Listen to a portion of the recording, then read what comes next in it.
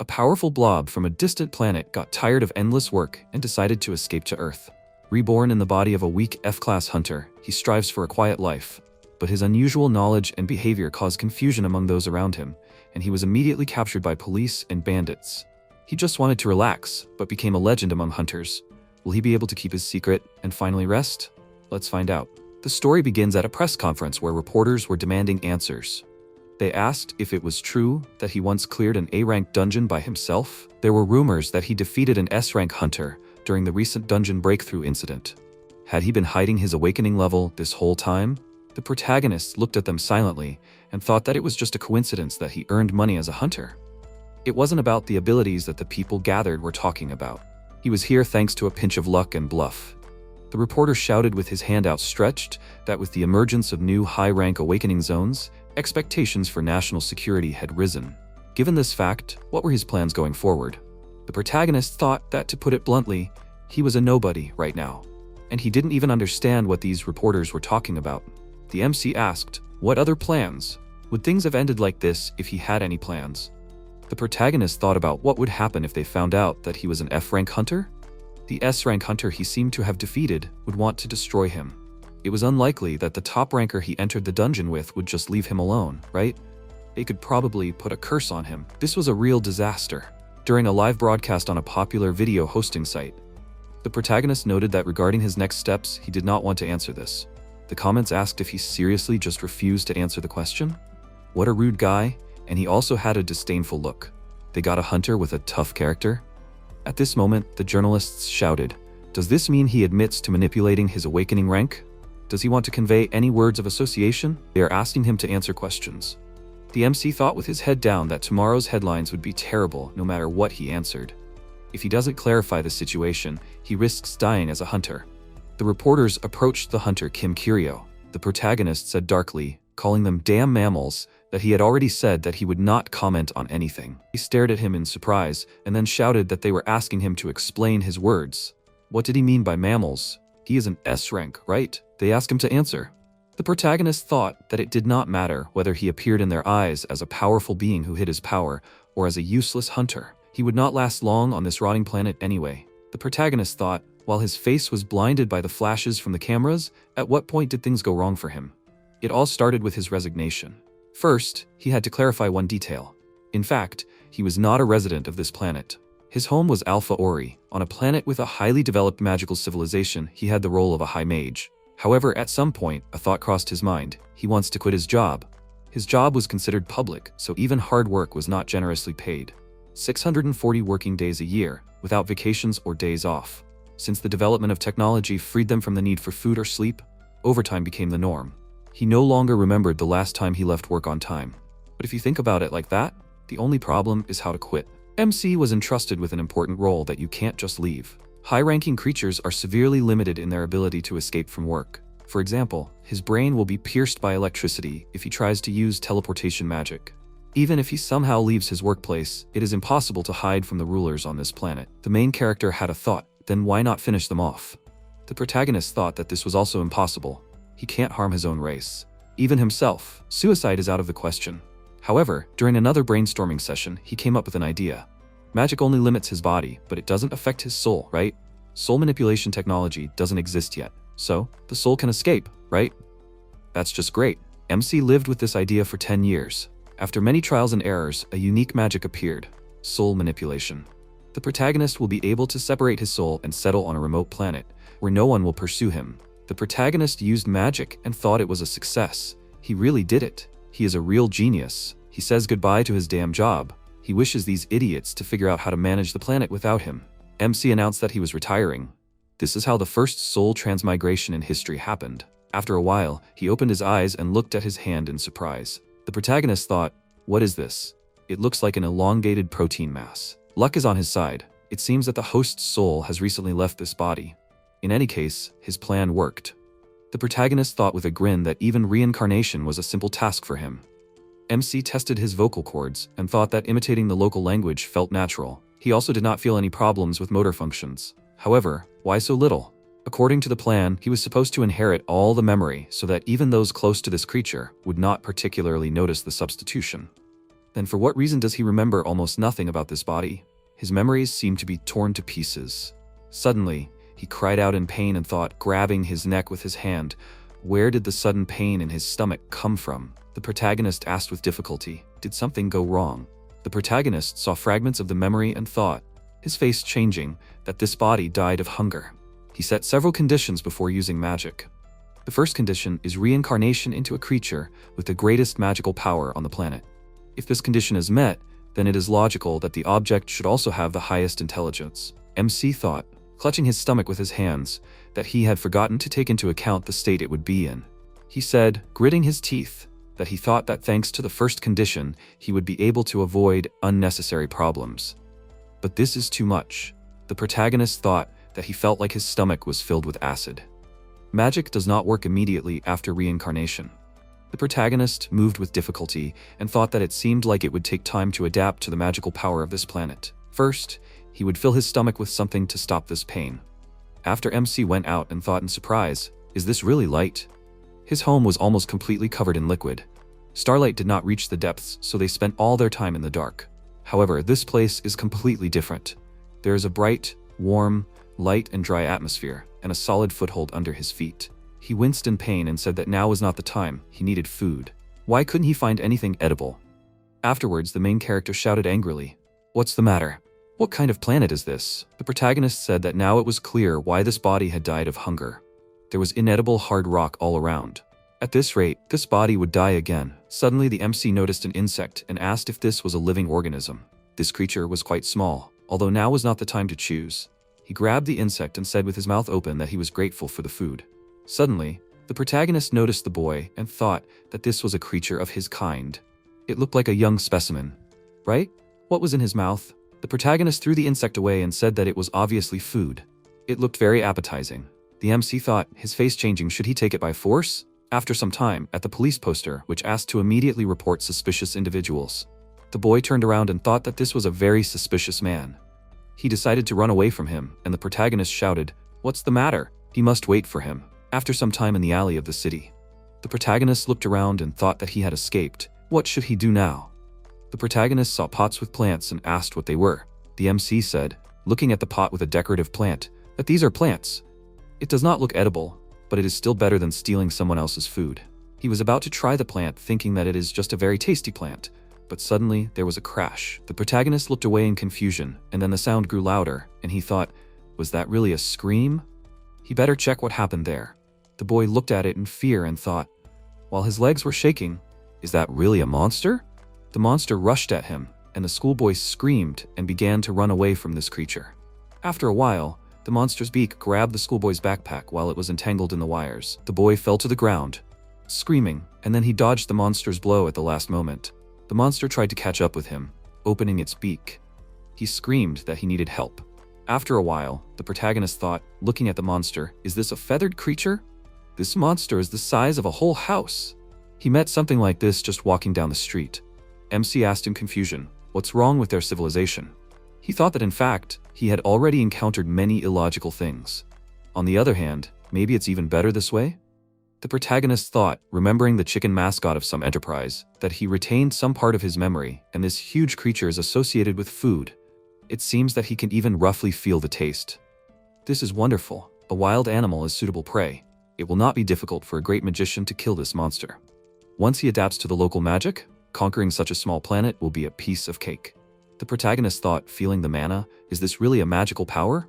The energy is incredibly powerful. It seems to permeate every cell of his body. This is definitely local magic. However, there is a problem. MC fell to the ground and said that this mana is too much. He thought that for comparison, if the magic of his planet is considered a filled bucket, then the local concentration is a real swimming pool. The protagonist screamed, grabbing his head with his hand. How can such a place exist? He hit the jackpot.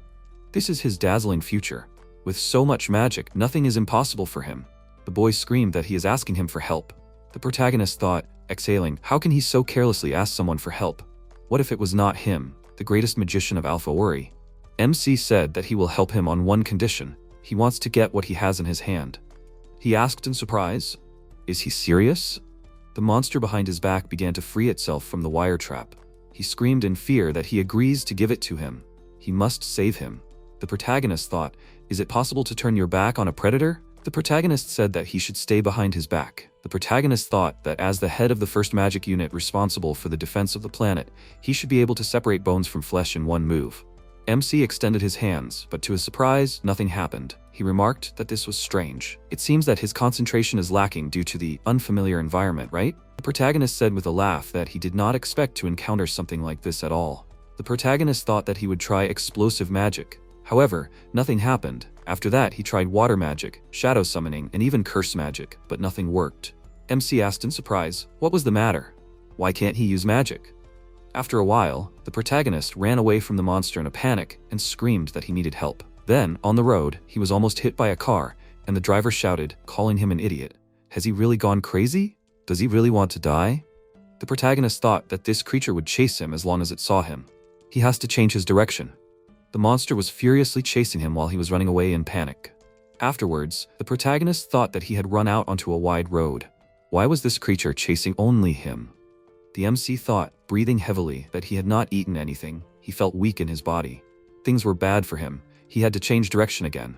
Suddenly, the monster jumped high, and the MC thought that this huge creature could also fly? He was running away from the monster and thought that at this rate, he himself would be eaten. Suddenly, the protagonist felt a sharp pain in his leg and thought, was there really any damage to this body? Afterwards, the protagonist lost his balance on a construction site. The monster rushed past him, hitting the building with its beak. There was a deafening roar, causing the MC to cover his ears with his hands. Afterwards, he dared to open his eyes and asked, looking at the monster's body, what just happened? Did this creature really crash into the wall? The protagonist thought for a moment and asked, does this bird really have no brains at all? The protagonist thought that he remembered that some birds dive at dangerous angles and crash. He wanted to ask the local scientists why these creatures are so stupid. The MC noted, while his stomach was growling, that now was not the time. He thought, touching the monster with his hand, is this creature edible? It must be a local species. Then the amino acid structure must be suitable for eating. Seon Woo-yeon, the hunter, asked in shock, how did this happen? She looked at him with an expression of utter surprise. Then Woo-yeon remembered how the boy screamed while the police officer was running next to him, that they need to get there faster. The monster was chasing a man. They must hurry, she asked. Was it last seen here? The police officer reported that it was. Woo-yeon declared that they should not approach then. She thought it was a rookie killer, a bird monster that lived near the sand gate. It was originally thought to be an E-rank monster that could be defeated with a normal gun. However, at some point, the rookie killer rating was raised to C rank because it was capable of reaching critical speed. Woo-yeon gritted her teeth and thought that hunters below C rank would not even have time to react to such an attack. She had to act quickly to avoid casualties. Then she thought that she couldn't believe her eyes. There was a person there. Woo-yeon was dumbfounded. Was this possible? She wondered in surprise. Did he really do this alone? The police officer shouted at Woo-yeon. What's wrong? The boy shouted at him that he had brought the police. He said that he was glad there were no casualties. He thanked him for his work. They received a message about the monster and immediately headed to the scene. They were lucky that there was a hunter nearby. The protagonist was puzzled. Was he really called a hunter? Who are hunters? He can't remember. The police officer said with a smile that he was grateful to him for catching the monster. Woo-yeon was dumbfounded. Did he deal with the monster in such a short time? Did this guy really end up here by accident? The rookie killer's habitat is a quicksand area, so it is easier to catch this creature from the outside than from the inside. It is enough to navigate the surroundings to catch it on a hard surface. However, this requires eyes that are able to follow the bird's movements. If you look closely, this creature was killed in exactly this way. Does this mean that this hunter's rank is not lower than C rank? After a while, the protagonist said to the boy that he should stand still. MC asked, holding out his hand, did he remember their agreement? The boy reluctantly gave up his food. Afterwards, he thought with a change in his expression that this was simply amazing. He had evolved into a creature that did not need food for so long, so to taste something delicious again was incredible. Woo-yeon was dumbfounded. Did he really take food from a child? The boy said sadly that it was his fresh tangerine. She greeted him and said that she was from the Hunters Association. Woo-yeon shook his hand and remarked that it was commendable that he defeated the monster without a single scratch. The protagonist greeted her. She said, wiping her hand with a napkin, that his face was unfamiliar to her. Is he a free hunter? Can he show his license? She should submit a report to the association. The protagonist thought, what is a license? Although in any case, he will try to somehow avoid it. MC said that he apologizes to her, but he did not bring one with him. Woo-yeon crossed her arms and said that she understands. Then she'll just look it up in the association database. What's his name? The protagonist looked away and thought that was a problem. He hadn't remembered the name of this body yet. She looked at him puzzled and then shouted, "Does he really have a hunter's license? Did he at least take the awakening test? Did he really use his awakened skills on the street without even registering? That's illegal." The protagonist thought he didn't really understand what she was talking about, but he was in trouble this time, right? MC said that he had registered. He just left the license at home. She needed to wait a bit, he would bring it now. The protagonist left thinking that he would never come back here again. Sometime later, at the protagonist's house, the protagonist was searching for documents and then said that he found this. His name was Kim Kiryo.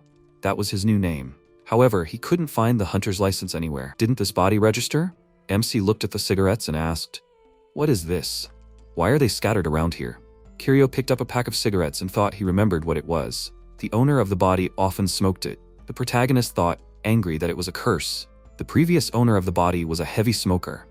For magicians, this is an extremely destructive habit. They combine the internal energy that circulates in the body with the external energy that exists in nature. Just a question, what organ is used for combining? It is the respiratory system, or more precisely the lungs. The protagonist threw the pack of cigarettes on the floor and shouted in anger that he couldn't use magic because of this idiot. How could he destroy his own lungs?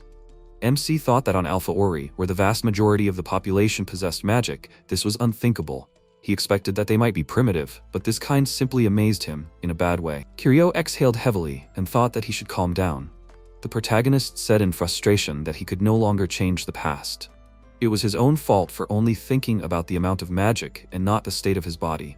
The protagonist thought that there must be a way to fix everything. After all, he even managed to escape from captivity, so he was not going to give up so quickly. He would spend the rest of his life in a new world for him and live happily. Sometime later, at the police station, the police officer asked why he did this. He was not a child anymore. MC apologized, bowing his head. Kiryo thought that he underestimated the difficulty of life on Earth. He was arrested a few hours after arriving. Shortly before, on the street, the protagonist thought that the conversation had taken 10 minutes, and his hunger had not weakened. The protagonist was shaking and thought that he should learn many facts about the Earth. However, first, the problem of nutritional deficiency needed to be solved. MC thought, where's that smell coming from? After that, Kiryo read the sign of the establishment and thought, what is pork soup? After a while, hot soup was placed on the protagonist's table. The protagonist thought, it turns out that the food was very close. He was just torturing himself all this time in vain. It's time to try it. MC thought, as he began to greedily eat the food in front of him, that this is wonderful. It's hot but delicious. Damn it, his mouth is burning. However, he can't stop. His hands are moving on their own. He has already fallen in love with the local food. Until then, everything was fine until he found himself at the police station. The police officer asked if their country had such serious problems. He ate his fill and ran away. Even though he looked like a young guy, Kiryo said that he simply forgot to pay. The police officer remembered him and asked why the hunter was here. Then at the exit of the police station, he said that he shouldn't do that again. They would get away with a warning the first time. The protagonist bowed his head and said that he would definitely pay next time. So he could go? The police officer noted that he should wait a little. Before that, he had investigated and found out that he hadn't registered with the Hunters Association. So he had recently awakened, right? He handed over a booklet and said that he advised him to visit the testing center. He didn't have to worry about money. It was free. Then the police officer shouted goodbye, that he should definitely take the test. The protagonist looked at the booklet in confusion and thought, what kind of awakening is this? Is this some kind of concept that should be familiar to the population of Earth? MC said that the officer instructed him so. Maybe he should try it? It's not far from here. After some time, at the building of the Awakened Testing Center, Kiryo thought, looking at the building, so this is the testing center? It seems that the previous owner of the body has been here, and he seemed to have received an F rank ability rating. He remembered, he is already an awakened one with an F rank. After Woo-Yun noticed that they met again, the protagonist turned around and greeted her. She asked what brought him to the association. Let him show his documents and hunter license. The protagonist became nervous and thought that he deceived her last time. However, the memories returned just in time. Now he is sure. MC said, apologizing, that last time he said all sorts of nonsense out of panic. He does not have a license. Woo-Yun crossed her arms and noted that she was wondering why he did not return.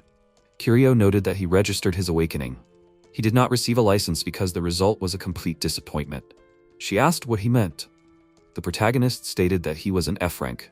Woo-Yun screamed in shock. Then, how could he defeat the rookie killer? The protagonist pointed out that it was just a coincidence. The stupid bird crashed into the wall itself. She looked at him with a puzzled expression. Wu Yun then thought, with a gloomy expression, that the monster could not adapt to the new environment and killed itself. Such cases have happened before. However, when she first saw him, he seemed so relaxed, as if he had already killed 100 of such monsters. From the outside, he did not show any fear of the monster. Why was he trying to hide his rank? Usually such people are dangerous because they are involved in illegal activities. It is likely that this person is one of them. She remarked with a smile that it was really luck. The rookie killer is known for his low intelligence. The MC thought that, from what he understood, people use facial expressions to express their emotions. He should learn this to appear friendlier to others. He can try it right now. Kiryu made a terrible face and said that it was true. He was very lucky. Wu Yun thought as she stared at him in shock. What was wrong with his face? This is too suspicious. She should leave for now. She mentioned that she had something to give. She almost forgot about it. Can he remind her of his name?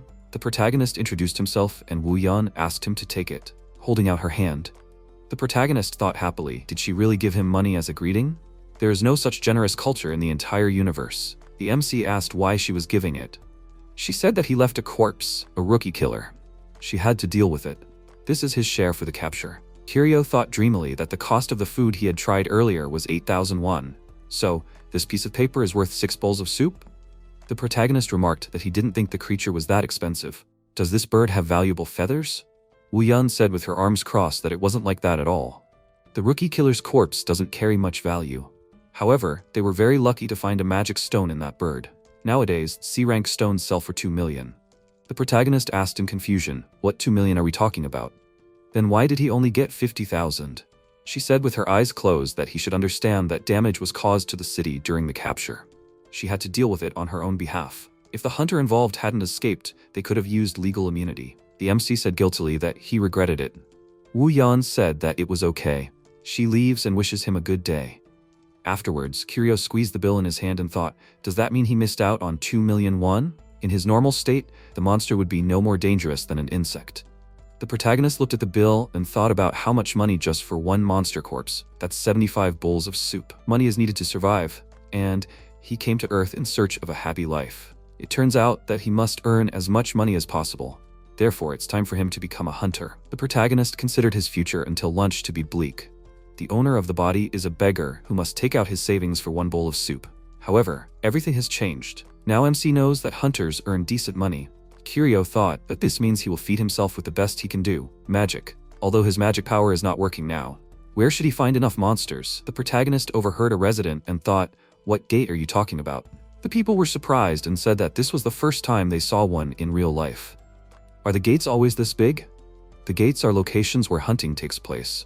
They are divided into ranks depending on the density of the magical power. Along with this, the power of the monsters inside increases. The protagonist looked at the gate and thought that this was some kind of unusual mana sample. So, monsters live there? He should check it out. MC looked around and thought that in front of such a crowd of people, he would not be able to enter it. Kiryu thought, is there really another gate nearby? What is this? The protagonist followed the magical power and thought that he was getting closer to the source. After a while, outside the city, the protagonist thought that this was another gate. After MC tiredly said that he thought he would die before he could get up here. Kiryu thoughtfully asked what they hung up here. People have a strange sense of aesthetics. The protagonist asked, approaching the gate, why decorate the plants with ribbons? Shortly before this, at the entrance of the gate, An Yoon-seng reported on the phone that they were already at the gate. The manager asked if there were any civilians there. He noted that there was no one there. The tape was also in place. He stated that these mutations would soon drive him crazy. He lost count of how many times the ranks had changed this month. Yoon-sung said that he didn't have to worry, they would immediately begin an investigation. He put his phone away and said to his allies that it was time for them to go inside. Yoon-sung then said that the caves smelled terrible in the middle of summer. He looked at his device on his hand and noted that the magic density was at the level of a D-ranked dungeon. Cholmin noted that they had already gotten used to it. When something happens, the gate rank jumps by 2 levels. They need to quickly deal with this and then go have a drink. Yoon-sung asked after looking around, should they slow down? They were going too fast. He asked why they should do that. He said with concern that they had already gone quite far, but there was no sign of monsters here, so they should be careful. Chilmin patted his head and asked why he was so afraid. He was still young. Their team included Yoon-sun himself, an A-rank hunter. What was the point of being afraid? At this moment, Yoon-sun was scared when he saw a golem behind his ally. After a while, in the dungeon, the protagonist thought it was strange. He thought he had gone deep enough into this cave. Did he misunderstand the structure of this gate? Why haven't monsters appeared yet? The protagonist suddenly felt a magical power and thought that this mana was small and rough, but full of life force. It looks like it belongs to a person? So someone else entered the gate. After MC thought, looking out from the shelter, what is going on there? Is it a monster? At that moment, the golem struck the hunter with its blow. After a while, Yoon-sung froze in horror, looking at the body of his ally. The swordsman asked in horror, was he killed with one blow? The sorceress said in fear that this could not be. He shouted that they must calm down, they must not panic. If they do not pull themselves together, then they will all die. They shouted that there is danger behind him. Yoon-sung blocked the golem's blow at the last moment, but the creature pounced with renewed vigor, and then he used his abilities to strengthen his magic shield. After Yoon-sung jumped up and brought down a powerful blow on the golem, the protagonist watched the fight with interest from the shelter. The swordsman said that, as expected, he emphasizes defense, but A-rank is still a strong hunter. The sorceress said with a smile that he had done well even against such a huge creature. He said that they needed to take Cheol-min's body, and then they would return. Suddenly, the golem rose up and grabbed Yoon-sung with its stone hand, and then the creature pinned him to the ground. The golem tested the hunter's body in every way possible, and then threw him aside. The swordsman shouted his name, and the creature pounced on him, but he blocked its blow with his sword. The next moment, he was surprised to think that his sword had broken. The golem hit him with all its strength, causing him to fly into the opposite wall of the cave. The sorceress looked in horror at her ally, who showed no signs of life. The huge creature stood in front of her. She screamed in fear as the golem was about to strike. At the last moment, Yoon-sung protected her with his shield. He gritted his teeth trying to restrain his opponent. Yoon-sung ordered her to use binding magic now. If they couldn't defeat this creature, they wouldn't leave here alive. Their entire team would be wiped out. He shouted, asking her to hurry up. Yoon-sung turned around and saw the sorceress running away. He thought, why did she do that? Where was she running? Was she seriously going to abandon them? She was running away from this battle with a horrified expression on her face. The swordsman thought, biting his lip, what about Cheol-min? This was wrong. Yoon-sung thought that he was asking her not to leave. He was begging her not to run away. At that moment, the golem struck him down with its blow. Before he lost consciousness, he thought that the betrayal had not caused anger in him, but emptiness. He had received an A-rank awakening during the strange dungeon breakthrough phenomenon. He had been bombarded with invitations from large guilds. He had met good people, assembled a team, and had achieved good results. Everything was going well for him. However, it ended in such a miserable way. Unexpectedly, the protagonist threw a stone at the golem and declared when the creature looked at him that it was a disgusting sight. Is this natural in humans? In any case, at least he did an analysis. Indeed, everything becomes obvious up close. The model of this creature is very outdated, right? However, it does not matter. He's still glad to meet them. The protagonist thought that the golem was a stone doll that moved with the help of magic.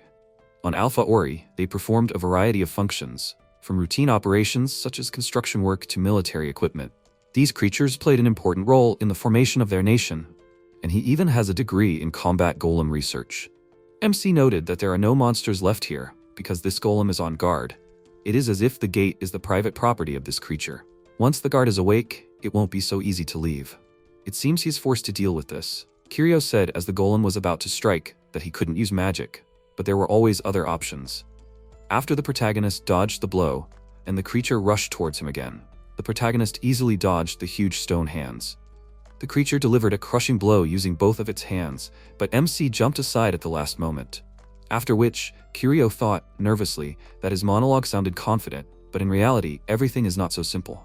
He can avoid the attacks of this creature due to its size and general clumsiness. However, its body is too weak. The protagonist dodged the enemy's blow at the last moment. After that, the golem began to deliver a series of blows, which the protagonist successfully dodged. The creature struck the ground hard, and his hand got stuck. MC thought that this is exactly what he expected.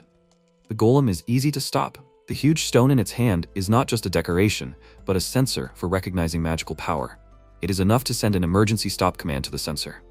In terms of safety, only the owner or creator of the golem can do this.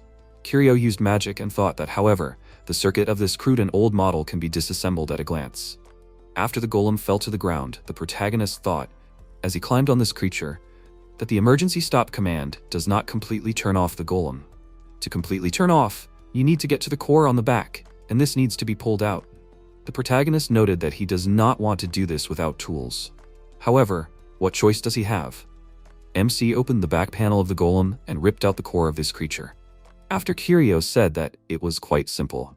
After a while, Yun-sung tried to get up and remembered the past when his mother said that she understood his desire to become a hunter.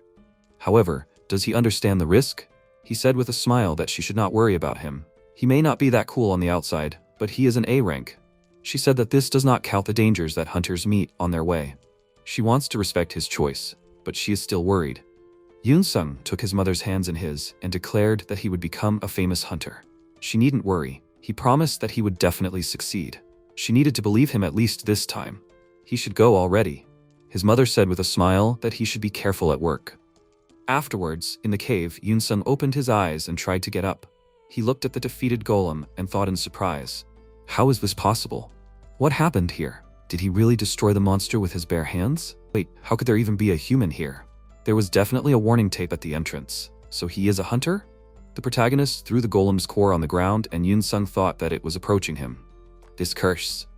He still can't move normally. The protagonist stood next to him and asked, holding out his hand, does he need help? After a while, in a high-rise building, Yun-sung noted in annoyance, these damn journalists again. There was an article on the tablet that the A-rank gate had opened for the first time in Korea, and Hunter Yun-sung refused to comment. He asked why they had written such a headline. There was nothing about it in the text. The manager asked how he could be dissatisfied.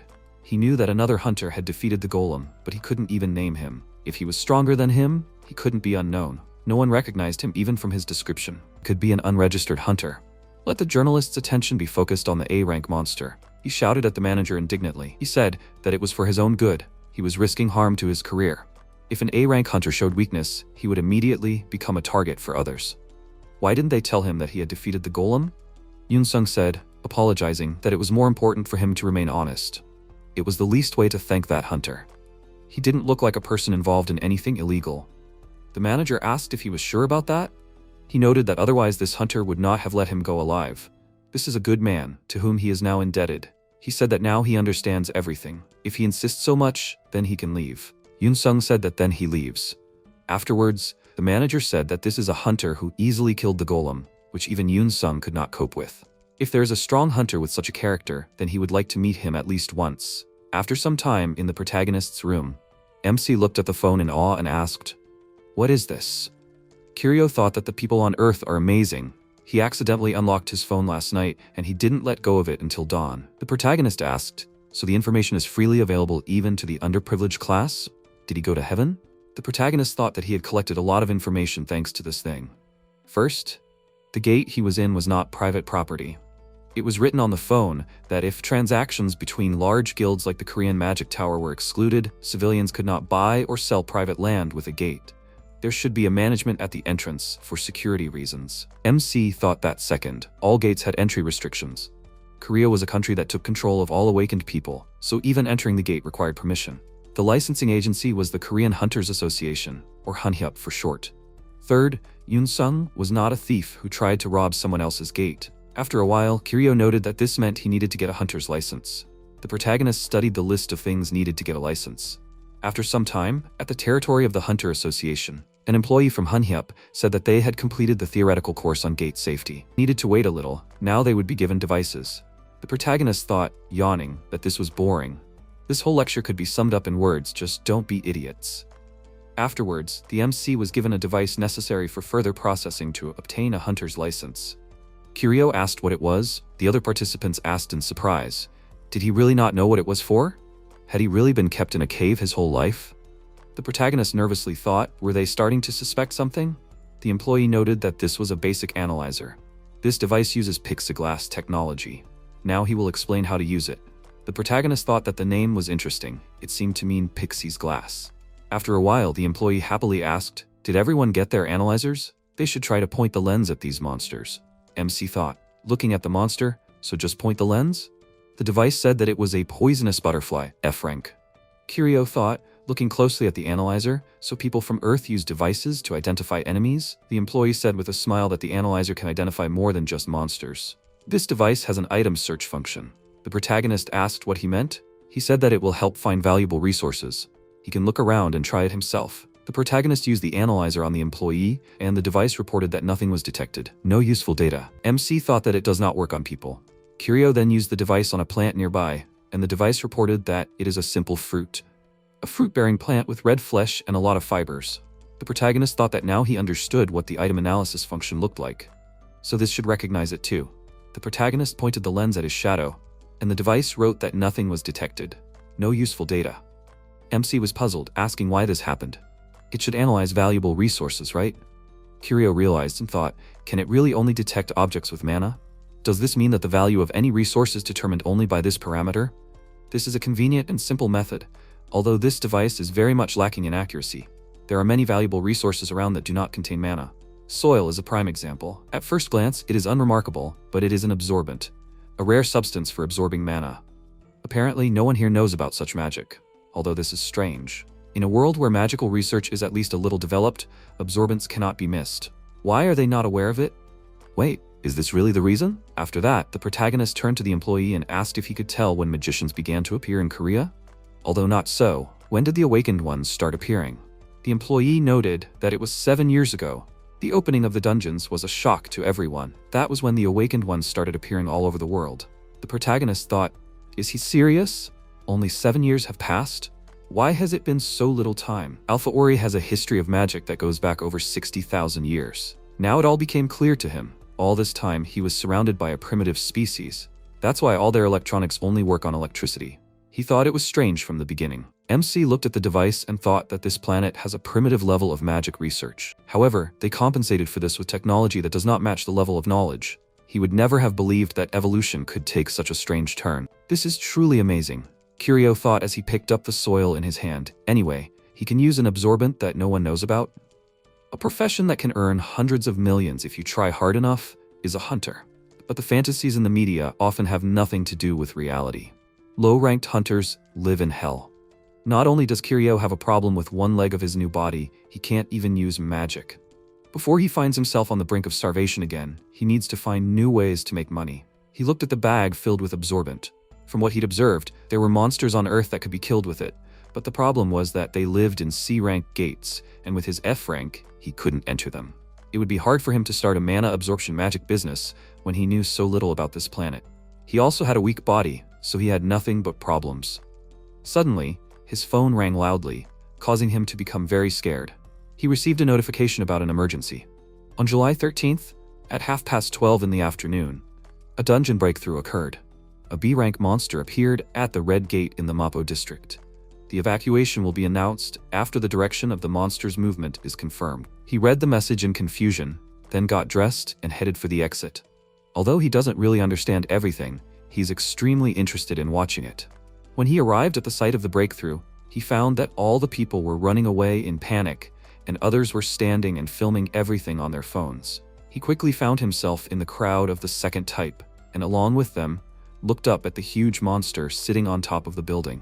The guy with the camera ran forward and accidentally pushed Kiryu, causing him to fall, and instead of apologizing, he told him not to make a scene, and seeing that he looked up at him with a gloomy look, asked what kind of face he was making. Was he asking for trouble? MC didn't understand what kind of nonsense he was talking at all. After all, he just came to observe. The guy smirked and, showing him his camera, said that, by the way, a hunter was standing in front of him. And unlike him, he doesn't hang around monsters in the hopes of one day awakening. He is doing research, working. MC stood up and told him that he is also a hunter and came for the same reason. While he was setting up the camera, he asked what his rank was, and he answered him with a gloomy expression that he was F rank. The guy was drooling from laughter, but decided not to say anything, and Kiryu thought, what just happened? Did he laugh at him? Suddenly, shots and a loud roar were heard from above. Helicopters were circling around the monster, and the soldiers in them were firing at the enemy, so as not to let it get to the civilians. But one of the helicopters flew too close to the monster, and it hit them with its tail, causing the helicopter to fall and explode. At that moment, a squad of hunters arrived. The people inside the building, where the monster was sitting, ran away in panic, seeing that it was breaking through the glass. It managed to get inside and grabbed several people with its tongue and swung its head to pull them towards it, but something made it stop. The hunter cut out the creature's tongue, freeing the civilians, and the monster let out a painful roar. Another hunter Yoon Sung was watching from a helicopter and noticed that the monster was trying to escape under the tower and warned the others.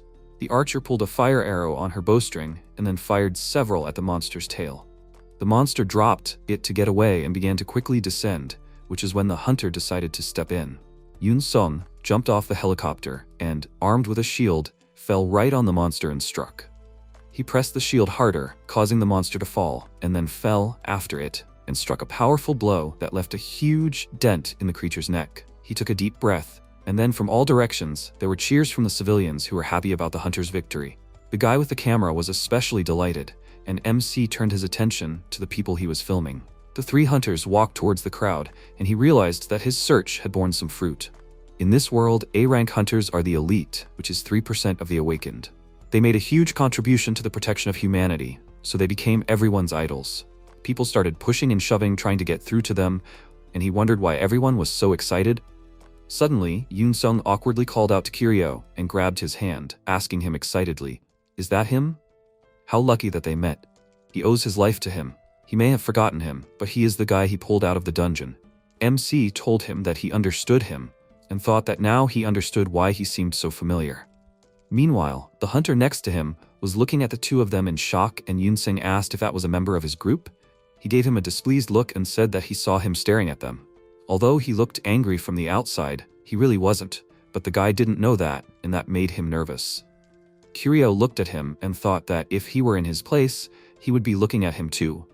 After which, Yoon Sung finally turned away from him and decided to introduce himself to the MC, with a smile, since he had the chance. He gave his name and asked his, and then handed him his business card and asked if he had some free time. He awkwardly scratched the back of his head and added that he wanted to discuss something with him. They went to a quieter place. It turns out, the hunter wanted to repay Kiryu for saving him and asked if there was any way to do it. He had been feeling uneasy about his disappearance the whole time since he saved his life. MC thought that back then he was just running away to avoid being caught by the police. But it would be a waste to refuse the help of an A rank. He took out his phone and told him that he had an idea, which made the guy very happy. He showed him the point on the map and asked if he could go to the gate with him. Of course, he agreed, and they went to the right place.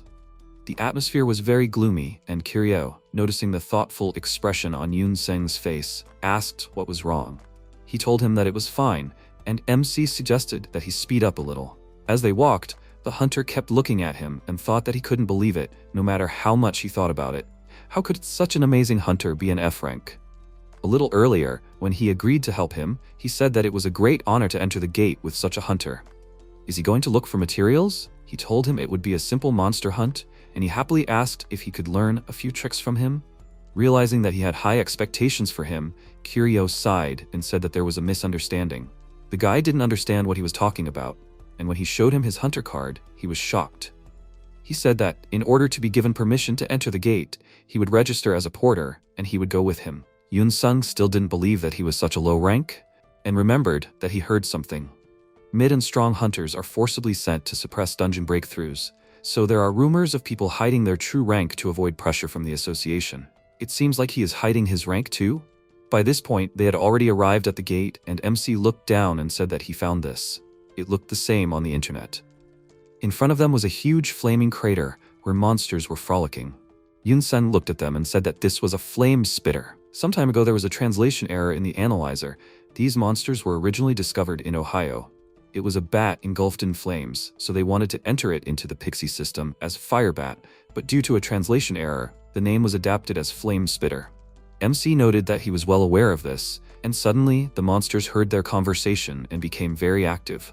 Seeing this, Yoon Sung became a little nervous, and then a pillar of fire rose from the crater, and the bats began to fly everywhere.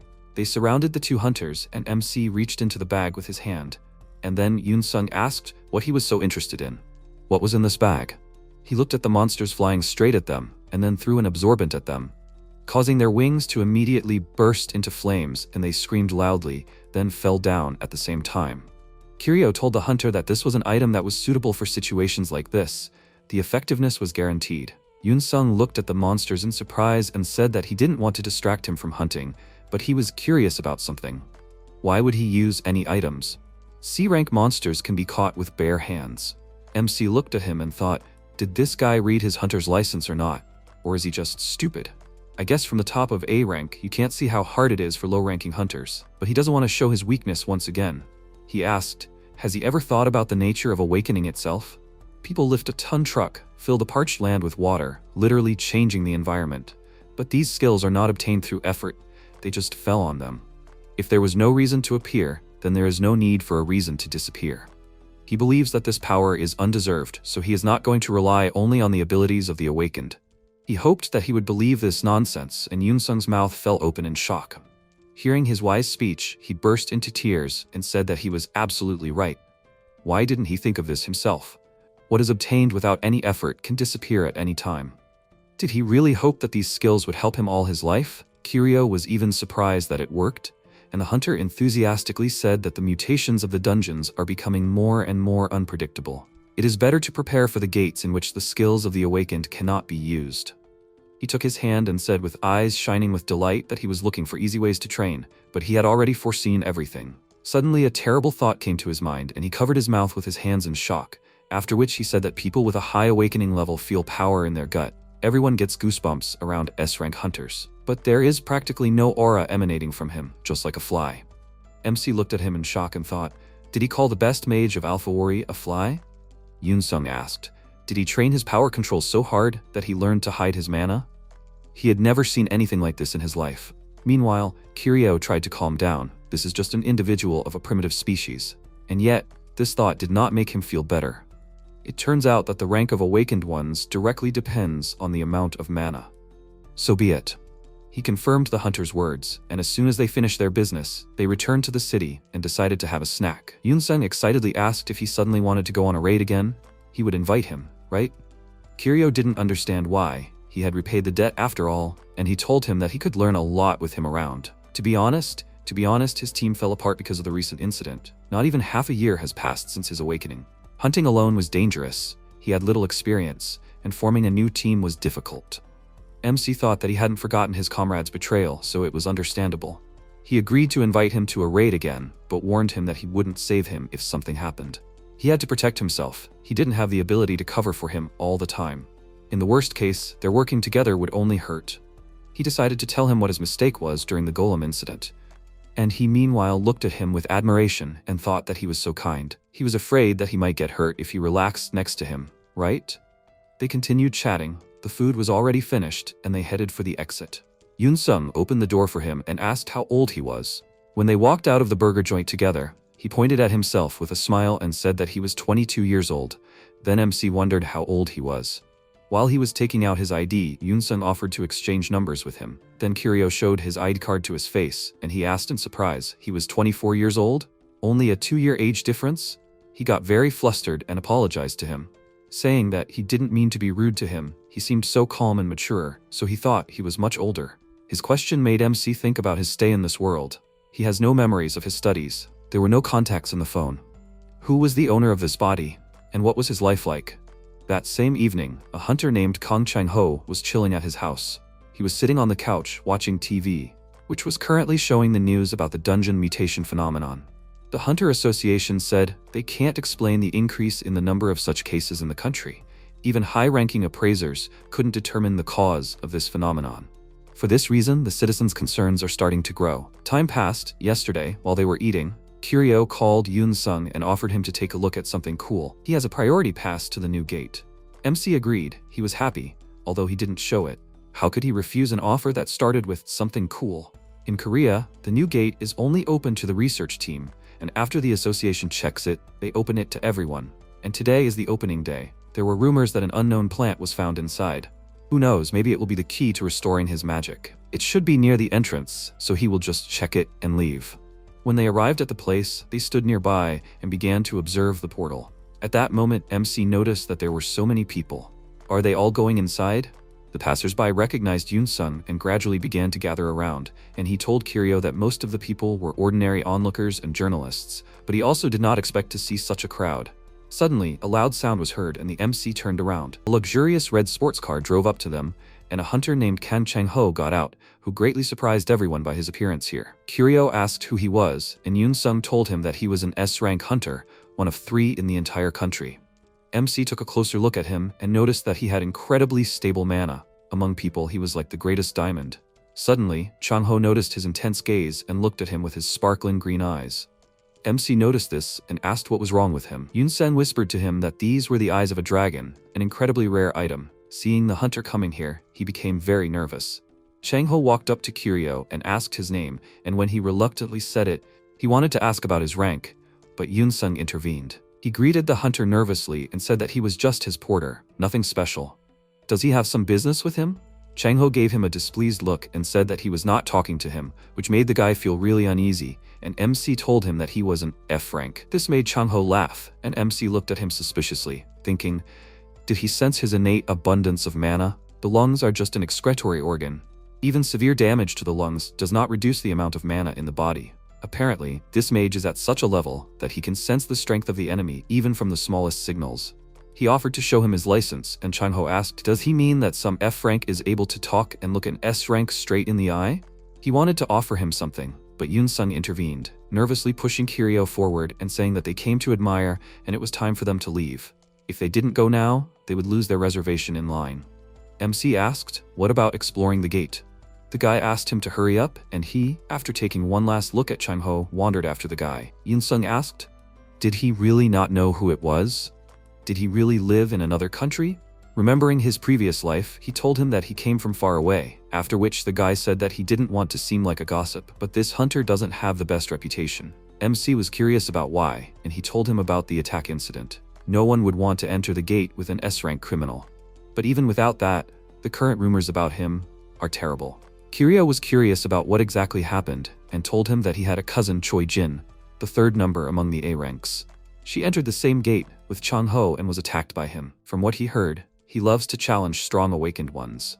MC covered the lower part of his face, trying to hide his smile, and thought, so he took him away from there to protect him? What a cute mammal.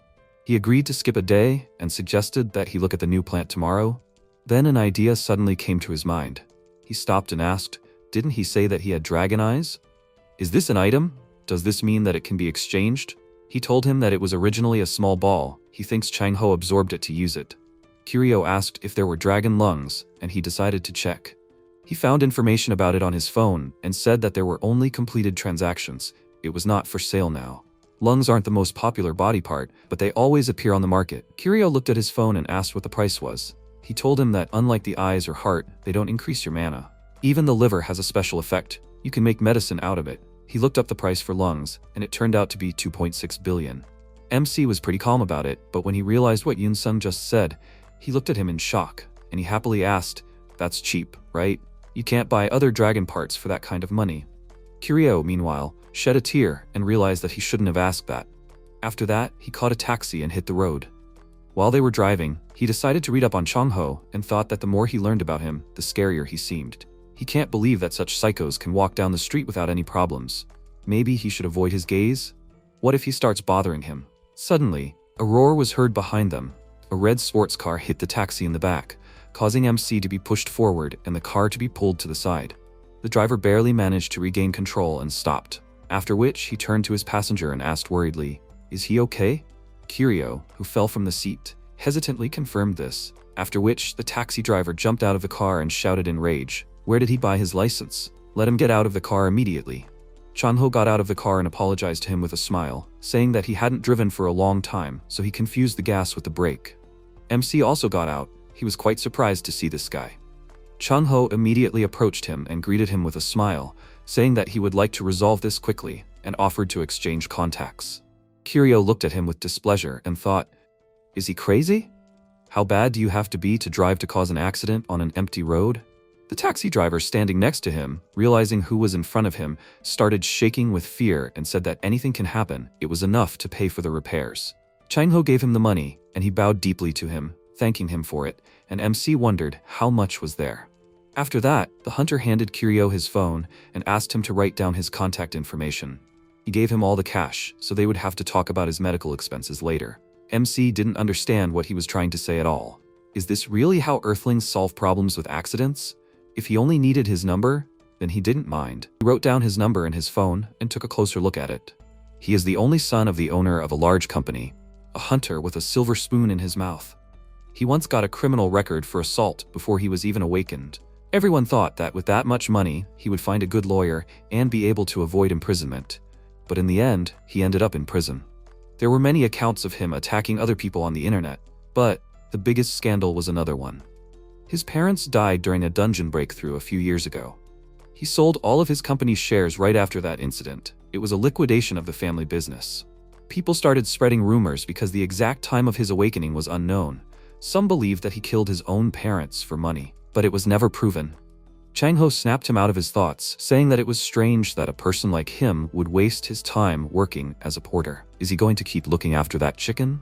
He returned to his car and sat on the hood, saying that he could offer him a job that paid very good money. So, is he interested in it? He was very interested in it, although he didn't show it, and said that he didn't mind listening to him. Chong-ho offered him to work for him instead of that guy's porter. He would get 80% of the profits and items from the gate. Kiryu was surprised and thought, what kind of absurd conditions are these? Is he serious? The S-rank hunter could definitely notice Kiryu's huge mana reserves. It is likely that the potential of this body exceeds even the S-rank. When he gains the ability to use magic again, this planet will come under his control. He crossed his arms and told him that he would hardly be able to enter an S-rank gate, so it would be hard for him to work with him. But the hunter did not let him finish and asked, what S-rank gate? Considering his level, he would never take him into high-ranking dungeons. This made MC confused and asked, didn't he approach him because of his potential to awaken? Chong-ho raised one eyebrow in confusion. He did not understand what he was talking about at all, and said that he was offering to take him under his wing. In other words, he would become his sponsor. Kiryu felt very awkward. He apologized to him, explaining that he had misunderstood everything in the first place. And the hunter asked if he would agree to his proposal. Before agreeing, MC decided to ask what his interest was in this deal, and the guy just smirked in response. Kiryu felt uneasy from his actions. Right now, he really missed Yoon-sung. He soon met him and told him everything, and he exclaimed in surprise. He got into an accident and Chong-ho was driving? He confirmed it and said that he quickly left from there, saying that he had an appointment with him. In fact, he is almost sure that he deliberately caused this accident. Yoon-sung pointed out that it seems like he really is looking for strong hunters. He avoided trouble thanks to him. Even an A rank like him can become his target. Next to him, he does not stand out so much, and if Chong-ho did something, he would definitely stand up for him. But MC wasn't listening anymore. He was thinking about what to do next. Call the police? But what would he tell them? Help, an S-rank hunter is threatening to protect me and give me 80% of all his prey? He imagined how the police would react to this and decided not to attach much importance to it. Yoon-sung asked, had he been watching TV this morning? Last year, Korea ranked second in gate management. Although the mutation problem is still serious, the damage to the population has decreased significantly. The news said that they will soon be able to defeat this disaster. Kiryu glanced at him and noticed that he has a good sense of picking the right topics. He himself is interested in gates, which remain an unknown concept. 7 years ago, a mysterious phenomenon occurred on this planet. Gates, monsters, and awakened ones appeared. The principles of magic are based on the use of mana from the planet's core. The Earth differs from Alpha Ori in that there is a layer of hard rock that prevents mana from reaching the surface. But the gates that appeared became some kind of wells or holes for mana to seep through, and some people were affected by them and became awakened. But the principles of the gates are not very clear to him. Earthlings did not create these strange spaces intentionally, and inside they are teeming with previously unseen creatures, extremely hostile monsters. If this is not Earth technology or Alpha Ori, then whose is it? While he was thinking about this, Yoon-sung tried to call him and still managed to tear him out of his thoughts and asked if he was feeling unwell. MC apologized to him, explaining that he was lost in thought. He was trying to put himself in the place of the one who could create all these gates. And he thinks that he would not like the current situation. The motives are unknown, but the monsters have a clear goal: to kill people. The magical items in this scheme are bait, just like cheese on a mousetrap.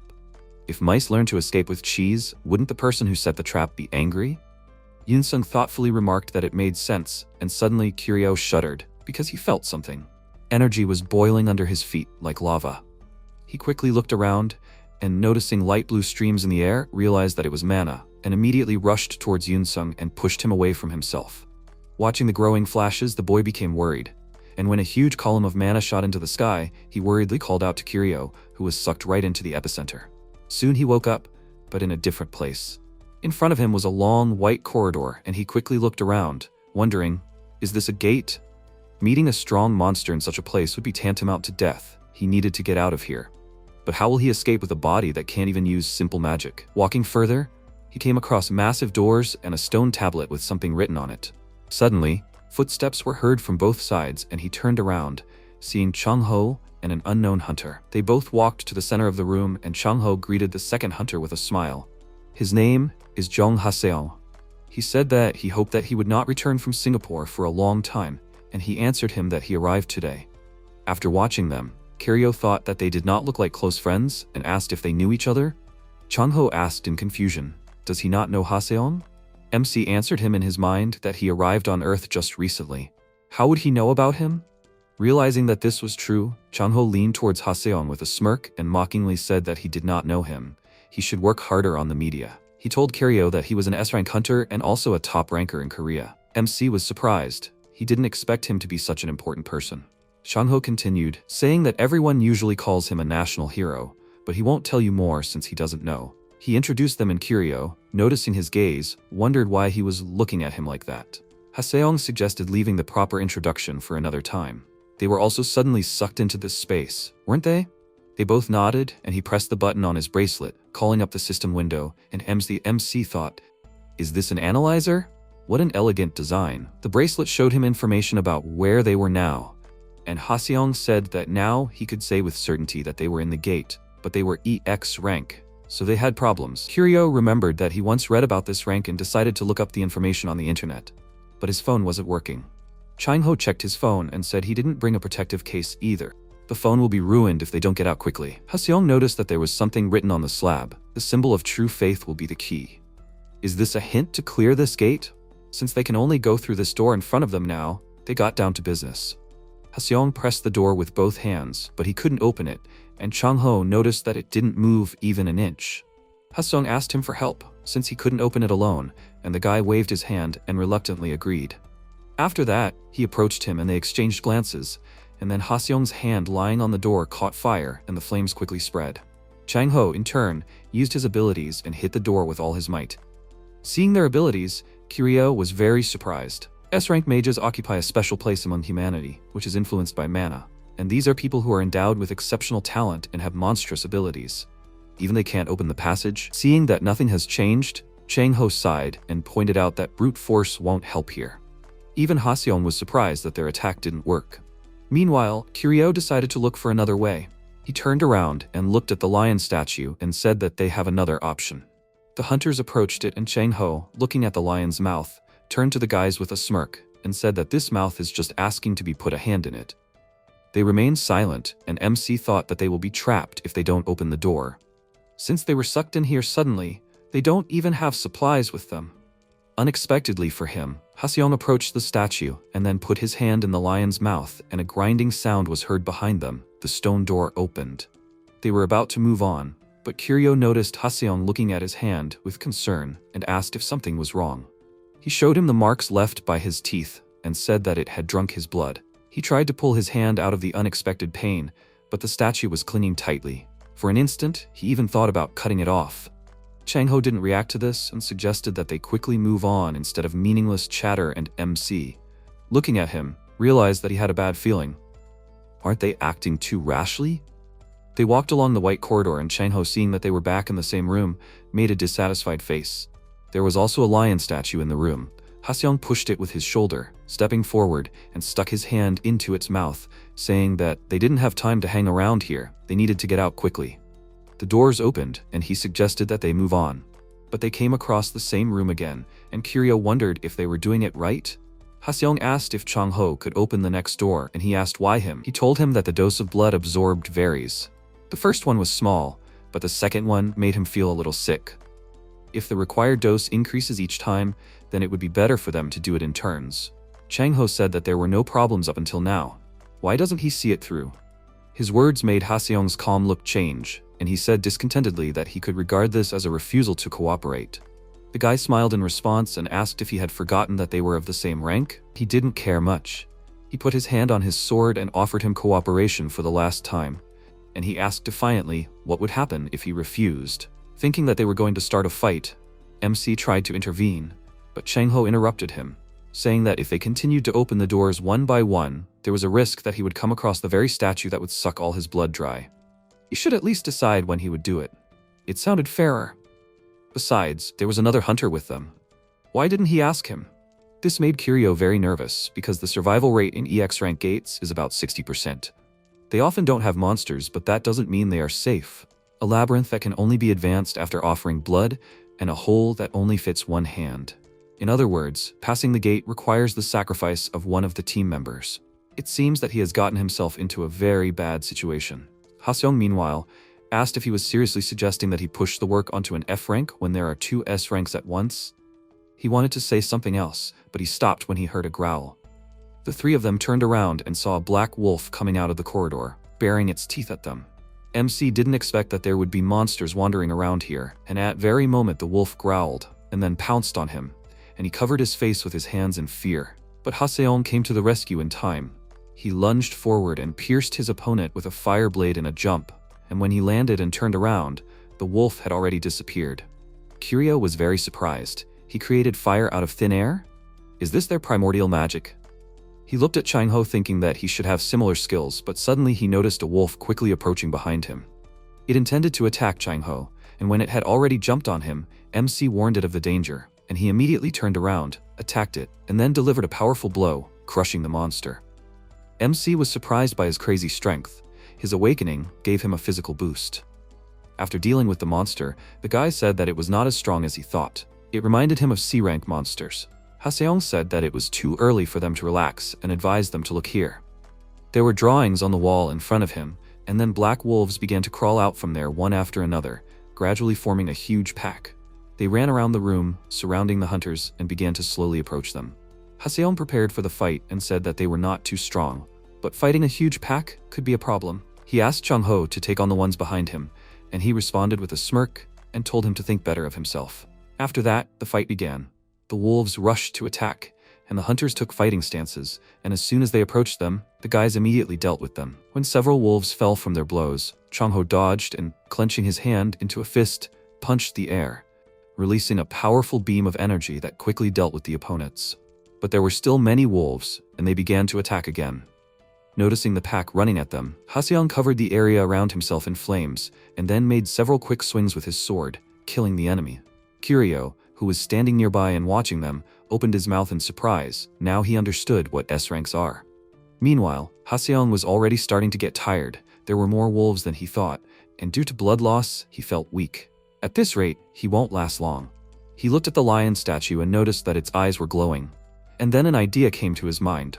While he was thinking about this, a wolf pounced on him from behind, and he, turning around sharply, destroyed the enemy and said that he understood what was happening here.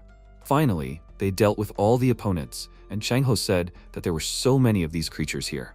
After watching their fight, MC at least began to understand the power of S ranks. They destroyed a huge flock of monsters in an instant.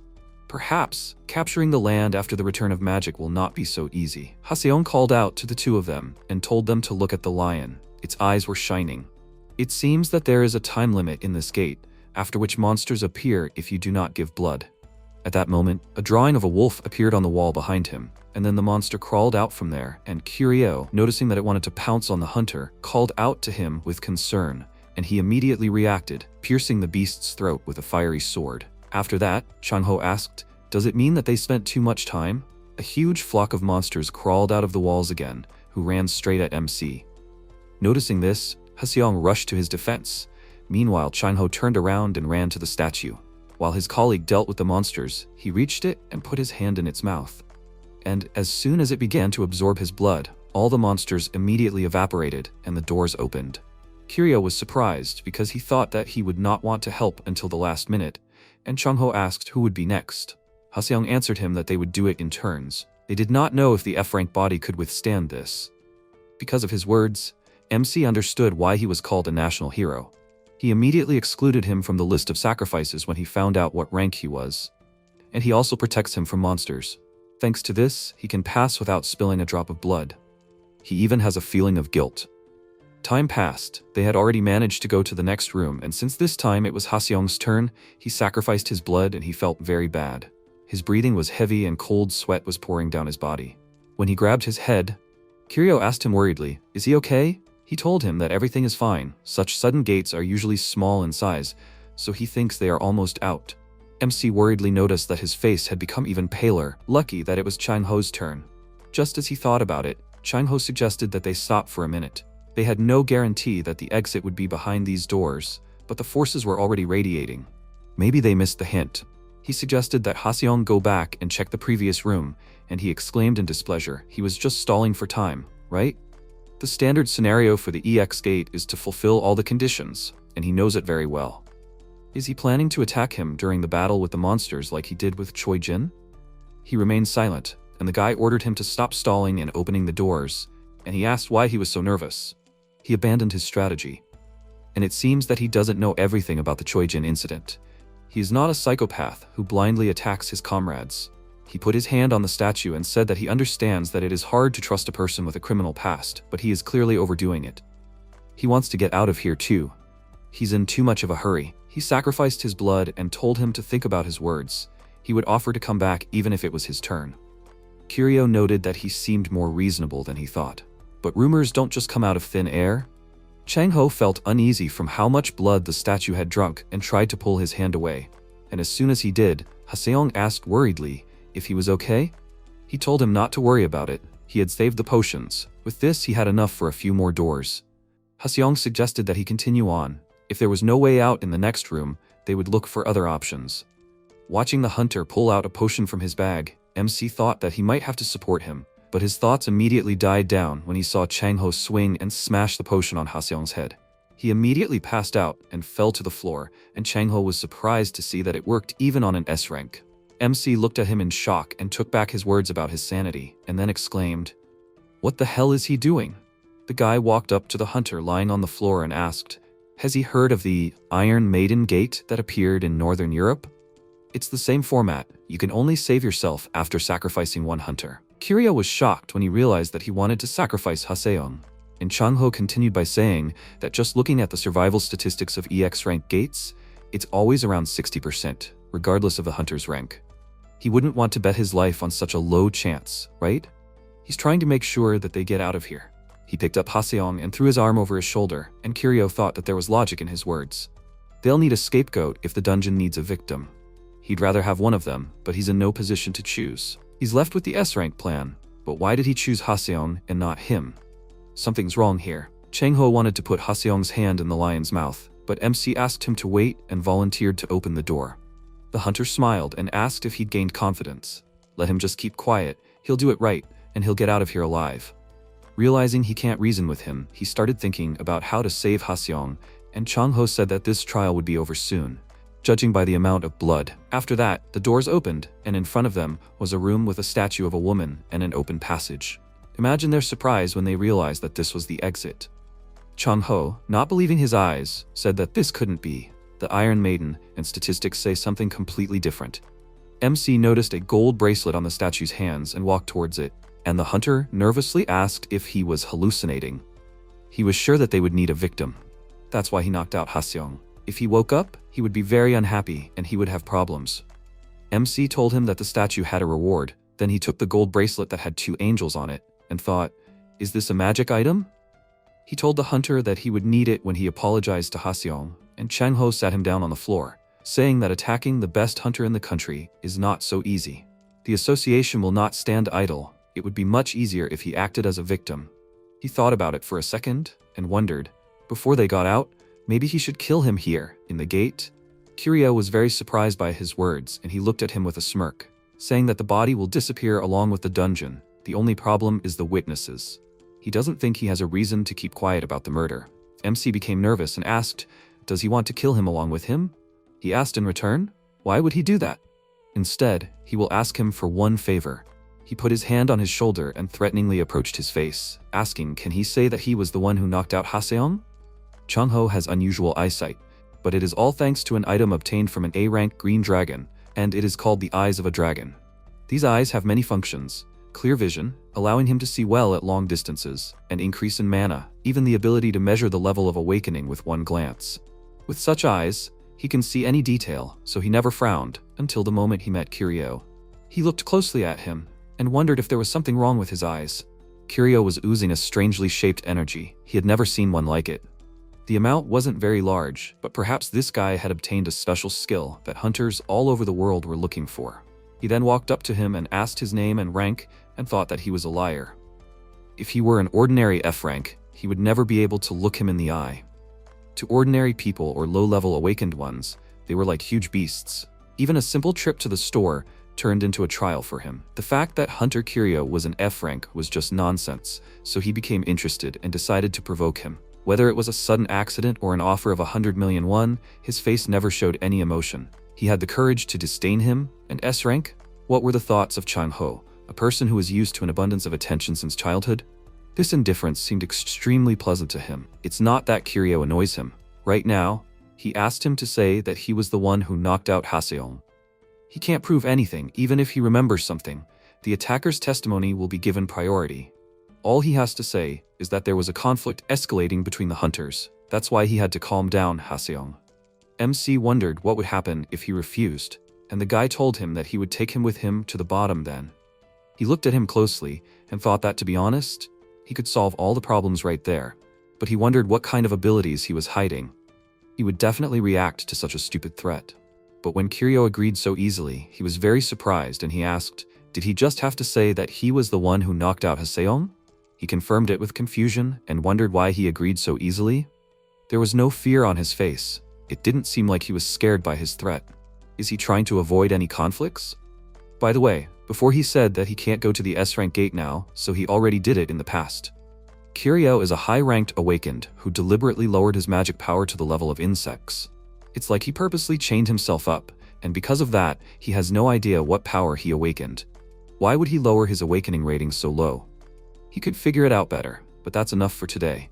Since Kiryu understood everything, he suggested that he get out of this dungeon, and he looked at him nervously, cursing in his mind. They both headed for the exit, and how happy he was that he barely survived here. They finally walked outside, and MC was immediately blinded by the sunlight. Ahead of them, behind the fences, was a huge crowd of onlookers and reporters. They were very excited when they finally saw the hunter who came out of the third exit, and meanwhile, he wondered why there were only humans here. The reporters asked him to look at the camera, and started asking him various questions about the dungeon, and one of them rushed forward, asking how many hunters were inside. He thought about it for a while, and then looked around and saw so many portals, and thought, why were there so many exits? At that moment, Chong-ho came out of another exit, carrying Haseong on his back. The reporter's attention immediately turned to them, especially Haseong, who was still unconscious. Chong-ho was in no hurry to answer their questions, and a girl from the association approached him to find out the circumstances. She had many questions, but one took priority over the rest. Why was an S-rank hunter unconscious? He wanted to answer her, but she immediately asked the next question. Were the gates that dangerous? He told her that it wasn't. They had a disagreement about who would be the victim. He looked at Kiryu and said that during the conflict, that guy knocked out Haseong. MC looked at him and thought with displeasure that he was lying right after coming out. After which, the girl from the association pointed her finger at him and exclaimed that this was some kind of nonsense. How could a top ranker lose to a hunter she had never seen before? Even if he didn't even try to deceive her and answered honestly. Kiryu was already glad that at least the association staff had common sense. And then the girl asked Chong-ho, it was he who did this, right? He didn't like it very much and smiled evilly, after which he cast a displeased glance at Kiryu, asking him like that, did he forget about their agreement? His gaze made him feel uneasy. He realized that he had no choice. After which he attracted the attention of the association staff member and declared that it was true that he knocked out Hunter Haseong. This news shocked everyone present, and MC quickly explained that he didn't really want to hurt him. It was easier to clear the dungeon that way. He would personally apologize to him when he came to his senses. The girl looked at him in shock and said that if it wasn't another S rank, then it was impossible, and Chong-ho said that she was wrong to accuse him. Suddenly he felt sick and his face turned pale, which made her worried about him, and he asked, can't she see his condition? Could he have done anything? MC looked at him and thought that he had lost a lot of blood, but not enough to stagger, so he was doing this on purpose. Suddenly, one of the reporters rushed forward, intending to ask a question, and everyone else joined in. They bombarded Kiryu with questions about whether he could really knock out a hunter of such a high rank. Microphones were stretched out to him from all sides, and he answered them that he was forced to do it. Soon Haseong woke up, and the news he saw made him very angry, and he wondered why Kiryu did it. While sitting in the establishment, Yoon-sung approached the protagonist and said that he saw the articles from the morning before it was deleted. Did he really defeat Haesong? The main character brought a spoon with food to himself and asked, is this what he meant? He wondered if this was why he invited him to eat. He then swallowed the contents of the spoon and answered something like that. By the way, did he not get into the EX gate himself? Was he not hurt? He looked at him with admiration and clenched his fist and answered, of course. He pushed him aside, that's why. But before he could finish speaking, a call came into the protagonist's phone. He told him to wait, because he was being called. He put the phone to his ear and thought, who could it be? And then he said, hello. Haesong asked, is this Hunter Kiryu? Then introduced himself, and the MC stood up from his seat and turned to his companion and told him to eat without him for now. He thought he gave his number to the association because he wanted to apologize in person. How to do that? Turn on the camera and bow? Haesong said that he had questions about what happened at the gate yesterday. Did he knock him out? He thought something was wrong. The hunter continued. He suddenly lost consciousness and did not remember much before or after that moment. He thought that Chong-ho did it, but now he was not so sure. From the explanation, Haesong remembered being hit on the head, but the problem was that the protagonist's face was in the way of his gaze. He asked, can he explain what happened? The protagonist realized with fear that things were bad. The S-rank mammal was confused, and the media is increasingly absurd news. Maybe it is better to say that Chong-ho made him? But why would Haesong believe it? He recently found out that Haesong is called a national hero, not because he became a model of justice. This hunter has personally closed an unimaginable number of gates. In other words, he's a workaholic who only cares about the gates. Will he protect an F rank from Chong-ho? And can he even defeat him? Then MC apologized and said that he really did it. His interlocutor's eyes widened in surprise, and the protagonist added that he was worried that he was putting too much pressure on himself, so it ended up like this.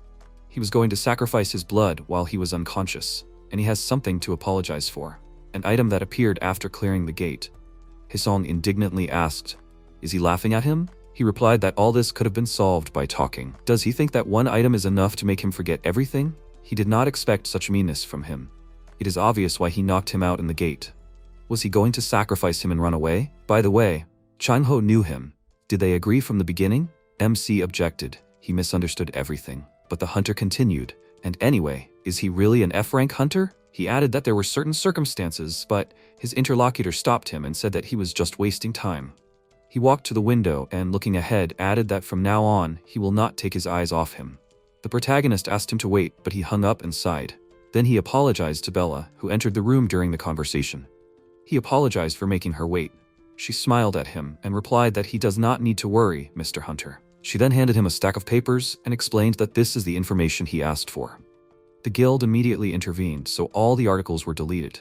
He started scrolling and read until he read the comments, which said he was beaten by another hunter? Ridiculous. A national hero? One of the best in the world?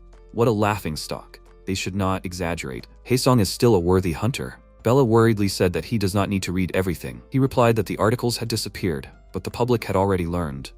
The world would know that even S ranks were vulnerable, and people would start to worry. She added that if he wanted her opinion, it was obvious that Hunter Chong-ho was behind this. She had checked that Hunter's background at his request, and he was listed as F rank. Haesong turned around while holding the IV and said that he thought so too, but something didn't add up. Chong-ho wouldn't have let him go alive.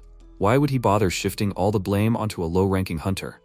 He could have easily killed him. He then thought, more importantly, Kiryu was watching him fall, looking like he was not a human but just trash. Those cold, indifferent eyes, he hadn't felt such discomfort since awakening. He then stated that he was almost certain that this guy was a fake-ranking hunter. She should contact the association right away. Bella, confused, said, no way. Haesong stated that he would request a reevaluation of the Kiryu Hunter Awakening level. Skills. A popular term that refers to the supernatural powers of the awakened. Everyone gains at least one skill after awakening. However, magic on this planet still has many shortcomings. Mages can only use one attribute after awakening. Haesong, who has fire magic, will never be able to master ice magic through training. The only way to use other types of magic is to pay a huge price for a skill stone. But the protagonist is different. He is the reincarnation of a soul that has learned all aspects of magic, which means that he can theoretically use any earthly magic if he fulfills the conditions. The problem is that he cannot display this talent now. He also interfered with an S-rank incident that attracted a lot of attention. So he conducted a serious search for information and found a way to use a magic power amplifier. His lungs are damaged, he cannot maintain normal energy circulation, but since he still has breath, he can use a small amount of internal energy. That's why you need a magic power amplifier. There's one problem left. The gate that contains the necessary materials is owned by a guild, a Korean magic tower. At that moment, the protagonist approached the entrance and a guard came out to him, who indignantly said, "This F rank is back again. He said that you can only enter by appointment. He shouldn't block the entrance." The protagonist replied that he had an appointment. The guild member chuckled. "Did you sign up?" He shouldn't make him laugh. He an F rank? MC thought that F ranks are people too. The worker waved his hand and added, "He was just kicked out. Stop lying. He should get lost." The protagonist turned around and thought, "Can't he even stand here?" At that moment, Yoon-sang ran up to them and, happily calling him, apologized for being late. He was called to the company, but he thought it would be a quick conversation. MC replied, "Nothing. After all, he asked for help. He paid off his debt a long time ago, but he has no one else to ask. He is counting on him." Yoon-sung scratched his head in embarrassment and replied that everything is fine. He has a lot of free time. At this moment, the guild employee turned to Yoon-sung and said admiringly that he always watches his raids. He heard that lately, he is the first to respond to all the dungeon breakthroughs. He is a big fan of him. The hunter, laughing awkwardly, scratched the back of his head and answered, "I see." The guild employee asked what brought him here. He, smiling, replied that they contacted the guild in advance. They need to talk to the representative of the magic tower. He answered, "I understand, but he is not sure if the leader is at headquarters today."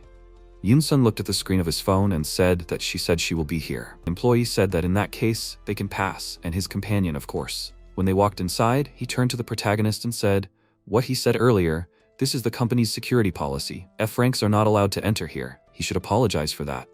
The protagonist noticed that he immediately became polite in front of an A rank. This place is a Korean magic tower, a large guild with a huge number of employees. Most of the income comes from hunter activities. Today, he has an appointment with the leader of this organization. Then they went to the front desk, and Yoon-sung, introducing himself, said that he wrote an email yesterday. The employee handed him a card and asked, "Is he going to enter the gate?" The boss is waiting in her office on the top floor.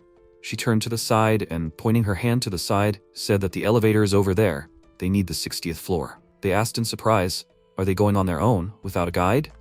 Then they went to the elevator, and Yoon-sung said, "Okay, they will take a look." After a while, the elevator stopped at the 60th floor, and the protagonist said in a puzzled tone, "There's something wrong here, right?" He looked out the window and said that he was sure he pressed the 60 button. "Why are they on the second floor?" Yoon-sung apologized to him for forgetting to explain. "It seems like this is a test." MC clarified, "A test?" He explained that there were rumors that the tower representative, the guild leader, has a strange character. It's hard to meet her because there are only 3 S ranks in Korea. She is one of them. First, she agrees to meet and then pushes visitors into a labyrinth. The protagonist clarified, "So they are in a labyrinth?" He confirmed it and added that this applies to the entire guild building. They will have to find a way up themselves. The main character thought, does that mean she only meets those who can pass the test? And then he decided to suggest the stairs. After a while, they came to a door that leads to the stairs, and seeing a parking lot in front of them, the MC said, "Funny, from the second floor to the underground parking lot?" Yoon-sung agreed with him and suggested that it seemed to him that all the doors are gates that will enter in a circle. Then the protagonist suggested going back to the second floor. He agreed with him. After a while, they walked along the stairs, and the protagonist asked how many people have passed this test. He replied that he did not know.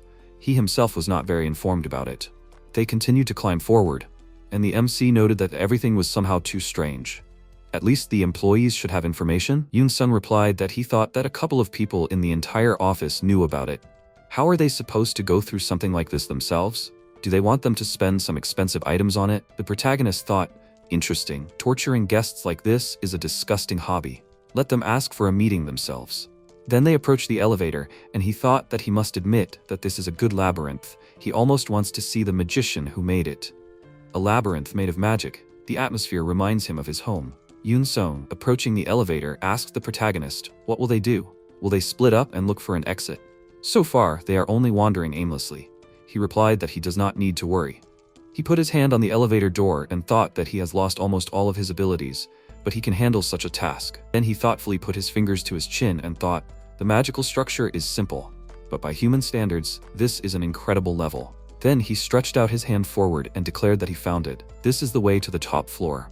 Yoon-sung shouted in surprise, really? But how? He replied that he has a question.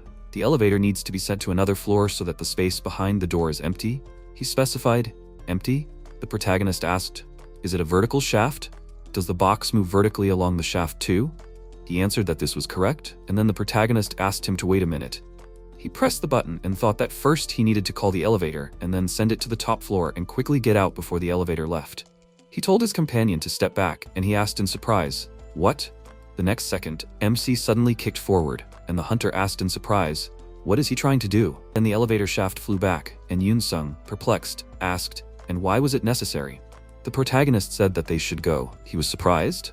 "Where?" He answered that the floor on this floor is connected by a gate to the top floor. After that, he pushed off the edge and, jumping down, told him to do the same. He called out to him in fear as the protagonist flew down. After a while, they landed and Yoon-sung looked down at his feet in surprise and said that he had jumped from higher hills in the gate. Why was it scarier here? So Esther, who was sitting with her back to them, praised them for being able to get here. Then she turned around in her chair and added, "Faster than all the people who tried to pass." She didn't think they would find a way in case of evacuation like that. Impressive. But the free lunch was over. Their opponent was now Esther from the Magic Tower. She stood up from her chair and put her hand on her waist. Then she told them to sit down. "Hunter Yoon-sung, right?" He flinched and she folded her hands, smiled and asked, "Will he introduce the person next to him? Looks like he's an excellent analyst." Then she sat down on the sofa and added, "With mediocre skills you can't get out of there." She increased the difficulty, but they still got here easily. MC, sitting down opposite, thought, "So she created the labyrinth? Her character is really peculiar." Then he said that he would introduce himself. She smiled and said that she likes capable people. They, hunters with rare attributes, should get along, Kirio. He was surprised. Rare attributes? What does that mean? She explained that awakened ones with analysis skills are very hard to find. That's why it's rare. Yoon-sung explained that Esther is one of the few awakened ones with the curse attribute in the whole world. The protagonist was surprised. Curses? Right? He came across information about their organization during his search. Esther hunts monsters using anomalies and status effects, like weakening or slowing down. This world has just started using magic, so people with such complex skills are very rare. He thought that most awakened people were like Haesung or Chong-ho. They all used powerful but simple magic. People with defense or recovery skills like Yoon-sung were much rarer. And curse users or complex magic like brainwashing were few and far between. The protagonist then apologized for not being aware. He didn't follow the news that much. She smiled and said that it seemed like he wasn't the type to immerse himself in his work. She often appeared on live broadcasts. She put her hand to her chin and added that such a skilled analyst must be in high demand. Okay, let's get down to the main matter. Yoon-sung, what was his purpose in contacting the Magic Tower? He looked at the protagonist awkwardly and replied that it wasn't his request. The MC said that he needed to enter the gate. Yoon-sung just helped set up a meeting. The staff wouldn't listen to a low-ranking hunter. She asked, what was his rank? He took out his hunter's license from his inside pocket and handed it to her. She replied, of course, F rank. A common situation for analysts, although a bit low even among them.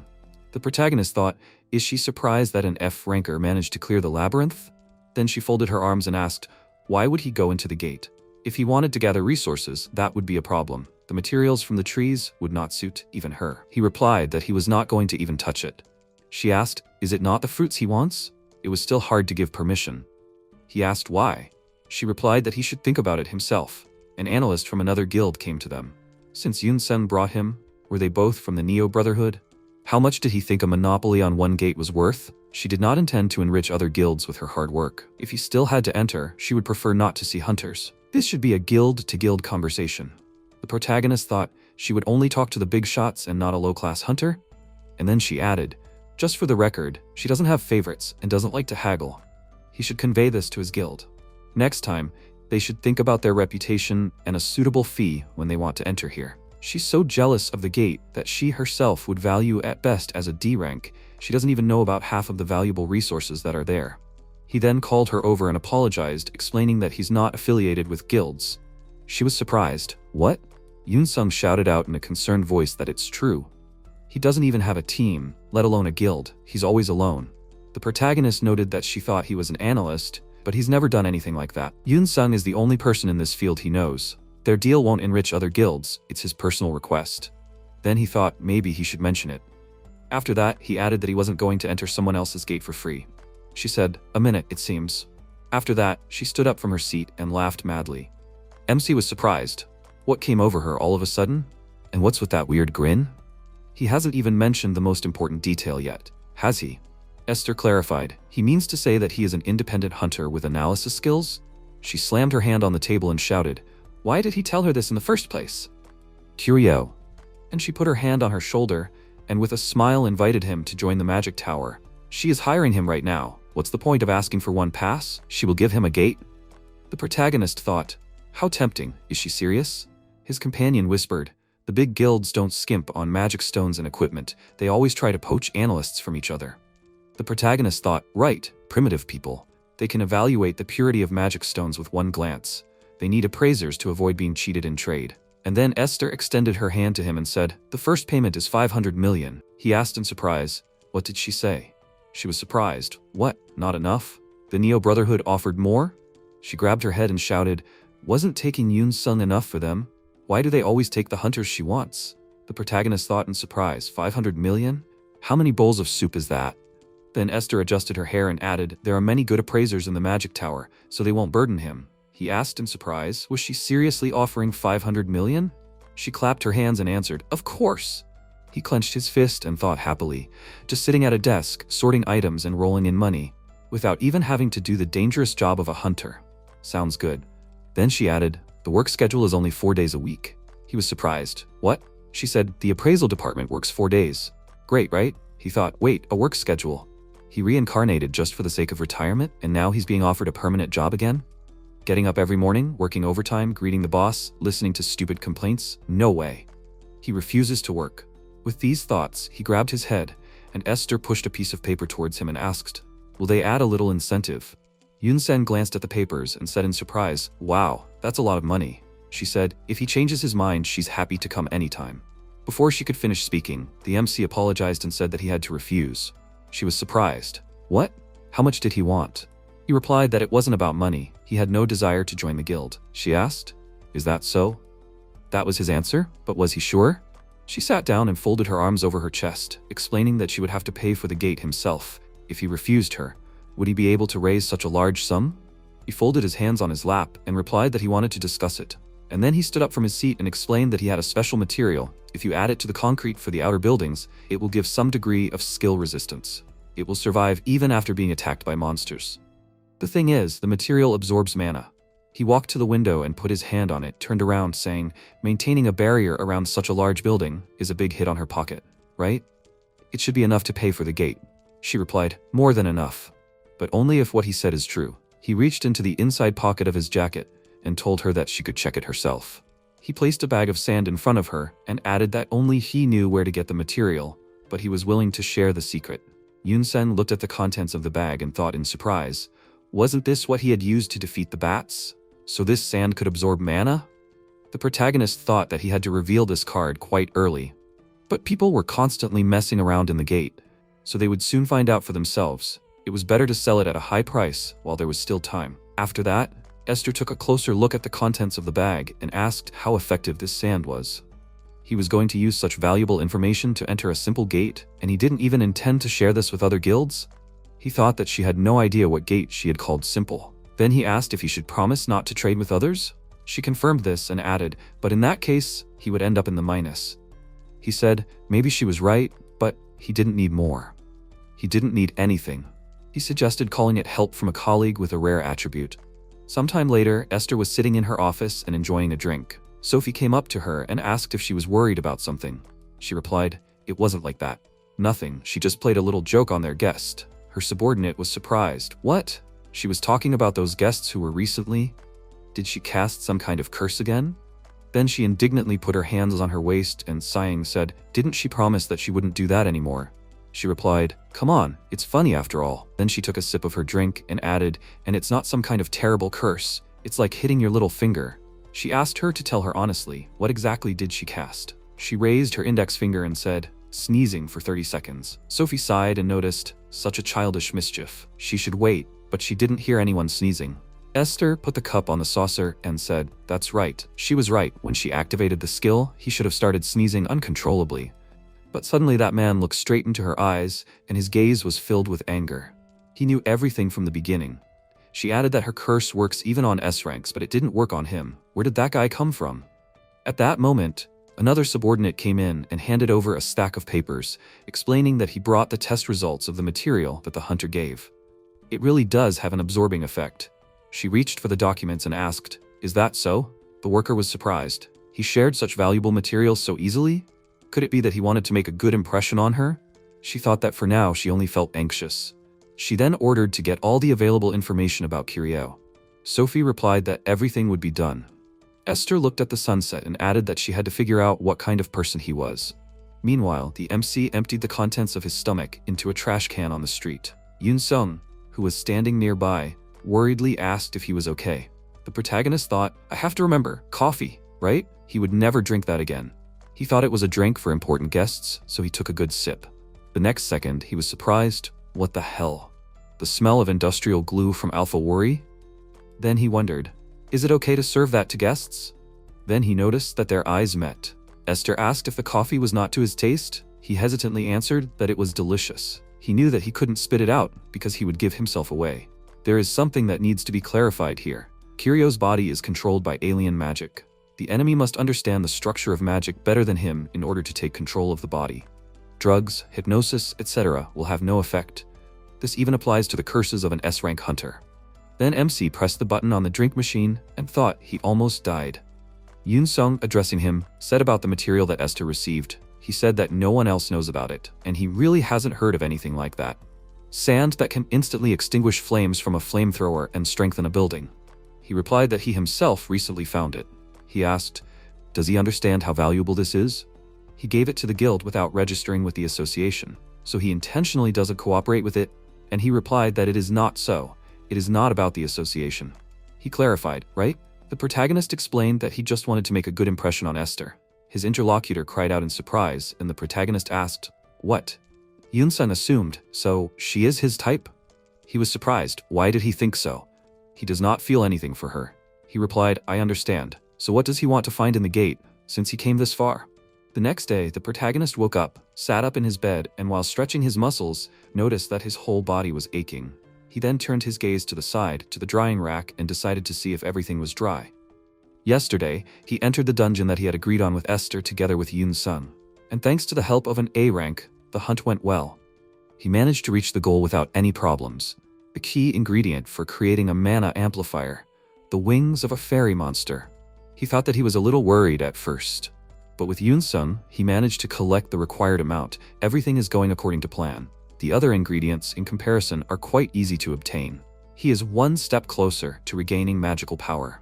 Once his final goal is achieved, the dominance of humans on this planet will come to an end. He then walked towards the refrigerator and said, okay, now is the time to supply this body with calories. He then reached out to grab the groceries, but then turned around in surprise at the sound. He thought, who could it be? Kiryu's family members or friends. He shouted that he would open it now. He walked towards the door. He thought if it was someone he knew from long ago, he might get into trouble. He then opened the door and Woo-yeon greeted him, explaining that they were from the Hunters Association. She then showed him her ID and asked if he could spare some time for them. He thought in surprise, Woo-yeon?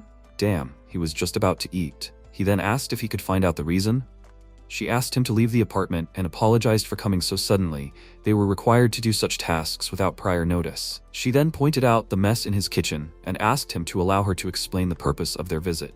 They received a report of an illegally registered awakened. During this investigation, he is suspected of manipulating his rank. MC asked in surprise, what? She added, for this reason, it is necessary to conduct a re-examination of the awakened level. Please, he must come with them. He clarified, right now?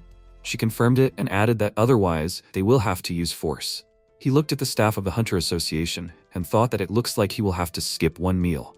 After a while, they set off. Woo-yeon, in order to explain the reason why this black-haired girl suddenly came to Kiryu, he needs to go back a few weeks. Woo-yeon thought, Kiryu, that time. She remembered how he said he was an F rank. At that time, she shouted in surprise, what? An F rank? Then how did he defeat a rookie killer? He replied that he was just lucky. A stupid bird flew into the wall on its own. Kiryu's answer was so uncharacteristic of an F rank that she began to suspect him of a fake rank from that moment on. When she began to investigate, her suspicions only grew stronger. Looking at his card, she asked in surprise, is he really an ordinary F rank? Then she noticed that he had only done one raid. In his entire career, he had only entered a dungeon once. She thought, a hunter with virtually no experience in fighting monsters could survive an attack by a C-rank monster? If this man really was hiding his rank, he could be dangerous. Who knows what Kiryu will do when surrounded by weak hunters. However, Woo-yeon did not have the authority to investigate further. so she could only file a report against Kiryu. Normally that would have been the end of it, but just a few days later, she was sitting at her laptop and shouting indignantly, "What the hell?" She saw a breaking news headline that said that an awakened S rank was carried out of the dungeon unconscious. She said that this was crazy. Things took a much more serious turn when S rank Hunter Haesong himself filed a report.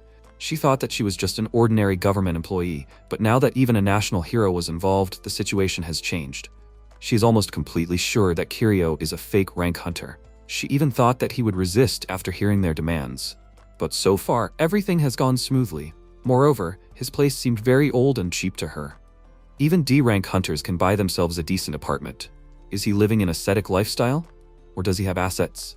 She was pulled out of her thoughts by the protagonist, who, after leaving the locker room, scratched the back of his head and, apologizing, asked how much it would cost to recheck his rank. He didn't have much money on him. She replied that the cost of the test was 480,000 won, but since the reason for the recheck was an investigation, he would not be charged if his previous rank was confirmed. And if rank manipulation was discovered, he would be given a check for the check and an additional fine. MC thought fearfully, "Damn, is this going to get him into trouble?" Then he looked around and thought that everything was fine. He noticed the hunters taking a primitive breath test and thought that with this approach, they couldn't accurately determine the awakening level of their population. And considering that Kiryu's lungs were in terrible condition, he had nothing to worry about. What were they even trying to find out with such primitive means?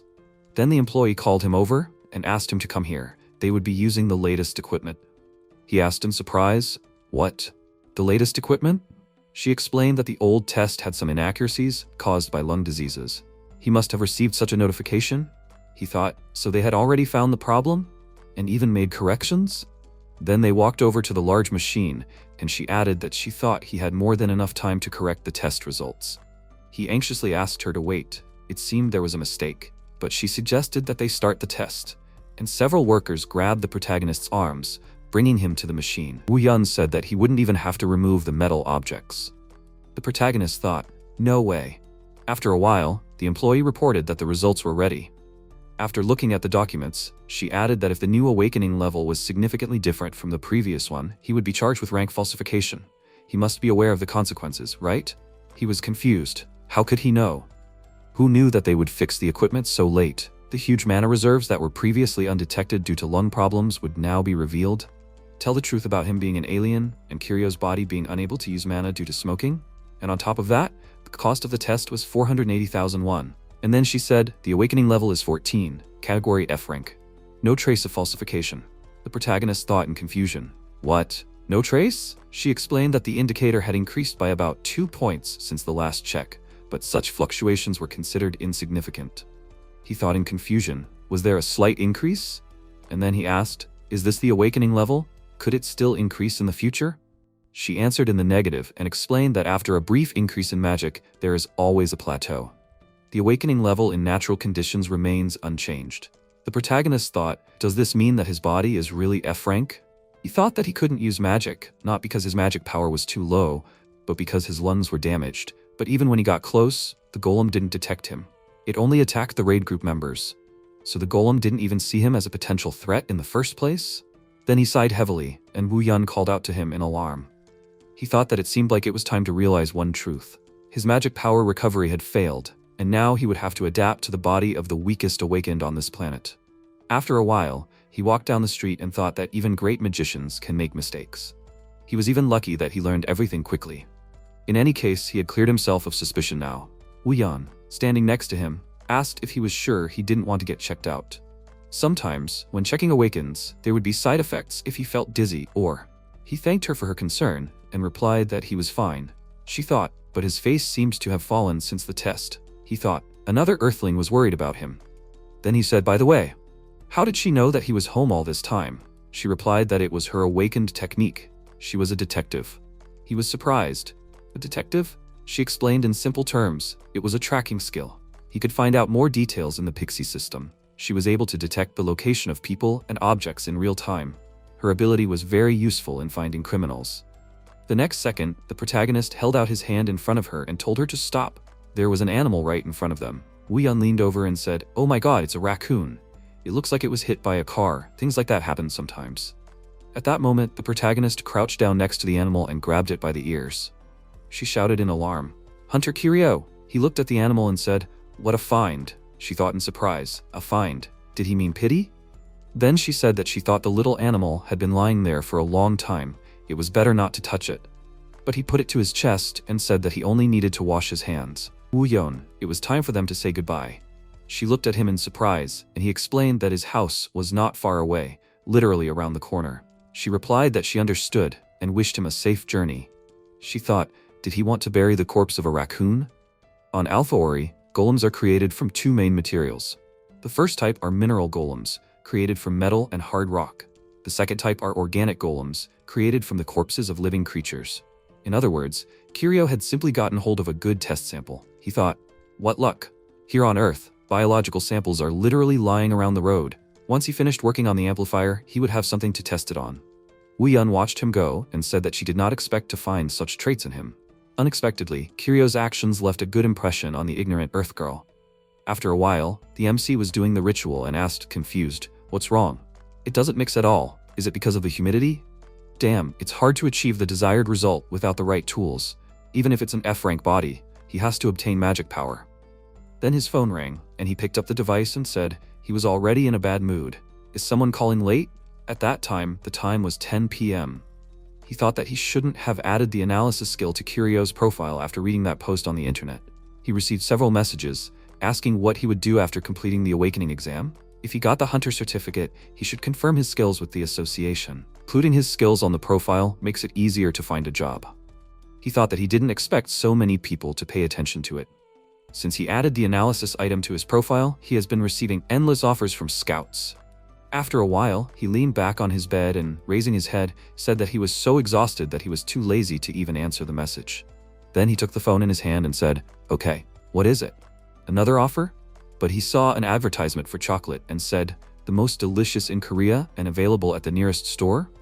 After some time, he was already walking down a dark street and said, "I have no strength," but the message indicated that the product was prepared especially for him. Sighing, he added, "It would be rude to ignore such an offer." And then a car stopped in front of him in the alley, and he asked in surprise, "What the hell? Why is a car parked here? What shameless people." The next second, the door of the van opened, and several bandits ran out. One of them grabbed the protagonist by the neck, and he thought, what the hell? He loses consciousness, his head is splitting. If it were a magical attack, he would be able to think of something, but he is extremely vulnerable to ordinary physical attacks. By the way, how long was he unconscious? And what is this place? He sat with his hands, feet, and eyes tied and thought that this planet seemed less and less hospitable to him. Who had the idea to commit such a mean act? At that moment, one of the bandits asked, "Is this the F-rank one?" His colleague replied, "Yes, he caught him at the agreed-upon location." The protagonist thought, did they pre-select him as a target? Kiryu, when did he cross these people? Meanwhile, one of the bandits folded his arms and said, "Fortunately, they meet the deadline." By the way, is he really in F-rank? His colleague replied that he took the D-rank guys just in case, but this guy barely resisted. He replied, "Okay, he should make sure that there are no problems." The bandit chuckled, "He is not a newbie." Then they greeted the boss, and he asked, "Is he here?" The protagonist noticed that someone had joined them. After that, Derek told the others to say hello, this is their VIP client, they are glad to welcome him. Chong-ho replied that they are looking at the goods later, they should prepare everything in advance. The bandit replied, "It will be done." MC thought in surprise, "Goods?" Then Chong-ho, smiling, asked why that guy is not unconscious. The protagonist, perplexed, thought what? How did he know? Then the hunter took off the bandage from his face and greeted him. They have not seen each other for a long time, Kiryu. Protagonist asked in surprise why he was here. He replied that he understands his confusion, he should let him explain. Recently, rumors have been circulating in their circles about hunters with amazing skills who managed to get into the labyrinth in the Mage Tower. But here's the problem. That hunter is only F-rank. Low-ranking owners of amazing abilities become easy targets for criminals. MC asked, what are they going to do with him? He grinned, sell him, what else? There are many people in their industry who would like to secure secret but powerful resources. Analysts are especially highly valued, but he must be aware of how expensive contracts with them are. The protagonist asked, does he think kidnapping lowers the price much? He replied that it does, very much. Especially in the long term. The protagonist thought, so he was captured by people who sell awakened ones. Chong-ho added that with low ranks, things are even easier since they are easy to curse. Such goods are very valuable. Even some of their employees were brainwashed by such spells. Once the effect is cast, they will never betray him. The protagonist thought that now he understood why he was treated like that. Then he said that he was just clarifying. Was he not going to help him? He walked forward and wondered, why? He was here as a client. He waved his hand, added that he already had to go on business. He was glad to see you. MC thought he should wait, and the bandit ordered his subordinates to carry him upstairs. The protagonist looked up and thought that he was increasingly regretting reincarnating here. Then he was thrown into a room, and one of the bandits noticed that he was not wearing a bandage. His comrade replied, "It doesn't matter. He will fall asleep soon anyway." Then the door slammed shut, and the protagonist, sitting down on the floor, thought, since they put him here, it means they won't sell him right away, but why delay? Then he looked to the side and thought, is this some kind of sweet floral scent, a magic item? He thinks it should work as a sleeping pill, and judging by the intensity, such an artifact is capable of knocking out even a B rank. But fortunately, it won't work on him. The Archmage Alpha worry. It's time to get out of here. Then he grabbed the rope with his teeth and, starting to move his hands, thought, please, come on already. The force of friction, that should help him. Then the rope broke and he thought it worked. Even though he was immune to brainwashing charms, the prospect of being sold as a commodity still didn't appeal. He reached into his pocket and said that he needed to contact first. His phone. Gone. He thought, well, of course, who would leave their belongings with a kidnapped person? So what options were left? He went to the sensor and, grabbing it by the chain, assumed that this was the only option left. Several bandits were standing near the door as when MC knocked it out and the aroma of the sensor spread further. One of the bandits, covering his mouth, shouted in bewilderment, "What is this?" The next second, the sensor flew at his head and his partner shouted, "This idiot." But before he could finish speaking, he fell to his knees and then completely to the ground. The protagonist looked at the thing in his hand and noticed, very effective. He thought he needed to get out before someone raised the alarm. Then he noticed a phone next to his leg and thought, one of the kidnapper's phones? Just in time, he looked at the phone screen and dialed 112, thinking that Earthlings always dialed this number in situations like this. Then he put the phone to his ear, and the dispatcher said that he had called the police. What had happened to him? He stood up and answered uncertainly that he had been kidnapped. The dispatcher asked, "Hello?" He had to repeat it. "Please," he had to speak clearly. The protagonist repeated, he had been kidnapped. The dispatcher asked again, "Huh?" He thought, can't he hear him? Maybe there was something wrong with the phone? Okay, then he would just write to them. Then he wrote that he had been kidnapped and they had to send help. And he got a notification that the pardon was received. The response time may vary. If he has an urgent request, he should call 112. MC looked at it in surprise and then wrote, "How soon will they arrive?" The robot repeated the previous message again, and he thought, is this an answering machine? Has his message been read? Has this even been sent? Somehow he is not sure. He should prepare a backup plan. He wrote to Yoon Sung that it was him. Then he put the phone in his pocket and thought, okay, he is done with this. He picked up the sensor in his hand again and decided that he will continue the escape. Several kidnappers were walking through the hangar, and one of them asked in surprise, What the hell? It is too smoky in here." They walked forward, and the kidnappers asked who was standing there. One of their people dyed his hair. The protagonist was approaching them right away, spinning the sensor in his hand. Then he swung it and threw it forward, hitting the bandit right in the face. His colleague shouted, "He should wait. He's the brat they kidnapped." But the next second, the sensor hit his face too. Blood gushed out of his nose, but he fell to the ground. The protagonist said, even a magic item can hit a nose pretty good. He thought he needed to find a way out. But all the windows were boarded up. He didn't even know the layout of the building. Then he asked, what? A huge magical emission that even an F-ranker could sense. That was a gate, and it undoubtedly opened outside the building he was stuck in. Almost always, these hunting grounds appear in forests or open spaces. He could use that as a landmark. Then, several kidnappers walked behind him, and one of them shouted, "What the hell is going on here? An F-rank brat is trying to escape." The protagonist turned to the stairs and decided to go down. He thought, shit, it wasn't long, but his leg was already. Then he heard a scream behind him. Right there. How could they not have seen a pathetic F-rank grab him? Then one of them yelled that they should stop. In his arms, everyone back. The protagonist turned around and said that they were too late. Then he swung the sensor and spread smoke. He swung the sensor again and one of the kidnappers grabbed it, covering his face with his hand. He yelled, "F-rank!" He ran forward. With his hand, he pinned the protagonist by the neck to the wall and said that usually he tries not to spoil his goods, but today. Before he could finish, the MC grabbed his arm and then, pulling him towards himself, hit his knee on his chin, throwing him back. After that, he sank to the floor and said how damn hard it was. Then he picked up the sensor chain again and asked, "What?" He wondered. There was no mana left in this? Lousy, his leg was at its limit's length. The locals had found him. and now the artifacts were depleted. The longer he stuck around here, the harder it would be to get out. Then he felt energy coming from the doors on the side of him and thought, the exit. He feels the energy of a gate behind these doors. Given the standard layout of earthly buildings, the large door should be the exit. Then he walked up to the door and put his hands on it. He noticed that it was not even closed. Then he heard a scream, "Sir Director." The awakened from the upper floor escaped. The people present turned to the door in surprise, and the man wondered, what the hell? What kind of mess is this? Are his people so bad at managing that the goods are just running away? The protagonist thought in confusion, what is going on here? And then the hunters said that they were very sorry. The protagonist continued to think in surprise, is this a gate inside the building? And Chong-ho is here too. Damn. He hoped that the energy was coming from the outside, but in the end, the magical emission led him to a dead end. Then the kidnapper shouted, he must answer. What happened to their people upstairs? And his colleague asked in surprise, did he deal with a huge crowd all by himself? The hunter clenched his teeth and shouted in irritation, idiot. Was the informant mistaken? Is he really an F rank? MC thought, I see. These people didn't realize that he used an artifact to escape, a good opportunity to play the tough guy and get out by bluffing, but with Chong-ho standing here, it might not work. Then the head of the kidnappers adjusted his hat and said that they were very sorry, Mr. Kang, they almost closed the deal, and then this trouble happened. He understands that he is asking a lot, but could he do them a favor? Chong-ho was surprised. A favor? He asked him to help capture this hunter. The transportation will be done at midnight. Of course, he could use his people, but when an S rank takes on the matter, it is much faster and more reliable. Right? The protagonist wondered, perplexed, what kind of nonsense is this? He's flashing a job for a VIP client? The hunter replied with a smile that he would be happy to help them. They were in the same boat after all.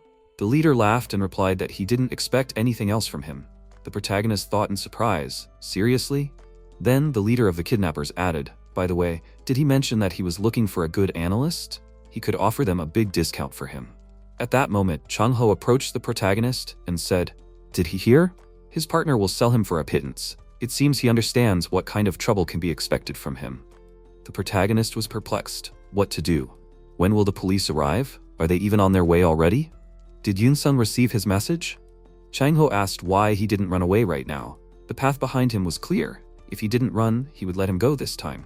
The protagonist thought, if he could, he would have run away a long time ago. How annoying it all is.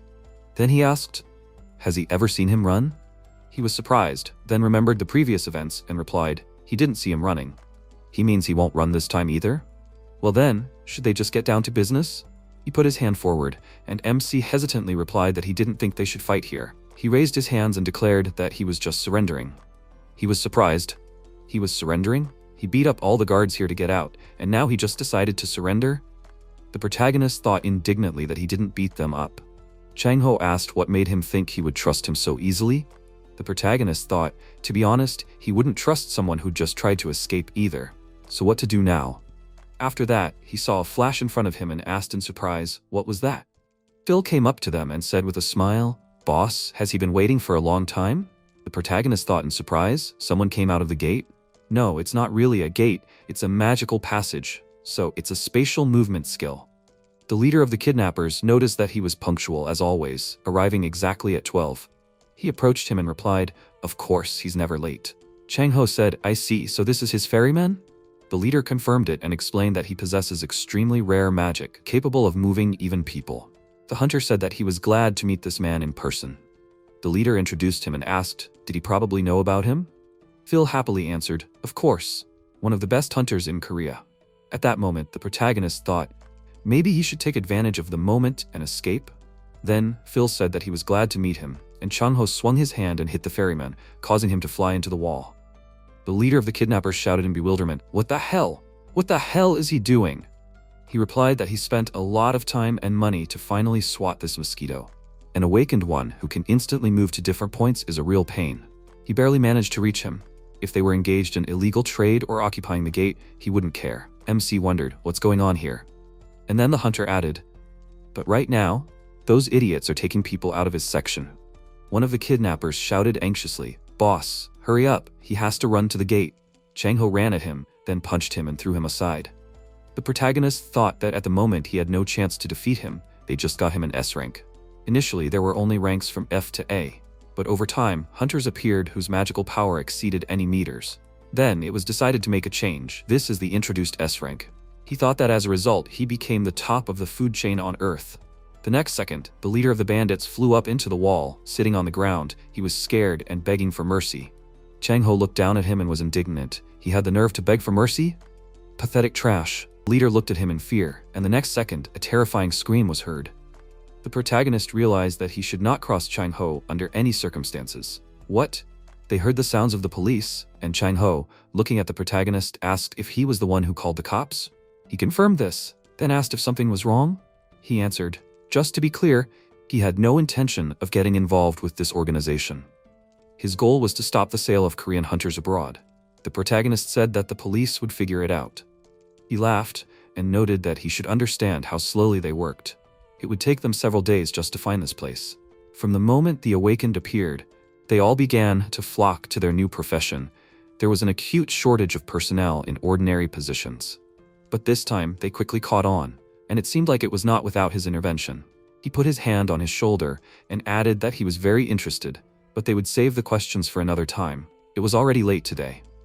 The MC thanked him hesitantly and then thought, wait a minute, where is he going? When the hunter opened the doors, he shouted that he should wait. Damn it, he thought, if this S-rank just runs away in this situation, he will get into trouble. Then the police entered the building. They shouted, hands on their heads. It's the police. They captured the protagonist, and one of the police said that if he tries to use magic, the punishment will be harsher. What happened here? Where is the kidnapped person? He replied that he is the one who was kidnapped, and then the police shouted, he is not to move. He is suspected of violating the law on the use of the power of an awakened. The protagonist was confused. What the hell? He is not guilty of anything, idiots. At that moment, Woo-yeon entered the room and told the police to stop. She was breathing heavily and her face was covered in sweat. She was surprised to see the protagonist and asked why they were arresting him. The protagonist added that he had the same question. The police asked if she knew this person. She replied that she did. He was the one who reported the kidnapping. The police then removed his handcuffs, and one of them said that he was very sorry. The MC thought, finally. He then asked if she received a message too. She showed him her phone screen and explained that Hunter Yoon-seng contacted her. He said that he received a message from him. The protagonist thought, so he received a message too. Lucky him. She then added that Hunter Yoon-sung was currently sent to deal with a dungeon breach. He received his message right during the mission. She used her tracking skills to find him.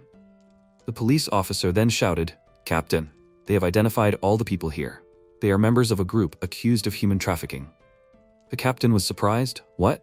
Then the worker added that recently there had been a spate of kidnappings of Korean hunters. It seemed that they held their meetings here.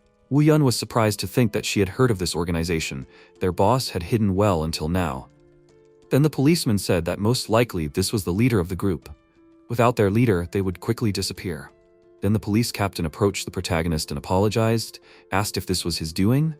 He replied that there was another hunter here, Chong-ho. The captain folded his arms across his chest and said incredulously, more unconscious people were found on the top floor. Does he mean that he had nothing to do with it? He hesitantly replied that this was not so, and that he had tried on the other floor, but the police asked him to explain everything as it happened. He sighed and thought, damn, this situation is too suspicious. Then he said that he only did it in self-defense.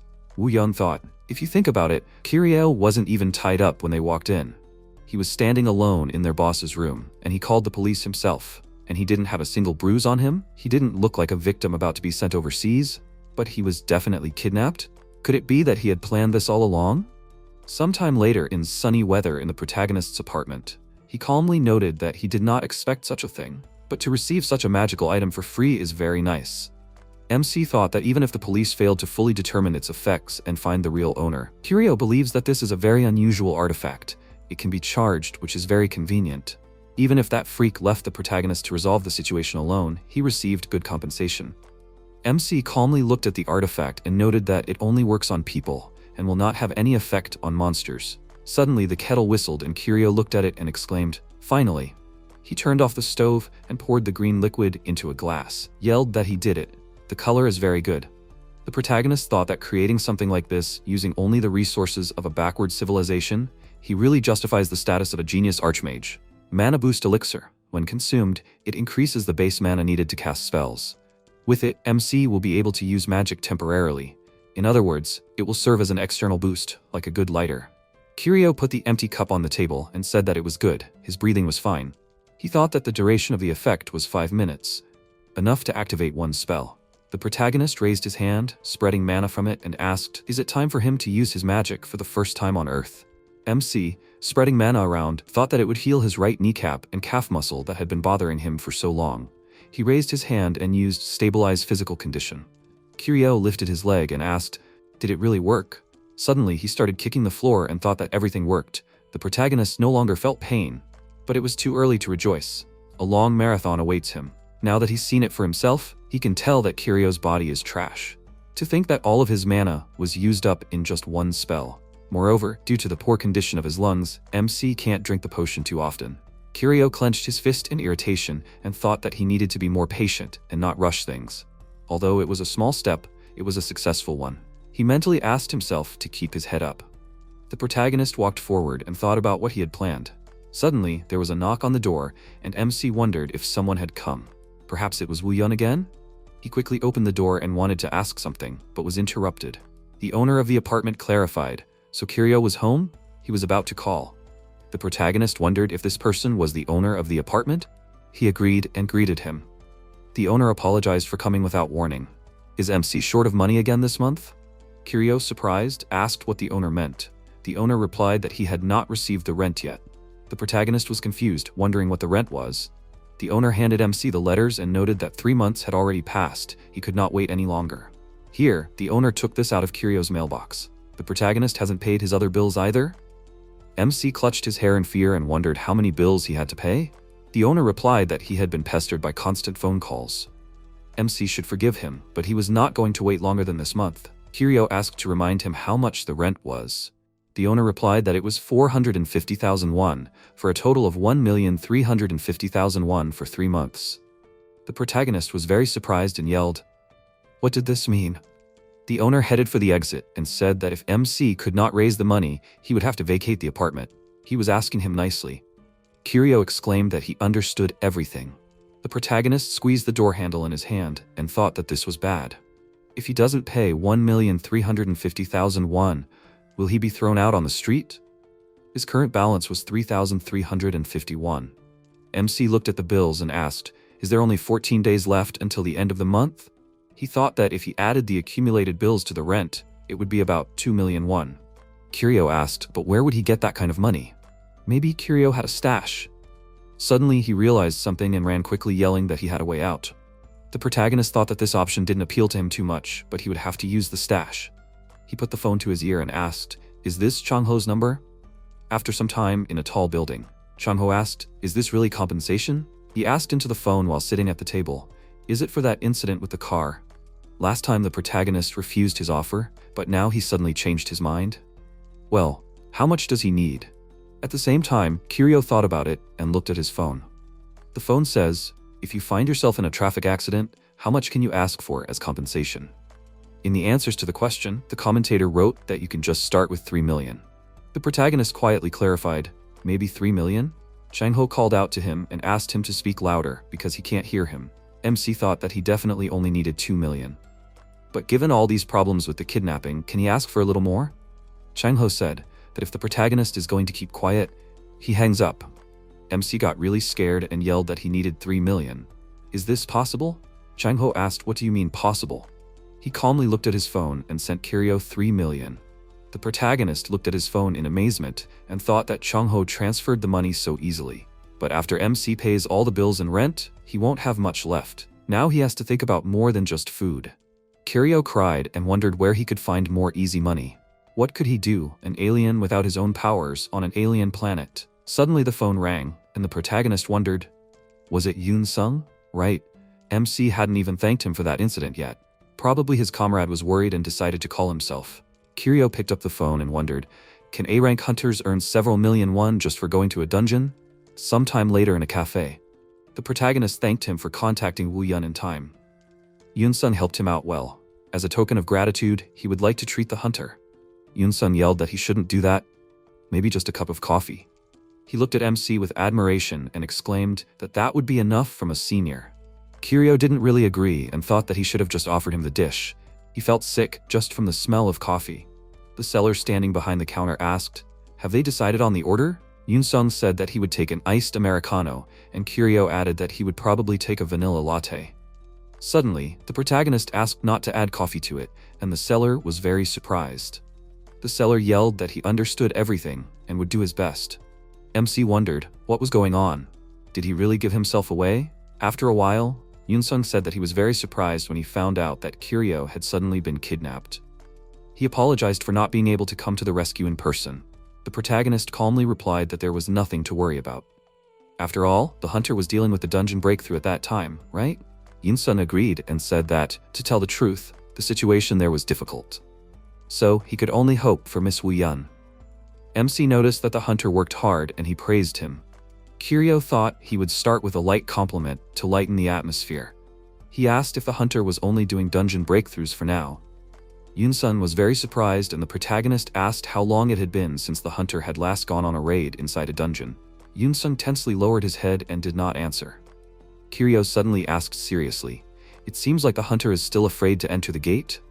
Yoon-sung tensely answered that, to be honest, it is still hard for him to return. The protagonist thought that it was as he expected. A sudden fight with a high-level monster, betrayal by close comrades, and the fear of death hanging over him.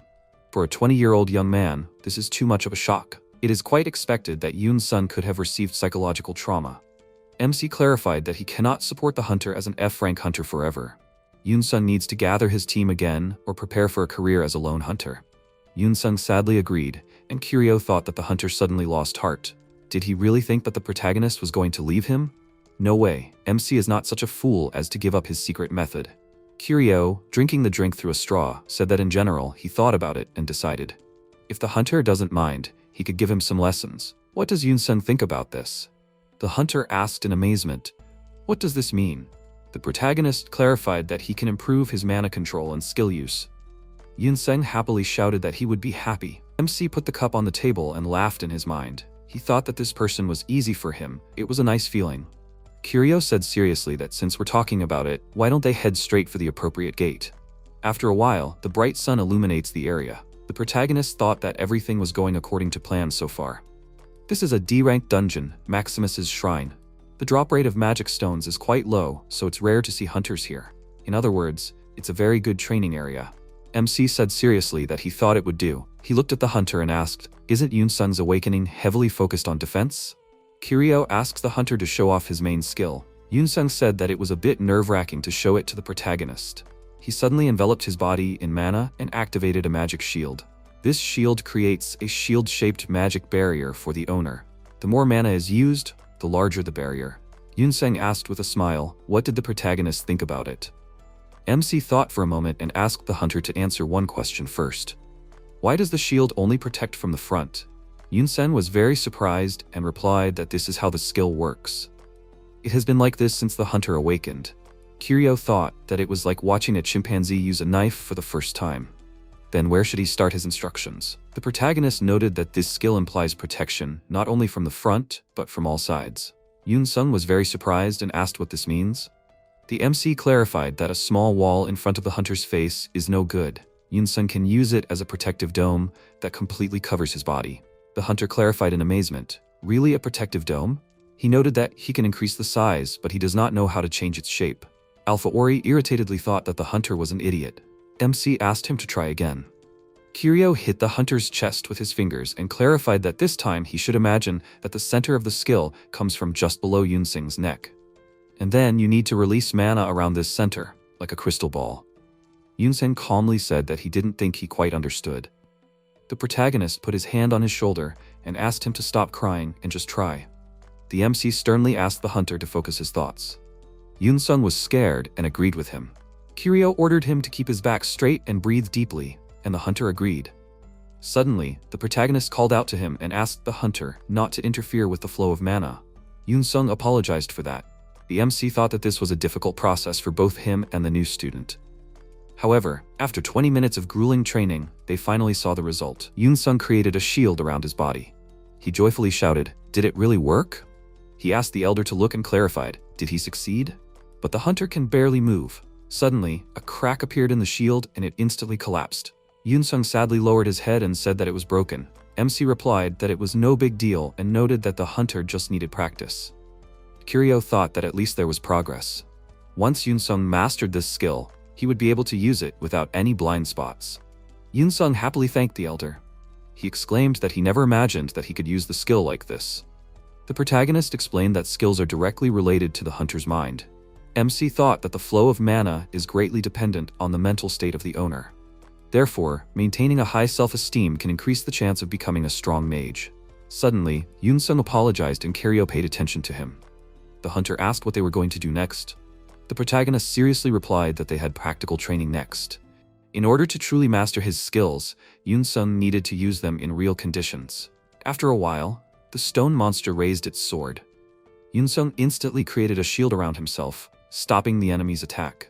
The hunter confidently moved forward and destroyed the enemy into many pieces. Suddenly, Yoon-sung turned his attention to the second enemy behind him. The enemy launched a powerful weapon attack on the hunter's shield. Yoon-sung strained himself to prevent the shield from being destroyed. Suddenly, he jumped up and broke the enemy's weapon. Yoon-sung landed on the ground, cutting through the air under his feet. He, wrapped in a shield, quickly moved from his place. Yoon-sung launched a powerful attack on the enemy. The protagonist raised his hands to his mouth and yelled that the hunter was great. He was doing very well. As expected from an A rank. MC clarified, and now it's time to do his own thing? Kiryu thought, the magic stones and gems on their heads are worth a lot of money, right? He knelt down and began to collect the loot and asked Yoon-sung to be careful and not get too carried away. The protagonist thought that he was using training as an excuse to exploit an A-rank hunter. In other words, collecting free loot while he was busy fighting. MC looked at the many crystals in his bag and thought, really, why bother killing monsters himself? This bag alone is enough to last him a month. This is much better than directly asking Yoon-sung to hunt for him. But if his attitude towards Kiryu changes, that will end. So he needs to get as much benefit as possible without letting the hunter figure everything out. The protagonist turned to Yoon-sung and asked, has this become more familiar to him already? Suddenly MC noticed the scared expression on the hunter's face and thought, is his reaction somehow strange? Has Yoon-sung already figured out his scheme? Yoon-sung is an A-rank hunter. He has never felt much amazement since he was a child. None of the elders in his school could earn his respect. He didn't even acknowledge the achievements of famous athletes praised on TV. His argument is that there are other people who have achieved more significant results. And that's good, right? That was the maximum he felt. But today, Yoon-sung finally realized the meaning of the word, amazement. The hunter thought with great astonishment that this was amazing. How did Kiryu discover the hidden potential of his skill just by looking at him? Besides, his teaching method was surprisingly effective. It was unlikely that there was a skill that could see the problems and shortcomings of other skills. And analysis skills weren't even his main specialty. Yoon-sung saw everything with his own eyes. The protagonist was a combat class hunter. The emotion recognition skill was probably a bonus from some item obtained from the artifact shop. However, no item could give such outstanding abilities. In that case, what was MC's own skill level? Just as Yoon-sung thought, Kiryu was an amazing person. The protagonist suddenly asked, was there something wrong? Had the hunter already mastered the skill? Yoon-sung tensely lowered his head and thought that he felt very awkward. He couldn't realize the full potential of his skill, even after being taught by such an outstanding person. Yoon-sung clenched his hand into a fist and replied that he was trying, but learning was difficult. He bowed and apologized for wasting MC's precious time. Yoon-sung exclaimed that he would try to bring the skill to good results in the shortest possible time. Suddenly, Kiryu thought for a moment and said that there was no need to rush. If it didn't work out today, they could come back tomorrow without any problem. No one rushes a hunter, and a hunter's business can wait. Yoon-sung sadly lowered his head and wanted to answer something, but the protagonist confidently added that he would allocate as much time as the hunter needed. After all, he was an F rank, so it was not a problem.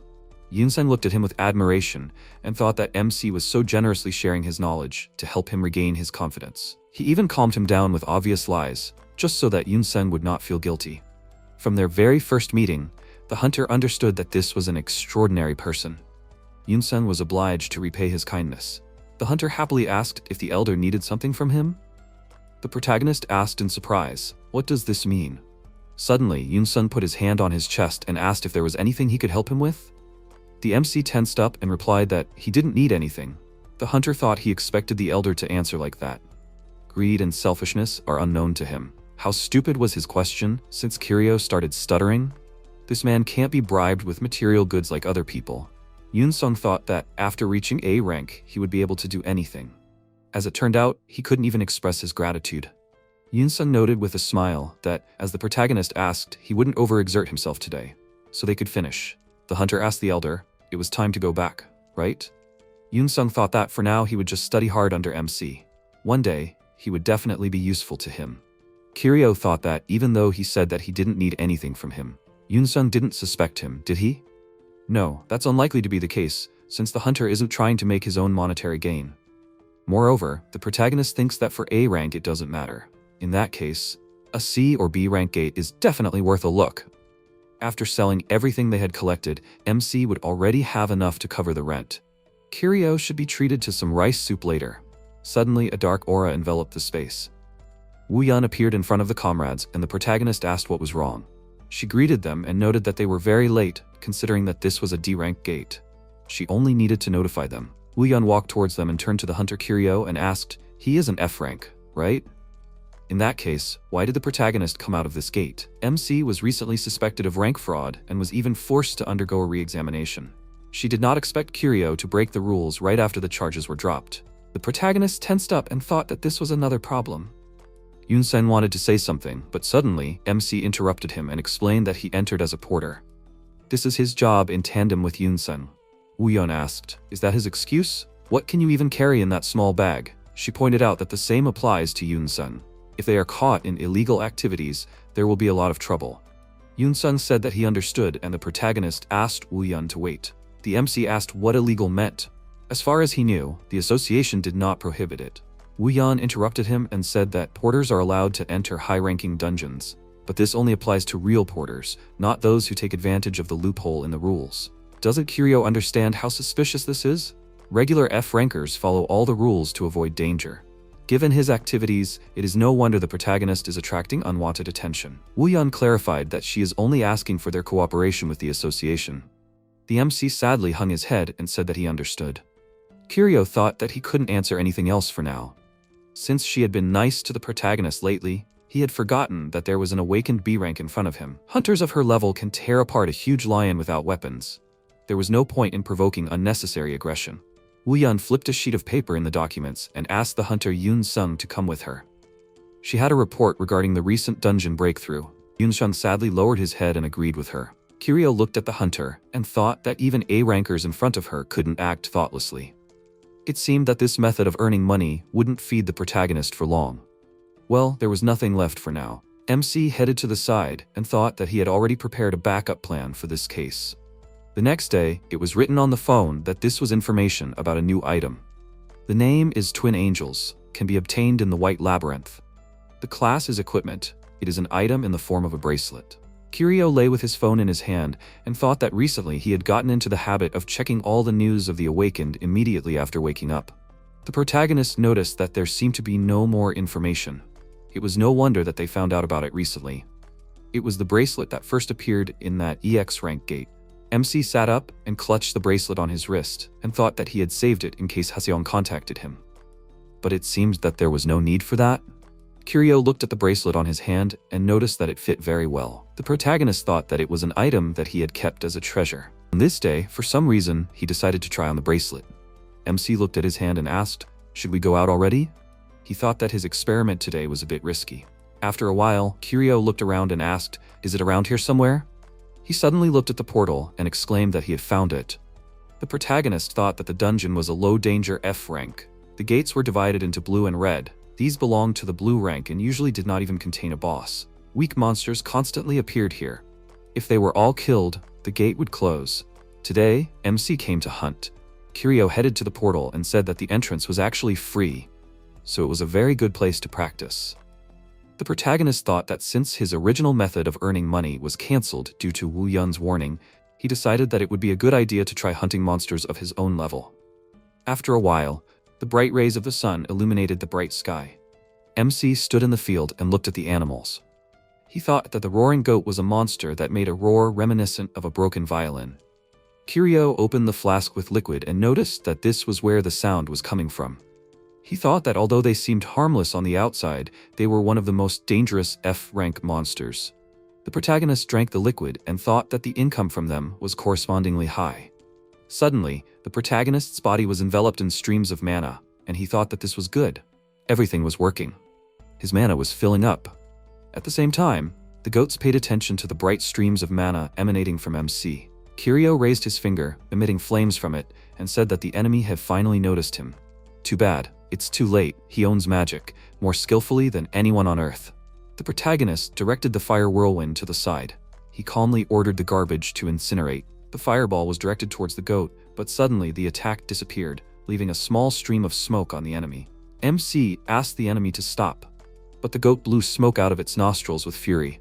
It quickly ran at Kiryu with the intention of attacking. The protagonist put his hands to his head and screamed in fear.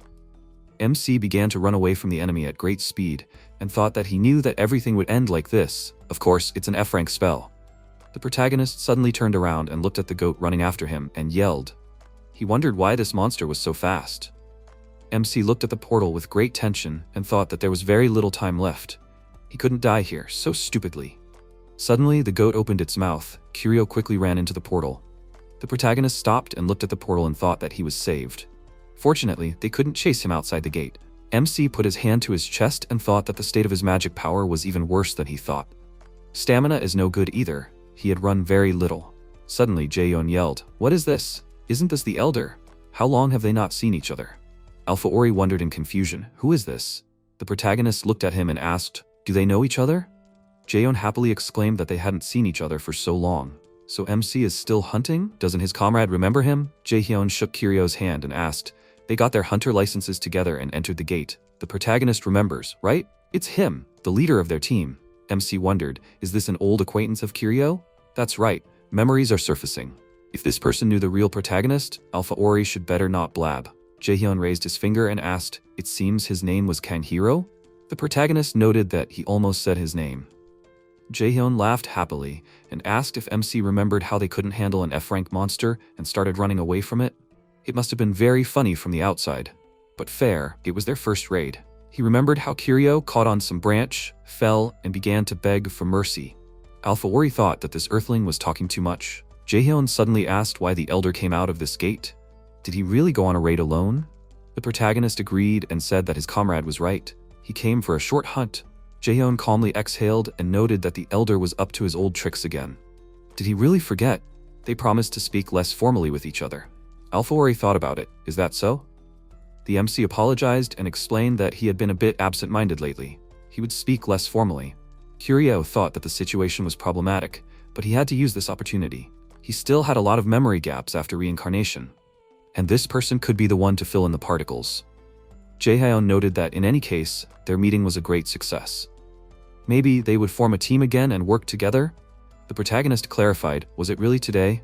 The comrade scratched his neck with a smile and confirmed this, clarifying that he thought it was difficult for the MC to be alone, and there's just one spot in his new squad. Jaehyun turned his head to the side and pointed at the people, asking, does Kiryu see hunters? That's the team he's working with now. The one with the huge axe is their leader. He's a D rank. The protagonist thought that at least the leader seemed adequate. Jaehyun asked what MC thought. If Kiryu agreed, they could set out now. The protagonist apologized and replied that he'd run out of mana, so he couldn't continue. MC thought that, more accurately, it was because he'd already used up his mana booster. Jaehyun smiled and noted that the older man had misunderstood him. They didn't need a hunter on the team. Kiryu asked, confused, what that meant. The older man clarified that the free spot was actually for a porter. None of them wanted to hunt with uncomfortable backpacks on their shoulders. Jaehyun asked the older man to help them out. They will pay them generously, so they agreed. The protagonist thought with great joy, just to carry the load once, turned his head to the side arrogantly and thought that if the job meant only this, then he could earn money and at the same time see how a regular raid team works. Not a bad offer, right? Jaehyun looks at the MC with a terrifying smile, waiting for an answer. After some time, the hunter team looks at the enemy. The monster terrifyingly spewed a stream of air from its nose. The hunter, holding a magic sphere in his hand, exclaimed that here is the boss. The leader, pulling out a weapon, noted that one powerful blow was needed. He ordered not to stand directly in front of the monster. Suddenly, the monster exhaled smoke from its mouth, and the leader ordered to get ready. The monster quickly ran at the hunters, and the leader ordered to act now. Jaehyun and his comrade prepared for the enemy's attack. They instantly launched attacks and tree branches emerged from the ground. A thread of mana quickly enveloped the enemy's head. Suddenly, a tree branch squeezed the monster's body and it fell to the ground. The leader raised his axe, cutting the air. He attacked the enemy with great force. At the same time, the protagonist watches what is happening with interest. The monster died and the hunters shouted that they succeeded. They did a very good job. MC put his hand to his chin and thought, do they work well as a team? One attracts attention, luring the victim into a trap, and the magicians standing behind slam the trap shut. Simple, but very effective. Somewhat reminiscent of primitive people hunting a mammoth. With such skills, no F-rank monster will be a hindrance. The leader exclaimed that it was time to finish. He smiled and asked Kiryu to pass him the backpack. From that on, the leader himself will carry it. The protagonist was surprised and passed the backpack to him. The leader thanked him and noted that MC helped well. Their previous porter is bad. Who would have thought that he would not come today? The leader happily noted that Kiryu is stronger than he thought. To tell the truth, it seemed to him that the protagonist would quickly run out of steam on the way. Since MC is Jae-hyun's old friend, it would be bad to offend Kiryu with the payment. Yes, that would be right. The leader began to count the bills, and the protagonist wondered with admiration, how much money is there? The leader held out the money with a smile and exclaimed that it was MC. Kiryu scratched the back of his head and clarified, for a simple porter, this is too much, don't they think? The leader replied that they hired him urgently. The payment is quite fair. Alfori happily thought, here is the leader, an honest man. The leader raised his hand and clarified, will the protagonist have free time tomorrow? In fact, they wanted to close another F-rank dungeon, but the old porter disappeared somewhere. It would be difficult to look for a new one. So he would personally prefer it if it was Kiryu. The leader looked at the bracelet on the protagonist's hand with an ominous look and asked, so what does MC think? After some time, into the building under the night sky. The leader asked, are you sure about this? Jae-hyun, sitting at the table with the hunters, replied that he was telling them that the item on his wrist was definitely a new EX rank gate artifact. The leader, holding a mug of alcohol in his hand, asked, what if it was a fake? Jae-hyun raised his hand with a smile and said that information about this bracelet was only published yesterday. It was unlikely that anyone had time to make a fake in such a short time. The leader asked, I wonder if Kiryu had anything else besides the bracelet? The protagonist seemed like an ordinary guy with no money. Jae-hyun noted that even if not, the artifact alone would bring them a lot of money. It is not uncommon to meet a special type of people in the world of hunters. They do not risk hunting dangerous and ferocious monsters. Instead, they target easier prey. Most often, their victims are inexperienced hunters who are not used to dungeon raids. They are the main source of income. Such people are often compared to animals that eat their own kind. In the hunting world, they are called frogs, and the most unpleasant thing is that their crimes are not limited to simple robbery. Often, it escalates to murder for pleasure. Jae-hyun clarified, will they choose that gate? They definitely won't be caught there. The leader inquired, comrade once worked with this guy, right? Is there something they should know in advance? Jae-hyun mockingly exclaimed that this is the most damn trash of all that he has ever met. MC can't even run, he's just a fool. This weak person ran away in tears even from an F-rank dungeon. The leader, with a terrifying smile, picked up the meat skewered on a fork and clarified that this means the job will be easy. After a while, the protagonist, sitting on a bench, looked at his phone. MC noticed that no one was there and clarified, maybe he came too early? He thought that in fact, since yesterday, something has been bothering him. Looking at Jae-hyun's face, vague memories surface. Suddenly, the leader called out to him and asking for forgiveness. Asked, has Kiryu been waiting for them for a long time? The protagonist did not confirm this and clarified. They said that the payment will be the same as yesterday, right? The leader calmly exclaimed that it was so. He smiled, showed a thumbs up, and yelled that he even withdrew cash in advance. The gate is in the nearest alley, so they will move there. Alpha Ori happily thought that these were new bills and he was pleased. After some time, a monster's corpse lies on the ground in the dungeon. The hunter team stands surrounded by lava. MC turned to Jae-hyun and clarified. His comrade said that there are 2 bosses at once in this gate. Jae-hyun looked at him and confirmed it. Kiryu thought that usually the gate disappears immediately after the boss is defeated. But as long as there is a living person inside, the dungeon does not collapse. As soon as the opportunity arises, I want to thoroughly explore the phenomenon of a gate. But for now, the protagonist will focus on the current task.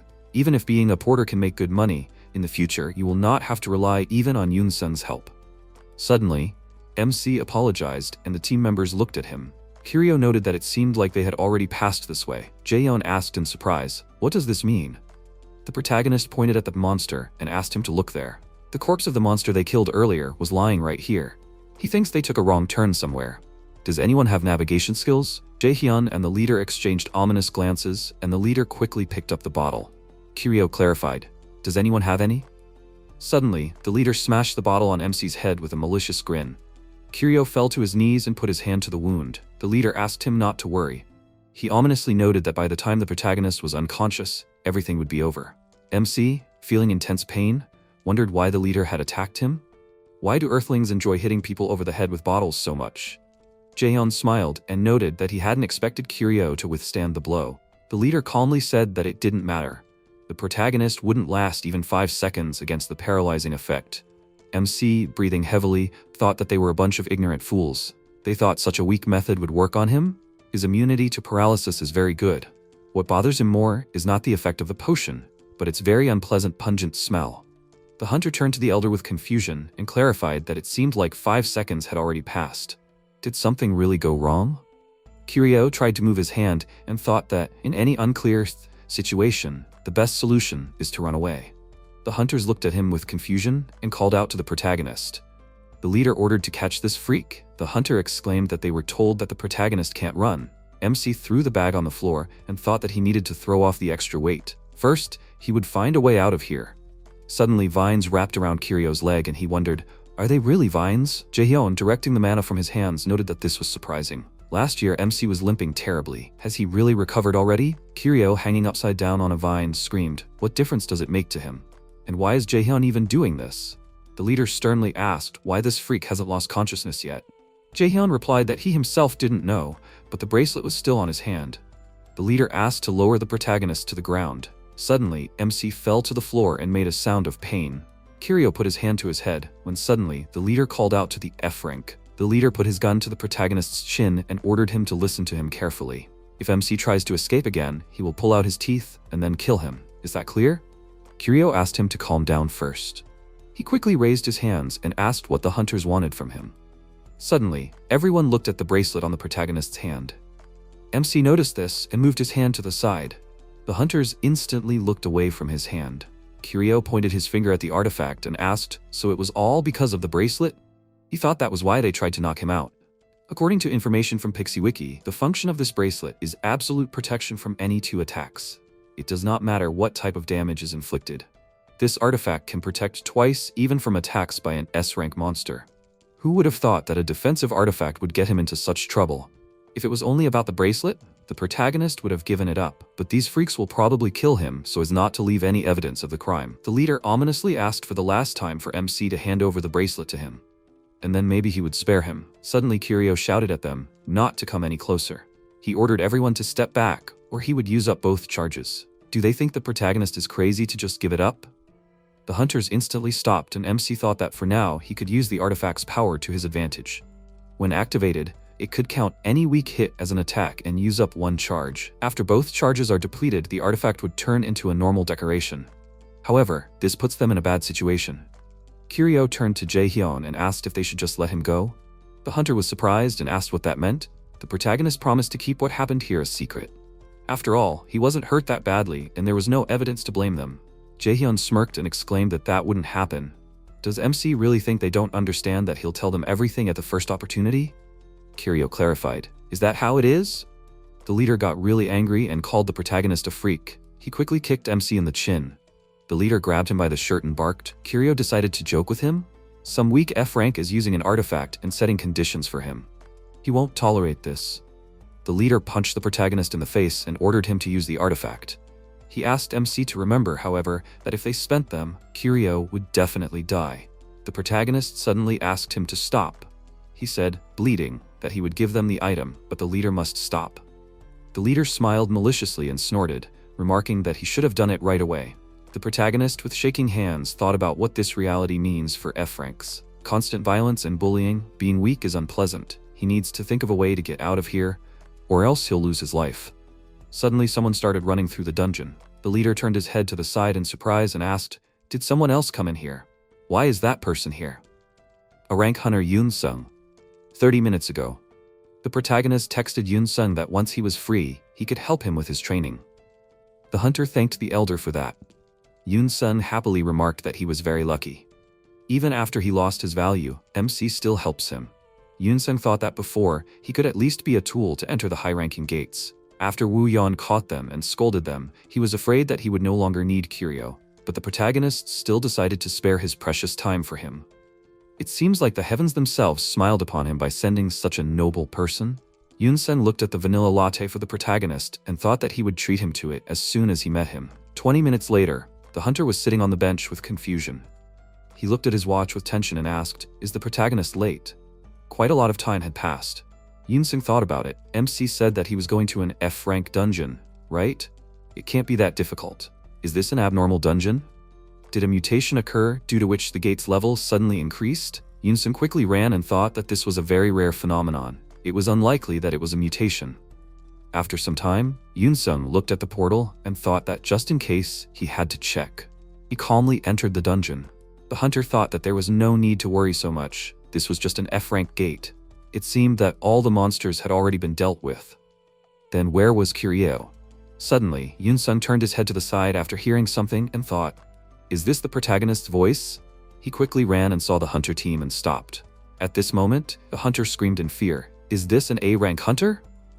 Jaehyun asked in confusion, "What was Yun-sun doing here?" Suddenly, the MC called out to his comrade and screamed, "All these people are a group of robbers. They were trying to kill him for the artifact." Yun-sun thought with great surprise, "Is it his imagination? Why is Kiryu lying on the ground in such a state?"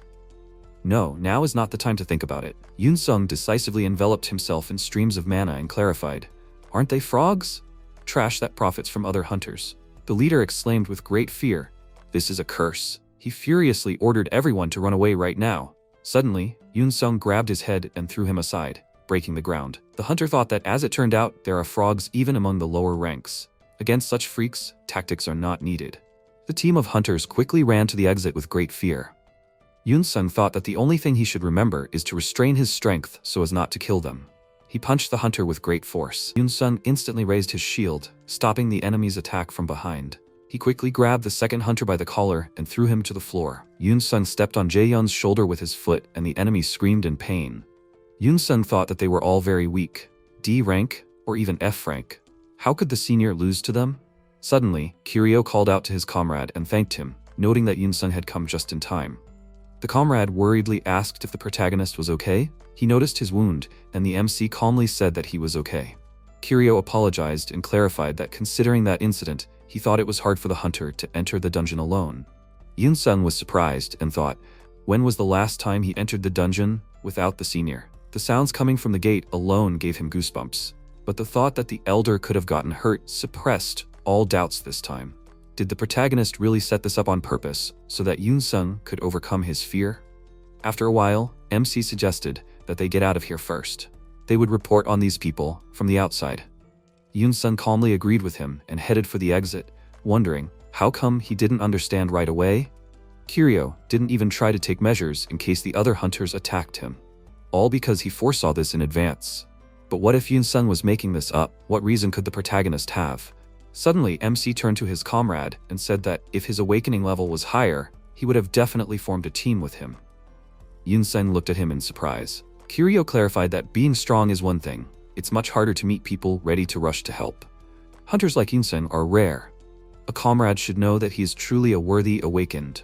Yun-sun cried with joy and covered his mouth with his hand, thinking, if MC's level was higher, would he have formed a team with him? If you think about it, all this time Yun-sun was hesitant to form a new squad. Every day of his was wasted because of that incident. After all, he, as the leader of the group, was unable to protect his comrades. It was even difficult for him to make new acquaintances. But it was at this moment that an opportunity arose to help a loved one. It was as if the elder deliberately created conditions similar to that terrible incident in order to suppress his bad experience and give him a sense of success. Yun-sun with strong admiration imagined Kiryu in a better image and thought that this was part of the protagonist's genius plan. And the fact that MC made him go through the gate, and even the fact that he allowed himself to be beaten. All these wounds are part of his big performance. Yun-sun can't believe that Kiryu is willing to go so far for others. Yun-sun turned to the elder and asked why the protagonist cared about him so much. MC asked with confusion, "Care?" The comrade confirmed this and noted that Kiryu explains so much and helps with training. The protagonist replied that Yun-sun is a good guy. He doesn't need another reason. Yun-sun smiled happily and headed to the portal, thinking that it was as expected from his elder. MC calmly noted that they finally got out. Can the comrade report everything? Yun-sun agreed with him, smiling. Kiryu apologized and offered to reschedule the training for another day, and he would go home. Yun-sun asked, Maybe it would be better for the protagonist to go to the hospital? He could call a healer he knew. MC raised his hand as he left and asked his comrade not to worry, saying that he would deal with it himself. Yunseng asked with confusion, "Isn't it difficult for F ranks to heal themselves? Potions are very expensive." He wondered if Kiryu had decided that he wouldn't pretend to be a simple F rank in front of him anymore. The protagonist with severe wounds thought that it was very painful. He was going to die. A few days later, at the MC's house, Kiryu put his hand on the place where the wound was. He was beaten up well that time. Finally, the protagonist recovered. MC thought that it had been a terrible week. First, he was kidnapped by human traffickers, then almost killed by awakened hunters. And today, he was being summoned to the association. Kiryu clarified that they could do everything at once. What's the point of talking about his situation again? He adjusted the belt on his pants with his hands and sighed, said that he was very lazy. The protagonist thought that, unfortunately, complaining won't help the situation. MC picked up the bracelet and asked if it was worth taking. Probably okay if you hide it behind your sleeve. Kiryu looked at the bracelet and thought that, as it turned out later, the price of this artifact at the auction exceeded 100 million won. However, this amount is still not enough to buy the dragon's lungs. The protagonist decided to hold off on selling the artifact. For now, he needs to keep it with him, but secretly from other people. 2 charges of absolute defense. For a hunter like MC, you never know when the bracelet can be useful. Suddenly, Kiryu stopped and looked at the car and thought that some freak during the day. Suddenly, the car window opened and the protagonist was surprised to interrupt his thoughts. He wondered, is this Chong-ho? Kiryu turned away with a displeased look and thought that he had met that crazy man again. If he had known that he would be here, he would have snuck in unnoticed. Chong-ho called him over and asked if he didn't even want to say hello. Was he going to go out to dinner? He looked at his phone and said that he had business at the association and seemed to be a little late. He apologized and said that they could talk next time. He looked at him with a very frightening look and said that he should get in the car. The protagonist immediately sat down next to him and thought with a worried look that he wasn't scared at all. As a representative of a highly developed civilization, he was obliged to make rational decisions and adapt to the situation. However, why did he suddenly come for him? He still kept their sister's secret about Haseong. During the interrogations, he never mentioned his name. He literally saw no reason for them to meet in person. Chong-ho continued driving and said that he had heard the latest news. They say he got into trouble with the frogs. Is that true? They are the ones who profit off other hunters. MC thought it must be about those bandits. However, where did he get that information from? He agreed and said that it really happened. He was driving his car and said that he heard that he got beat up badly and decided to check it out for himself, but it seems like he is okay. He looked at him and asked, did he say that he wanted to make sure? Chong-ho agreed and said that he wanted to make sure that he was not hurt too badly. It is still a dangerous situation. He is entering an EX rank 8, trapped by bandits. It seems like he is having a fun life. He would even guess that he is intentionally attracting these risky situations. By the way, he has a surprise for him. He should open the glove compartment. He didn't understand what he meant and asked, is he still not awake? It is a storage compartment near his feet. He should just pull it, and it will open. He opened the glove compartment, and Chong-ho said that it was a recovery potion. From what he could see, he didn't really need it, but he had already arrived, so he should take it. Kiryu took it and thought, so this was an Earthling's potion? Did he decide to help when he heard that he was under attack? Such things were common in his home world. If someone damaged their tentacles, for example, their loved ones would bring potions. It was like giving an antipyretic to someone who had a cold. It seemed that nothing bad would happen if he took it. He thanked him and said that he would use it. Chong-ho chuckled and said that he didn't seem surprised at all. The protagonist thought that he was surprised by the fact that he knew about mutual care, but he wouldn't drink it anyway. It would be much more useful to examine the contents. Who knows, maybe he'll find some interesting ingredients in this potion? He stopped his car and said that they had arrived. He looked surprised by this, and Chong-ho asked, didn't he say himself that he had business with the association, right? MC said that to be honest, he thought that he was taking him away for another reason. He looked at him and said that he had warned him right away that he just wanted to visit him today. So he should take care of himself and try not to get into trouble. He got out of the car, thanked him, and asked why he suddenly decided to care so much about him. He thought that he had recently threatened to kill him if he refused to keep quiet. Chong-ho said with a smile that in short, he was keeping an eye on interesting shots among the hunters of Korea, and he was one of those who showed potential. So he didn't want him to get into trouble again. He knew what he was talking about, right? Kiryu thought about it. Was he hinting that he should continue to keep quiet about that incident? He continued to smile and said that he had to go now. He seemed to have said that he was late. They would see each other next time. He watched Chong-ho leave and thought that he was looking after Korean hunters with potential and fighting human traffickers at the same time. If a talented person was injured, he would even be willing to take care of him? That was very patriotic. He would like to think so, but this man was the type who would kill anyone who interfered with his goals without hesitation. So he seriously doubted that he had noble motives, but another question bothered him more. Why was he suddenly interested in him, an F-rank hunter? The answer to this confusing question would be randomly found one day. After some time, the protagonist was standing at home, reading the news about the outrageous case of the murder of awakened ones and thought, this has nothing to do with him, right? The thirst for superiority, according to the description and classification of earthly specialists, is a skill that allows you to take away the victim's abilities after killing. For such an ominous skill, the name is quite strange. After reading the article, he immediately thought of Chong-ho. However, perhaps he was worrying too much too soon. He needed to reevaluate his actions. First, he offered him a lucrative job as a hunter. Second, he reacted very harshly to the incident with the local hunters being kidnapped. Third, he advised him to be careful. If you put all the pieces together, it turns out that he wants to kill him personally.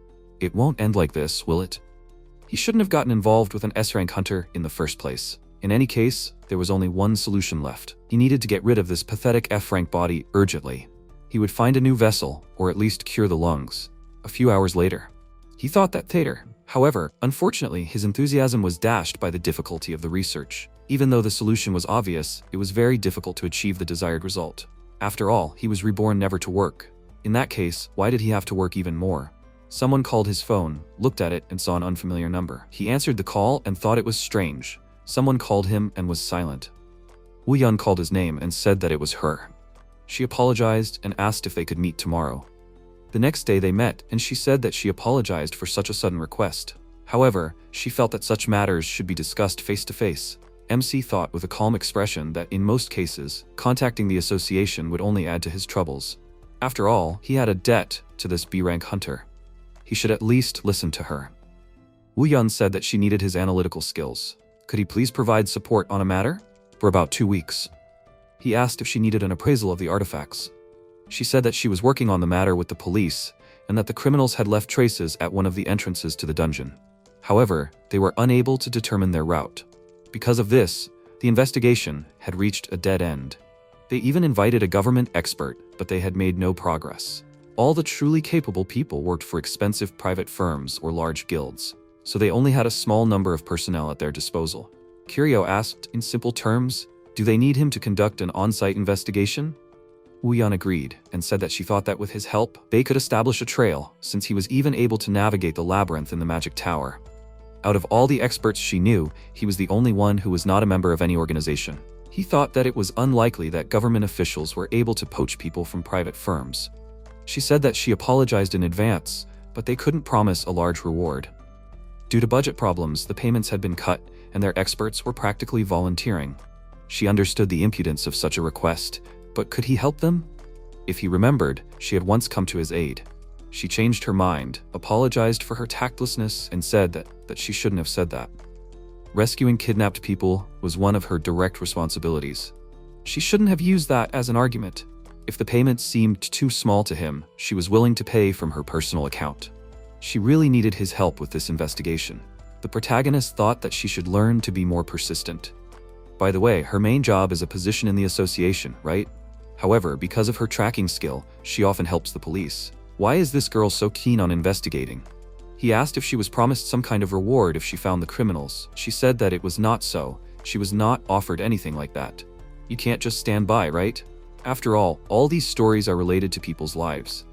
He thought that she was too pure and kind. Had he gotten out of the habit due to constant contact with immoral superiors? She opened up to him in a new way, but that is not the issue at all now. He called her by name and asked. She said that she was willing to pay him out of her pocket. Right? Woo Yun agreed, and he said with a serious expression that then she should transfer the payment right away. She was surprised because of this and asked how much he would charge. After that, they went to a restaurant where he started eating and thought that this kalguksu was even tastier than he thought. She looked at him and wondered what this meant. When he asked for payment, she was already tensed. She remembered how MC said earlier that she would pay for his lunch every day for the next 2 weeks. If she agreed to this condition, he would take part in the investigation. She thought that she was very confused, but still took him to her favorite restaurant. She hoped that he would like it. He finished eating and said that it was very tasty. Wu Yan looked at him and thought that he had a good appetite. Is his requests really that modest? Most awakened ones who have impressive power begin to behave extremely lowly, drowning in luxury and vanity. However, this man lives in a small one-room apartment. She shouldn't be naive, he's probably just playing the role of a humble guy to match his F rank. Even when he was kidnapped, he didn't try to find a way out, but calmly waited for the police in the room with the leader of the slave traders. Besides, she recently caught him entering a high-ranking dungeon. He's still too suspicious. It was recently revealed that he has analysis skills. He probably receives a lot of offers from big guilds. However, he ignores them and instead offered to help her? Is he expressing gratitude for that incident? That's unlikely. She's almost certain that he staged his own kidnapping and then went to the police himself to hand over the criminals. What is his motive? After all, the situation is urgent, and she can only accept his help. She will definitely not let her guard down. Kiryu looked at her with a slightly worried look and thought, even if it was payment from her, wouldn't it be too rude to eat it all by himself? He called her name and said that they should get down to business. Which gate should he start his investigation from? Wu Yan was a little surprised by this question and quietly said, from the gate where the terrorists were. He was surprised by this answer and asked loudly, are the terrorists in Korea? She gestured for him to be quieter and said that their method was quite unusual. They don't try to arrange a terrorist attack with bombs and stuff. They use monsters for it. Recently, someone artificially provoked a dungeon breakthrough. The protagonist thought that a dungeon breakthrough was a phenomenon in which the terrible creatures that live in the gate come out. This term directly refers to the peculiarity of the gate. The gate is a passage leading to another dimension called the dungeon, and this gate has a timer, just like a time bomb. Usually the timer lasts for 7 to 10 days, and for small dungeons from 3 to 5 days. If the dungeon is not cleared during this time, the barrier breaks down. The gate emits a burst of incredible power, and all the monsters hidden inside begin to rush out. That's why the phenomenon was called a dungeon breakthrough. This is what prompted the immediate development of countermeasures and technologies. As a result, huge budgets were allocated to solving the problem. However, now there is someone who is deliberately causing breakthroughs. They left the restaurant, and he asked how this was possible. Wu Yan said that this is what they are trying to find out. The protagonist said that, however, after the dungeon breakthrough, the gate disappears. What should they investigate then? She said that this is not true. The gate did not disappear. That's why she said that the criminals left traces. Recently, a fire monster appeared outside the city. It was followed by a breakthrough with hordes of other monsters. However, the gate from which those monsters came out did not disappear. A few days later, he came to the gate and stopped. His attention was attracted by the fact that Wu Yan called his name. He turned to her and said that he was finally here. He agreed and said that he came by taxi. He looked at the guy who came with her, and she said that this person would accompany him inside the gate. He asked, "What about her?" She said that she would wait for him outside. Her skills are more suitable for searching than for defense. Even though this is a B-rank gate, the breakout suppression team has already destroyed the boss, so it should be safe inside. He can safely investigate. MC thought that even the appearance of this gate was unusual. He and the guy entered the dungeon, where there was a volcano. After an hour of investigation, they were wiping the sweat off their faces because of the heat, and he thought that they could have given them water since they knew it was so hot. Like she said, it was empty inside. There were no monsters or people. Then why didn't the gate close? The guy asked. Maybe since they already checked everything, they should go back? Kiryu thought that their approach wasn't pointless though. He managed to find out something interesting. They both came out of the dungeon, and Wu Yan noticed them right away. She walked up to them and asked if they found anything. He looked at her and said that he wanted to drink some water first. He started drinking the water, and she asked if everything went smoothly, right? He said that he had some bad news first. It would be extremely difficult to find out the identity of the culprit. There was no evidence whatsoever that could be traced back to him. Even inside the gate, there were no obvious signs of manipulation. However, he did find something strange about the gate itself. It didn't appear on its own in the first place, but was intentionally opened by an awakened being. She guessed what he wanted to say, and they both said that since the gate was intentionally opened, it must be a fake exit. He can't go into detail yet, so he'll give a short description. This so-called terrorist of theirs is able to create new entrances and exits to the dungeon. Of course, he knows how to close the original passage, because there's a substitute in front of them. Wu Yun looked at the gate and asked, "But why are they doing all this? Just to provoke a breakthrough?" He wasn't sure about it and thought that after analyzing it, he was able to find out that there were several ways to deliberately cause a dungeon to break through. MC said that the number of passages had nothing to do with it. This isn't the first time a dungeon has strangely broken through, is it? She agreed and said that this was the third time this year. All 3 dungeons broke through before the allotted time. He said that in the previous cases, they didn't leave any traces, but this time, it was as if they deliberately abandoned the gate to attract attention. She asked if it was possible that the culprits in these 3 cases were different. He said that they couldn't confirm it at this time. He thought that if he had more mana, he could use advanced magic to quickly close this case. Reincarnation as a lesser hunter creates a lot of problems. He said that they can't enter this gate anymore. Since it's a fake exit, it's extremely unstable, and he doubts that the gate will last until tomorrow. Wu Yun asked, "But this is their only key and it will just disappear like that? They have to find a new lead quickly." After a while, Curio returned to his apartment and thought that, much to her chagrin, the gate disappeared before their investigation could progress. So they lost their only lead to the culprit. However, there was no new activity from the terrorists either, so he began to contact her less often. The gate disappeared, so there was no news. He noticed the news about a missing person and said that it was being talked about a lot lately. He turned on the video and the author said that this was the 7th missing person case in Yunpyeong-gu. 4 days ago, the police assembled a special investigation team to search for the missing people. He asked, "Is someone really looking for them?" None of the missing people were hunters. Why would someone kidnap ordinary people without waking them up? He noticed that Wu Yun called him, and he wondered if there was a new lead on the terrorist. He answered the call, listened to her, and asked, should he come to Yunpyeong-gu now? They met in the forest, and the protagonist said that he came since she called, but that was not part of the agreement. Isn't her ability enough to find the missing people? It is unlikely that he will be of any use here. He thought that it seems like they just don't have enough personnel. She continued walking and said that she already tried to track down those people using her skill. However, the result is very strange. The first 2 were not found at all, and when they finally managed to pick up the 3rd one, everything indicated that he was underground. The only obvious explanation that can be come to is a burial. It seems that everything is not so simple.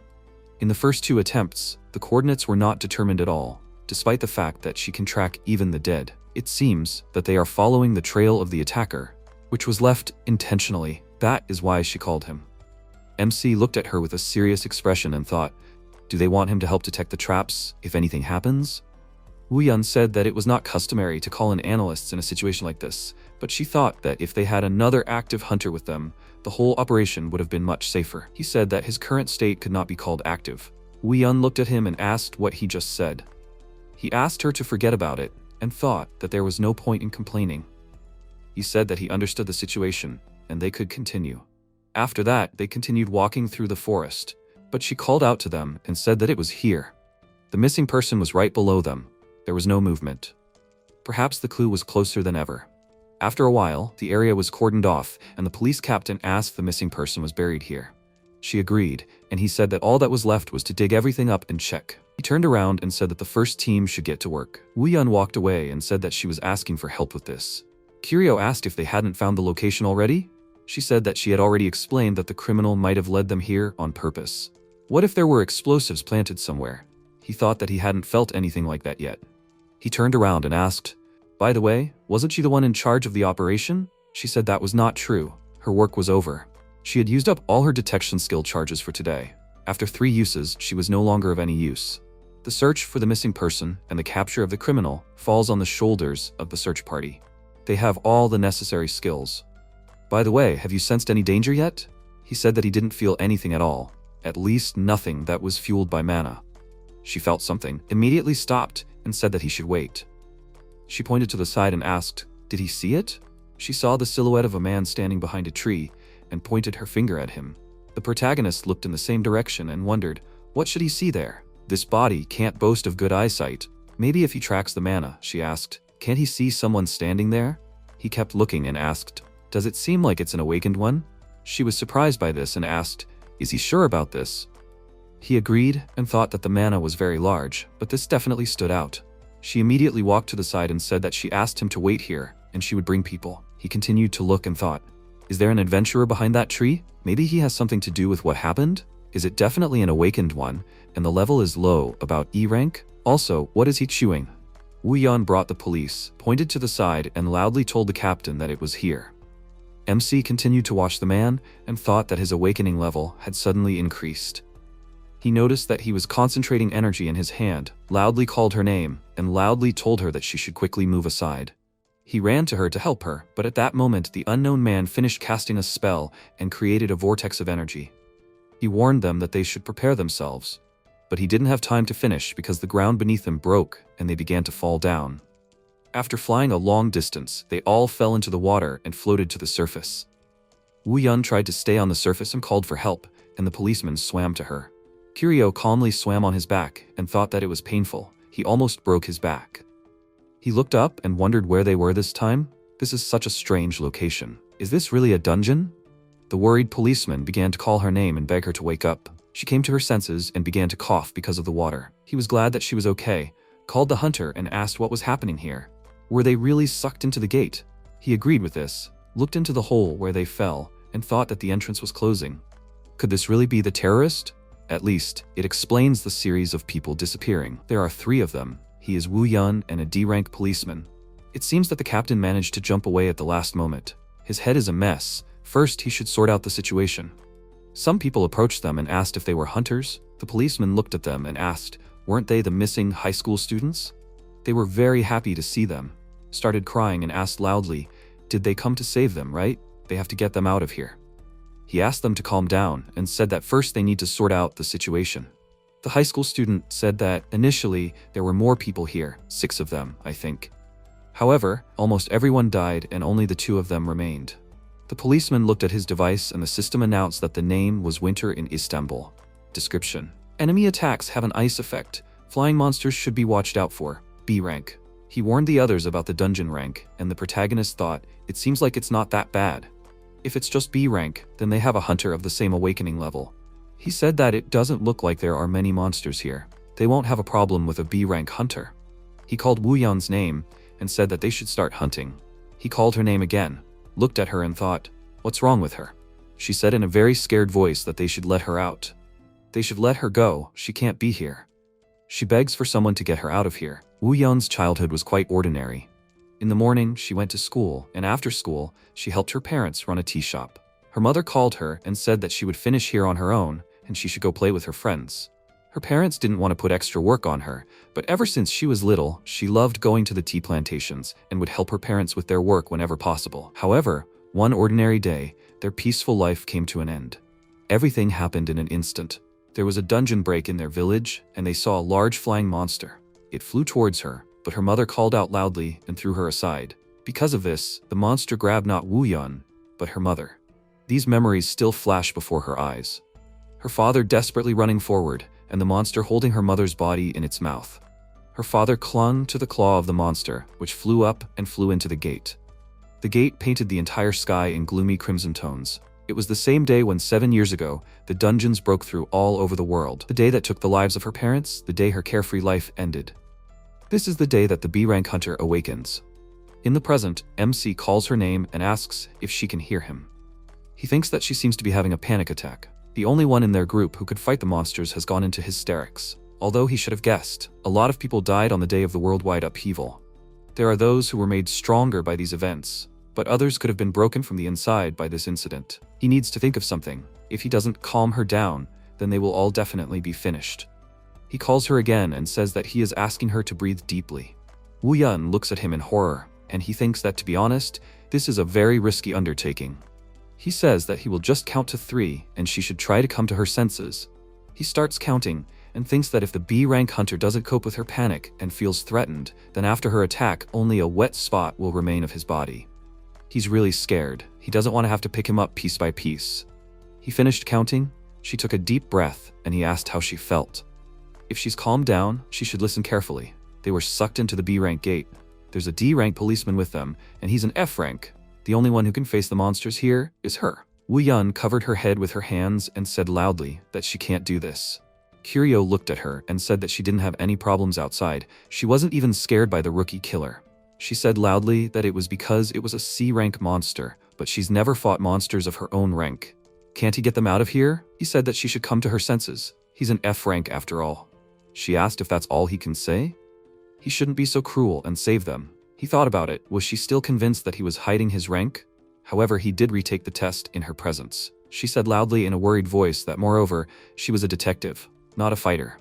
She had no fighting skills. What good was she anyway? He stood calmly next to her and asked, is she sure she can't handle it? If nothing is done, they will all die here. He continued to try to convince her, but Woo-yeon started to cry and said loudly that she had already explained that she couldn't. He put his hand on her shoulder and told her to calm down.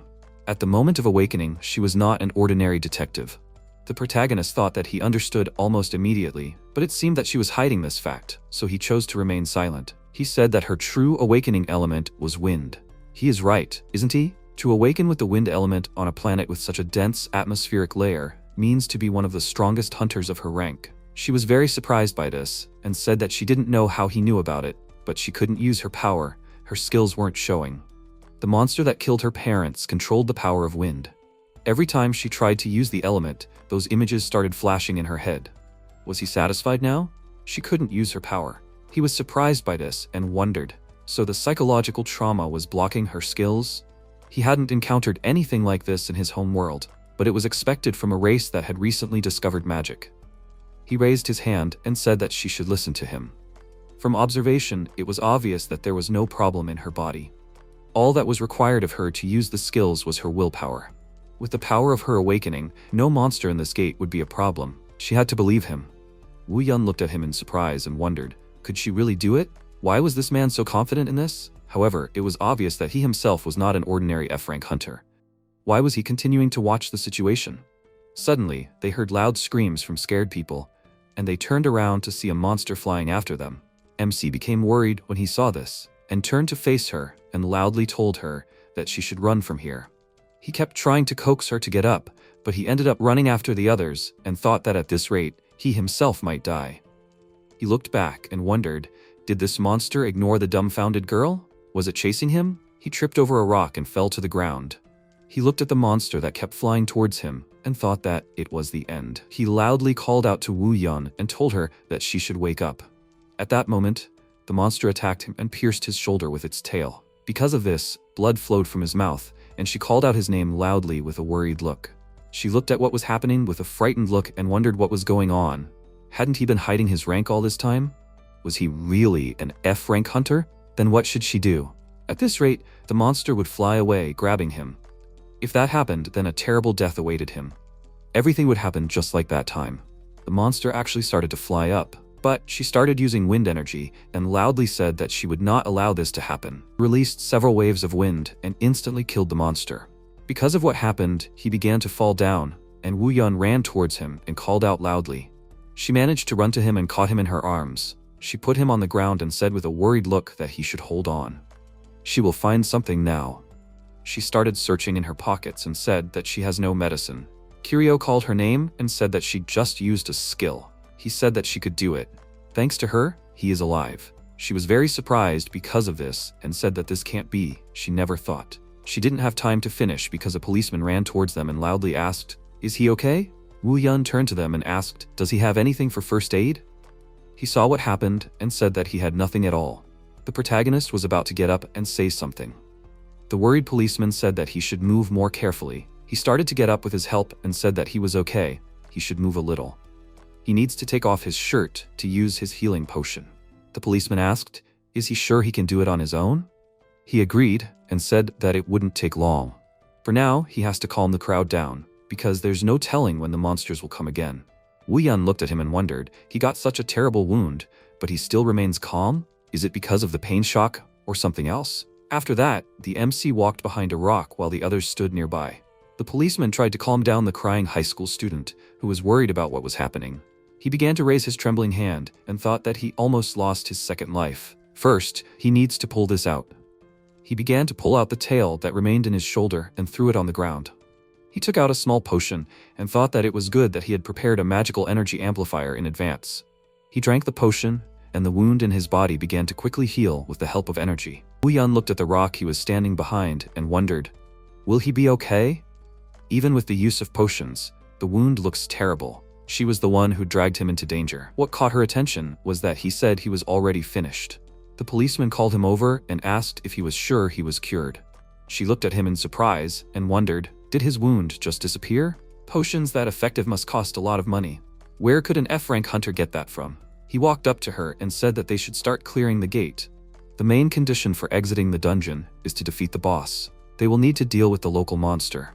She had just managed to use the skill. She needed to quickly start clearing it before she lost that feeling. Wu Yan said in a worried voice that she wasn't sure if it would work. He told her not to worry since he would support her. After that, they met another monster, and he said loudly that her skill was her weapon. She should take full control of it. He called her name loudly and warned her about the monster attacking from above. She immediately turned around, released a stream of her energy, and killed that monster. After that, they all went to her, and the protagonist said that he told her that she had nothing to worry about. She did well. The lost students asked, "Does that mean they will get out of here soon? They will be sent back home, right?" He said that they should rest here first. The policeman was surprised by this and said that, however, the boss's room is right in front of them. He said that they need to prepare before the final push. Wu Yan stood there with a worried look and wondered what she should do. Maybe she should tell them right away? She has zero experience in clearing dungeons. Her entire career has been an office job with paperwork. However, here she is, standing right in front of a gate boss of her rank. She is really scared. Will she even be able to do this? After that, she went to the wall, sat on the floor. MC came up to her and asked if she is still here. She turned to him, and he said that even so, she does not need to blame herself. He should apologize to her because he was forcing her to go through the motions despite her childhood trauma. He apologized because it was hard for people to suppress memories of death. He sat down next to her and said that if only that damn terrorist hadn't brought them here, they wouldn't have to go through this. However, given the circumstances, he asked her to hold on for a little while longer. If she could pass this test, it would make her stronger than ever before. He understood how hard it was for her, so she should let him know when she was ready. He was about to suggest that they rest some more, but Wu Yan stood up and said that she was ready. She said with a serious expression that they had to kill this boss. After that, they continued on their way, but Kiryu stopped and told them to stop too. He said that the boss was right behind this gate. The entrance was big, about 5 meters high, right? It was extremely dangerous to go any further, so the two of them would go together. The rest of them should stay put. After that, they opened the door and went inside, where they saw a chimera. He said that he doesn't notice any weaknesses yet. It's worth attacking right away to test it. Wu Yan immediately started using energy and thought that the best option was to finish it all off with one hit. She released a strong stream of energy, but the monster noticed it and jumped aside at the last moment. She was surprised by this and wondered if the boss had dodged her attack. He loudly called her name and loudly said that she should dodge. The boss began to release a stream of ice energy, which they both dodged. Immediately after that, she counterattacked with her energy. This had no effect on the chimera. It began to attack in response, but she slipped to the side and dodged this attack. She immediately struck back with energy and hit the monster's head. The protagonist watched this from the side and thought that she was clearly exhausted. Her mana reserves were already at their limit. Even despite the wind element, it is extremely difficult to defeat a boss of the same rank. In addition, she has little experience using her skills. The only encouraging thing is that it looks like the boss will fall before her. She and the chimera released their energy at the same time and did not hit each other with these attacks. Unexpectedly for her, this monster ran up to her very quickly and attacked with its paw. Wu Yan was not confused by this. She swung her hand and with her energy cut off the paw it was trying to attack with. The chimera screamed loudly in pain, but immediately struck with its tail. She immediately reacted to this and jumped to the side. She was breathing heavily due to fatigue and thought that she had used up too much mana. She felt like her lungs were about to burst. Every part of her body was screaming that she needed to stop. She was already at her limit. She needed to finish. She released a strong wave of energy and the monster was pushed aside. It withstood this attack and struck with its tail, but she jumped back. Immediately after that, Wu Yan released her energy again and cut off the dungeon boss's tail. It started to attack with its paw on the ground, throwing ice. She once again attacked the chimera with her energy, which was running towards her, and thought that she hoped that it would die soon. She tried to attack with energy again, but her mana ran out and she could not finish the attack. She turned around with a worried look and saw that it was cornered. She looked at the monster with a very scared look, which was running towards her with its mouth wide open to kill. At the last moment, MC stood between her and the monster, used a barrier to stop this attack. He immediately turned to her and loudly asked why she froze. She needed to kill him. She wanted to explain the situation, but he already understood and loudly said that she should try to collect everything that was left. Now is not the time to cover her face with her hands. She needs to come to her senses. Is she ready to let all these people in the gate die? Because of what he said, Wu Yan remembered her parents and what happened to them. It gave her a boost of energy. She gathered all her mana and released a powerful beam of energy, which killed the boss of this dungeon. She looked at it with a very tired look and thought that she did it, they won. She looked at Kiryu and thought, what was that? How was he able to reflect the attack of a rank B monster? She didn't even notice that he used any skill. He came up to her and said that she did great. Their attention was caught by the fact that other people ran into the room and loudly said that they defeated the boss. They are the best hunters. It was incredible. They really did a great job. The student pointed to the side with a happy look and said that they should look at this. The gate is opening. This is the exit. They are saved and will finally go home. The protagonist turned to her and said that it was time for them to go back. Wu Yan agreed, looked at him and thought that there was no doubt. It was all because of the difference in the density of magical energy. And the difference was colossal. Everything suggests that even the power of a B-rank boss was insignificant in comparison to him. This man has enormous magical power. He turned to her and asked why she stopped. It was time for them to leave. She stared at him and asked, is he really not crazy? He put his hands behind his back and asked what she meant. There were police cars parked near the forest, and MC looked at the bracelet in his hand and thought taking the bracelet with him was a great idea. The system windows said that these were twin angels. It was an artifact in the form of a bracelet that granted 2 charges of absolute defense. He wanted to save it since it only had 2 charges, but if he didn't use the bracelet at that moment, it would be the end. He put it in his inside pocket and thought that if someone noticed this, he would get into trouble again. Suddenly, Wu Yan appeared in front of him and shouted, Hunter Kim Kiryu. MC turned around in fear and asked, right? He thought that she seemed worried ever since. Wu Yan thought, honestly, she sincerely wanted to punch him. He was a person for whom even a B-rank boss was a mere trifle, but right now he was pretending to be a poor guy who was injured? And all this just to help her reveal her skills? Wu Yan came closer to him and, folding her arms across her chest, said that she roughly understood why he had arranged this whole circus. But let him not think that she would be grateful to him. It was mean. Are you sure he is not crazy? What was the point? Before she could finish speaking, the MC suddenly interrupted her and asked what she was even talking about. Son Wu Yan, he should be grateful, shouldn't he? All these people were lucky to have her with them. It was only thanks to her that they were alive. He smiled and said, thank you so much. Wu Yan froze in surprise when suddenly she was called from behind, the hunter Son Wu Yan. She turned around and saw a mother with her daughter who happily said that she couldn't even imagine how grateful she was to her. She thanked the hunter. The woman spoke. She saved her daughter's life. Thank you so much. Their entire family is indebted to her. Wu Yan started waving her arms and saying that it wasn't so. She was just doing what she had to do. She thought that while inside the gate, she only thought about herself. But now they got out, and these people thanked her like some kind of heroine. Why does Hunter Kim Kiryu do so much for her? What does he get out of it? And even now, he decided to thank her. What is on his mind? After a while, MC stood up and thought, can't he leave now? There were problems, but in the end, they managed to catch the criminal. The missing people were also found. The rest of the work goes to the police. He has nothing to do here.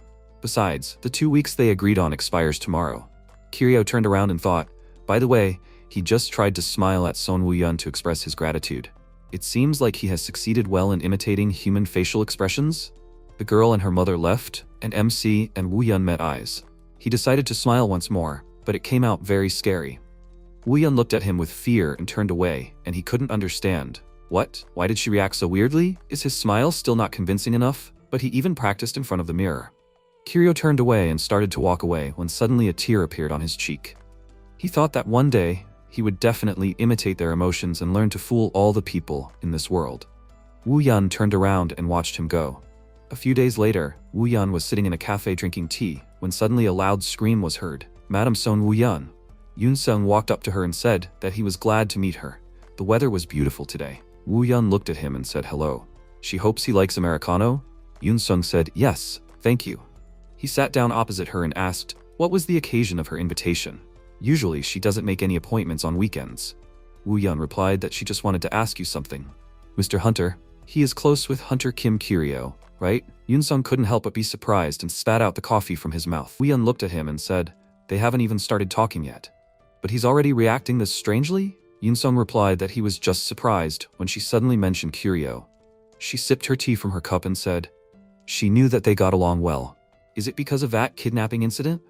To be honest, she didn't think much of it back then, but when she accidentally discovered that A and F rank hunters were exiting the gate together, she found it strange.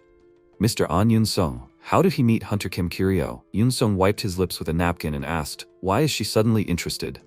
Is this an order from the association? Woo-yeon thought about it.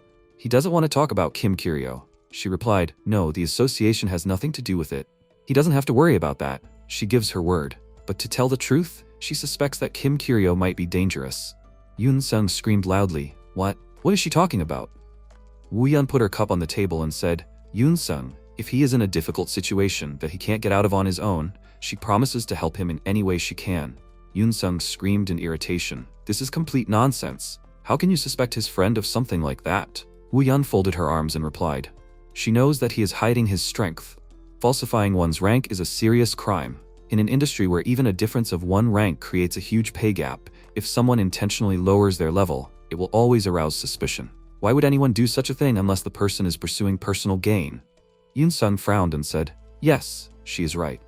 Woo-yeon looked at him askance and said, Mr. Yoon-sheng, he has a reputation as a decent and reliable hunter in the association. But this creates even more confusion, since it is unclear why he is hanging out with this F rank. Perhaps there is something else behind the manipulation of Kim Kiryo's rank, or this person is so dangerous that he is a threat even to him, and A rank. So she thought, perhaps he unwittingly became a pawn in someone else's game.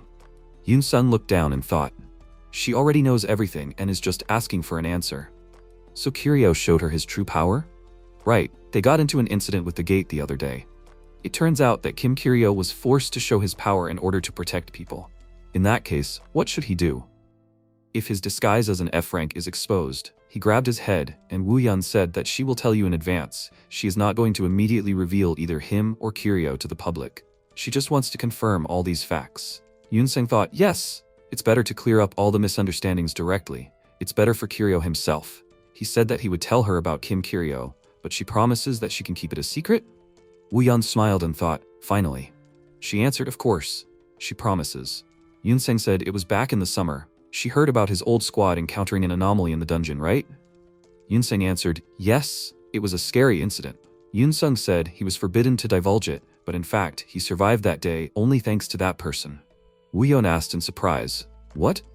Yoon-sung jumped up from his seat and slammed his hand on the table and screamed. He still remembers everything down to the smallest detail.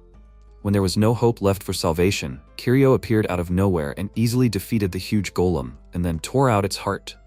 Woo-yeon looked at the cheerful Yoon-sung with a puzzled look, when suddenly he turned around and asked, she is worried about his official F rank, right? For that, he must have his own motives. He asks, could she please be understanding? Woo-yeon asked, what motives? Yoon-sung said, he did not ask himself, but he thinks it is a case similar to Jung Ha-seong. It is about that incident during the interview, when, due to the magic power of the S rank, ordinary people lost consciousness en masse.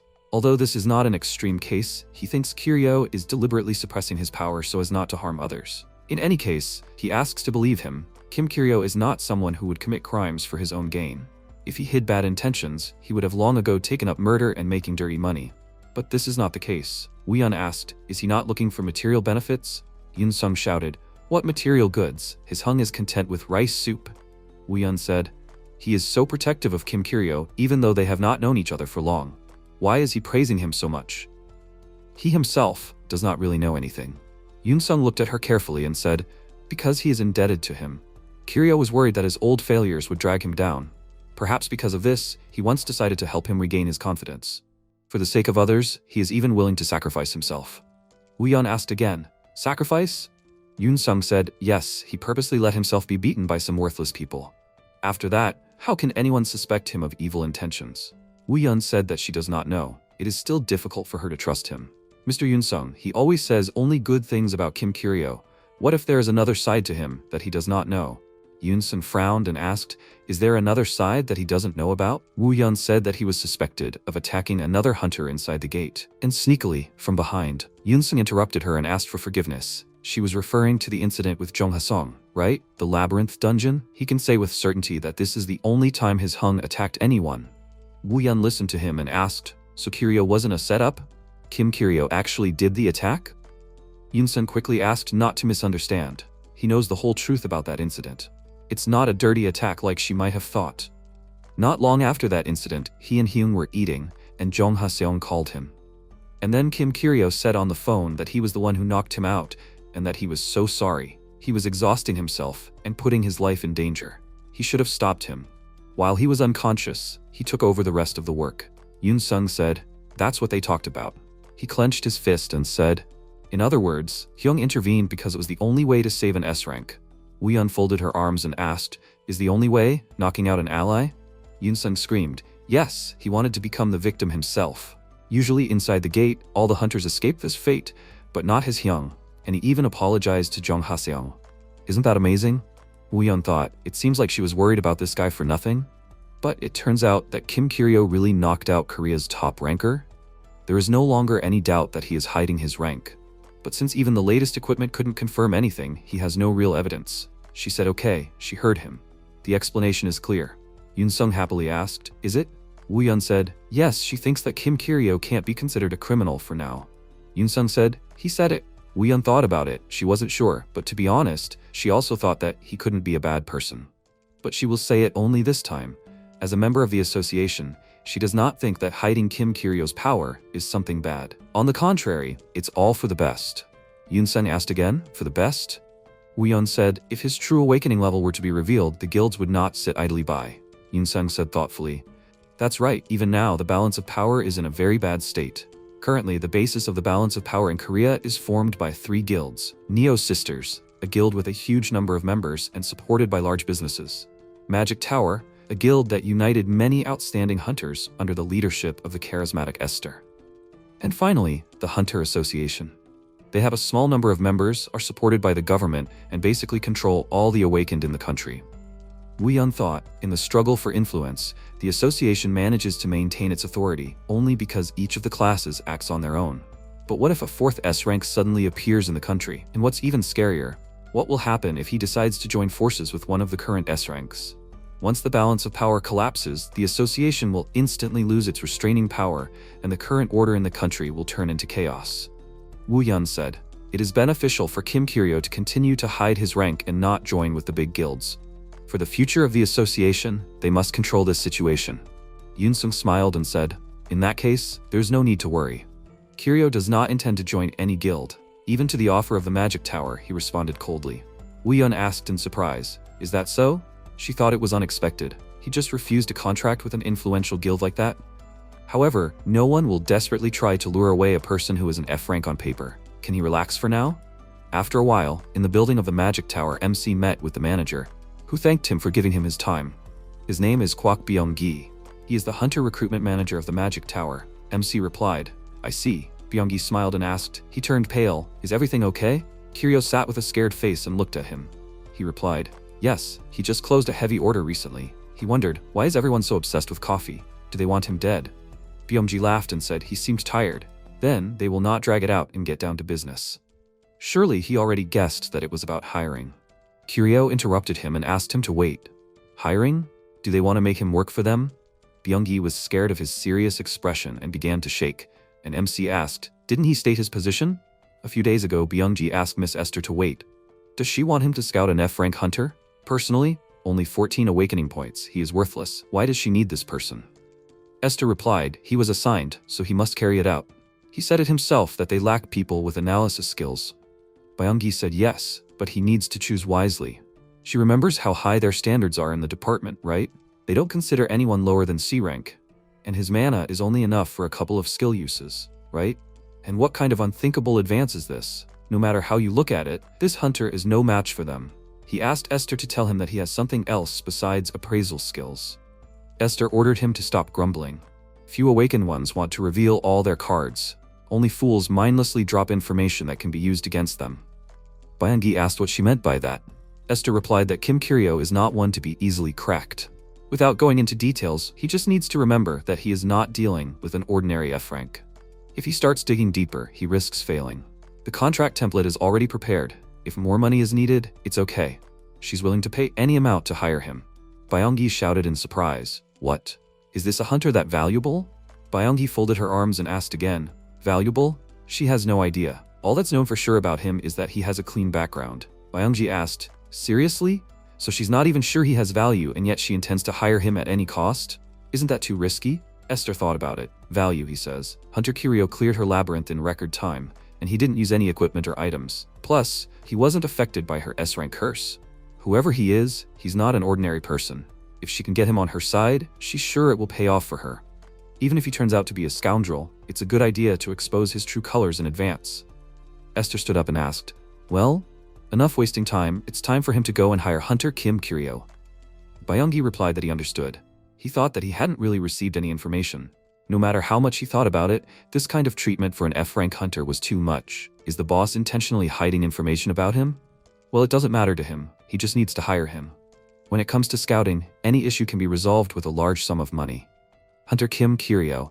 Currently, MC said they were going on about their terrible work again. He had already refused earlier, hadn't he? Byung-gi replied, yes, he knew very well that he had rejected the first contract they offered. At first, they were thinking of giving up on this idea, but they still decided to try their luck again in case he changed his mind. Their first offer was too spontaneous. He probably didn't like the terms. He reached into the inside pocket of his jacket and took out the contract, placing it on the table.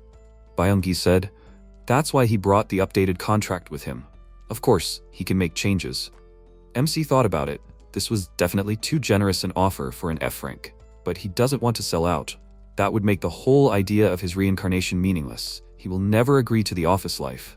Kiryu folded his arms and said, enough. He already said that he refuses. Byung-gi looked at him in surprise and thought, so abruptly and simply, maybe he is already negotiating with another guild? MC replied, no, it is not that. He just doesn't intend to join anywhere. Byung-gi said, but if he intends to build a career as a hunter, sooner or later he will need a guild. Maybe he will think again. MC interrupted him and sharply replied that he will not think about it. Byung-gi clenched his fist and put it on the table, saying, I see. He thought, who would have thought that he would humiliate himself in front of an F rank? The guildmaster sent him for a reason. It seemed that thanks to his connection with Esther, he had already gotten used to the pressure of high-ranking hunters, but now even that doesn't help. Byung-gi said, it seems like he misunderstood him from the start. It's not about the amount. I doubt he'll agree even if he offers him a blank check. He means a check without a specific amount, meaning the recipient can write whatever they want. Byung-gi laughed and looked at MC's serious face and thought, he didn't even react to the blank check. He was so clearly expressing his dissatisfaction. Was he hinting to him that there was no point in trying to buy him? MC sat and thought that he hated the office. He hated going to work. He hated overtime. He hated business trips and meetings. Byung-gi sighed and thought, no, such a person can't be an F rank. He said, it seems like there's no other way out. He understands perfectly well that an official contract is just a burden for him. He lowered his head and asked him to forget about the previous sentence. Kiryu asked, what? Byung-gi took out a tablet and said, what he was going to show now is something completely different. This is not a long-term contract, but just a one-time task. Maybe he can consider this with less stress? He put it on the table and said that they recently received an item of equipment when clearing the gate, but they were unable to analyze its characteristics properly. And they were just looking for an outside expert. Kiryu thought, an item of equipment? That sounds good. If it's just a single item that needs to be appraised, it won't take long. But he never officially appraises items. Will it be okay? Byung-gi said that this is the fee set by the magic tower for completing the task. Kiryu picked up the tablet and carefully read the amount. The manager said, he understands that the monetary payment doesn't mean much to him, but MC interrupted him and replied, he agrees. Byung-gi asked, what? Kiryu asked, should he sign it right here? Byung-gi held out a pen and said, yes, here, he has a pen. He thought, what's the matter? Is he trying to make amends, thinking that his previous refusal was too rude? He didn't expect to see a soft side to him. MC signed and asked where and when he should come. 2 days later, the manager returned to the office, where a girl met him and said, sir, welcome back. Byung-gi said hello, and the girl said that Hunter Kim Kiryu was waiting for him in front of the second lab. He asked in surprise, already? He got it. He headed towards the lab and thought, of course, it's a pity that they couldn't fully hire him. But even such a small step can already be considered progress. Today, he will see their conditions with his own eyes, and then changing his mind, he will sign the contract like a cutie. Byung-gi went to the right place and said, Hunter Kim Kiryu, it's nice to meet you. He held his card to the scanner and said, the necessary equipment is inside. He opened the door and said that this is the second analysis lab. The subject of analysis will be an artifact obtained from an A-rank gate. They are temporarily classifying it as unique. Kiryu followed behind him and thought, if unique, then, if he was not mistaken, it was the 3rd rank out of 5 set by the association. The rank is determined by a comprehensive assessment of the durability and properties of the equipment. Byung-gi said, "This is it." MC looked at the blade in the flask and thought that at first glance it was clear that the item was unusual. Byung-gi said that the temporary name for this is the Cursed Sword. MC asked again, "Cursed?" The manager replied, "Yes, there is a reason for such a name." As he said before, this item was obtained by their hunting team after fighting an A-rank monster. It belongs to the unique, so everyone was very happy at first. But it soon turned out that this weapon absorbs magical energy. He imagined the guy grabbing the sword when suddenly dark magic burst out and took all the mana of the guy, who fell to his knees. Byung-gi thought the first one to try to grab the sword was an A-rank hunter. Since then, the number of victims has already exceeded 10 people. He said, but the amount of magic absorbed is abnormal, making it difficult to conduct a full analysis. Perhaps there are still some hidden conditions, but they can only guess. MC asked, "Is that so?" Byung-gi said he thinks MC understands that this is an extremely difficult situation.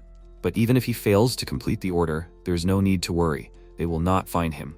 Before he could finish speaking, Kiryu suddenly grabbed the sword and said, "Wow, this is easier than it looks." Byung-gi's eyes widened in confusion as he looked at this. He shouted, "Sir Hunter, you can't touch the sword so carelessly." MC asked, did he want him to conduct an assessment without touching it?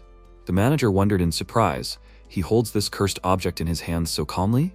How is it still in perfect order? Even their best hunters quickly lost consciousness while trying to hold on to the sword. How can he handle such a colossal consumption of mana? Guildmaster, what kind of person did she decide to lure into their company? Kiryu said honestly. He looked at Byung-gi questioningly and thought, what's the matter? He didn't like it so much that he picked up the sword. But so far, it hasn't shown any interesting properties. It's just an artifact that, like a vampire, sucks magical energy from the user's body in exchange for power. However, there is a defense mechanism in it. The absorption stops when the user's body has the minimum amount of mana left to survive. That's why it's hard for higher-ranked hunters to hold the item in their hands, because they give up too much mana and feel terrible pain. The higher he stands, the more painful it is to fall. His mana is the very minimum for survival. That's why he is not affected by the curse of this sword. There are no hunters below C rank here, so it's no wonder their guild hasn't been able to find out anything. Byung-gi looked at him and asked, "Hunter, are you sure you're okay?" MC replied, "Yes, in full. Anyway, the evaluation is very simple. It's just a sword whose stats improve as it absorbs mana." Byung-gi asked, "How do you use it?" Even an A-rank hunter instantly collapsed. Kiryu said, "Endure." Byung-gi asked, "What?" MC said, "You need to endure, then the sword will stop absorbing more mana, which is what he needs." The manager froze in surprise, and Kiryu could not understand the reason. He lowered the sword down and asked, "Is it possible that none of their people could handle it?" Byung-gi asked, "That is, Mr. Hunter? Does he mean to say that you just need to endure this terrible pain?" MC replied, "That's exactly it." The manager thought, is he a psychopath? How does he manage to say that with a stone face? Besides, his phrase is "none of yours could handle it." He clenched his fist and thought, does Kim Kiryu mean that they call themselves one of the strongest guilds in Korea? What a disappointment. Does he mean this? Byung-gi smiled and thought, no, they don't bear the proud name of the Magic Tower for nothing. He said, "Can you see, the sword was obtained by the hunters from the reserve team. They only have newbies." Kiryu replied, "Then it's no wonder none of them could handle the artifact." He thought that the problem also lies in the ability to control mana. He said that among his acquaintances, maybe Chong-ho could handle it. With his level, he can probably use the sword without much effort. Byung-gi screamed, "Chong-ho?" Kiryu replied, "Yes." The manager looked at him and thought, so only S-rankers can handle this artifact. But that means Kim Kiryu is at the same level.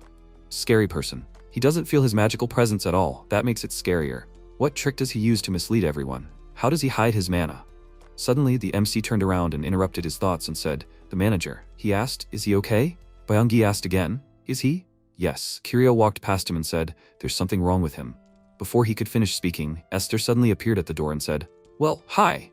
Byung-gi cried out, "The leader." She smiled and said, "He's really energetic today." She was informed of Kim Kiryu's arrival.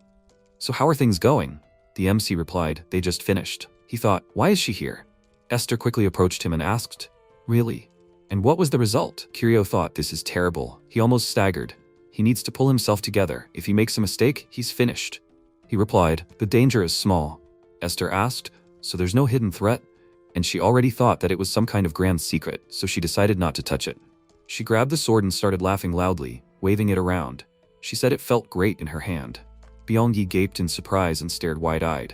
Kiryu thought, after all, S ranks can easily withstand even mana absorption. The manager clutched his heart, and MC thought, what's wrong? Is he afraid that Esther will get hurt? He said, Miss Esther, could she please pass the sword to him? She said, of course. Kiryu, it seems like he likes it? MC asked, what? Esther said that there are no people in their guild who would benefit from this sword much. If he wants, she can give it to him. Kiryu thought that he doesn't really need it either, and besides, for an F rank, it's too generous. You shouldn't accept gifts from mages who specialize in curses. He said, frankly speaking, this sword is beyond his rank. Esther asked, what? He means that he doesn't have enough level to use it? Kiryu thinks Earthlings call this sarcasm? It would be nice to play along and smile, but last time Son Woo-yeon's reaction was not what he expected. Esther said thoughtfully, okay, she understands. Hunter Kim Kiryu. Suddenly MC took out his phone and an urgent notification appeared on it. He thought, is this an emergency?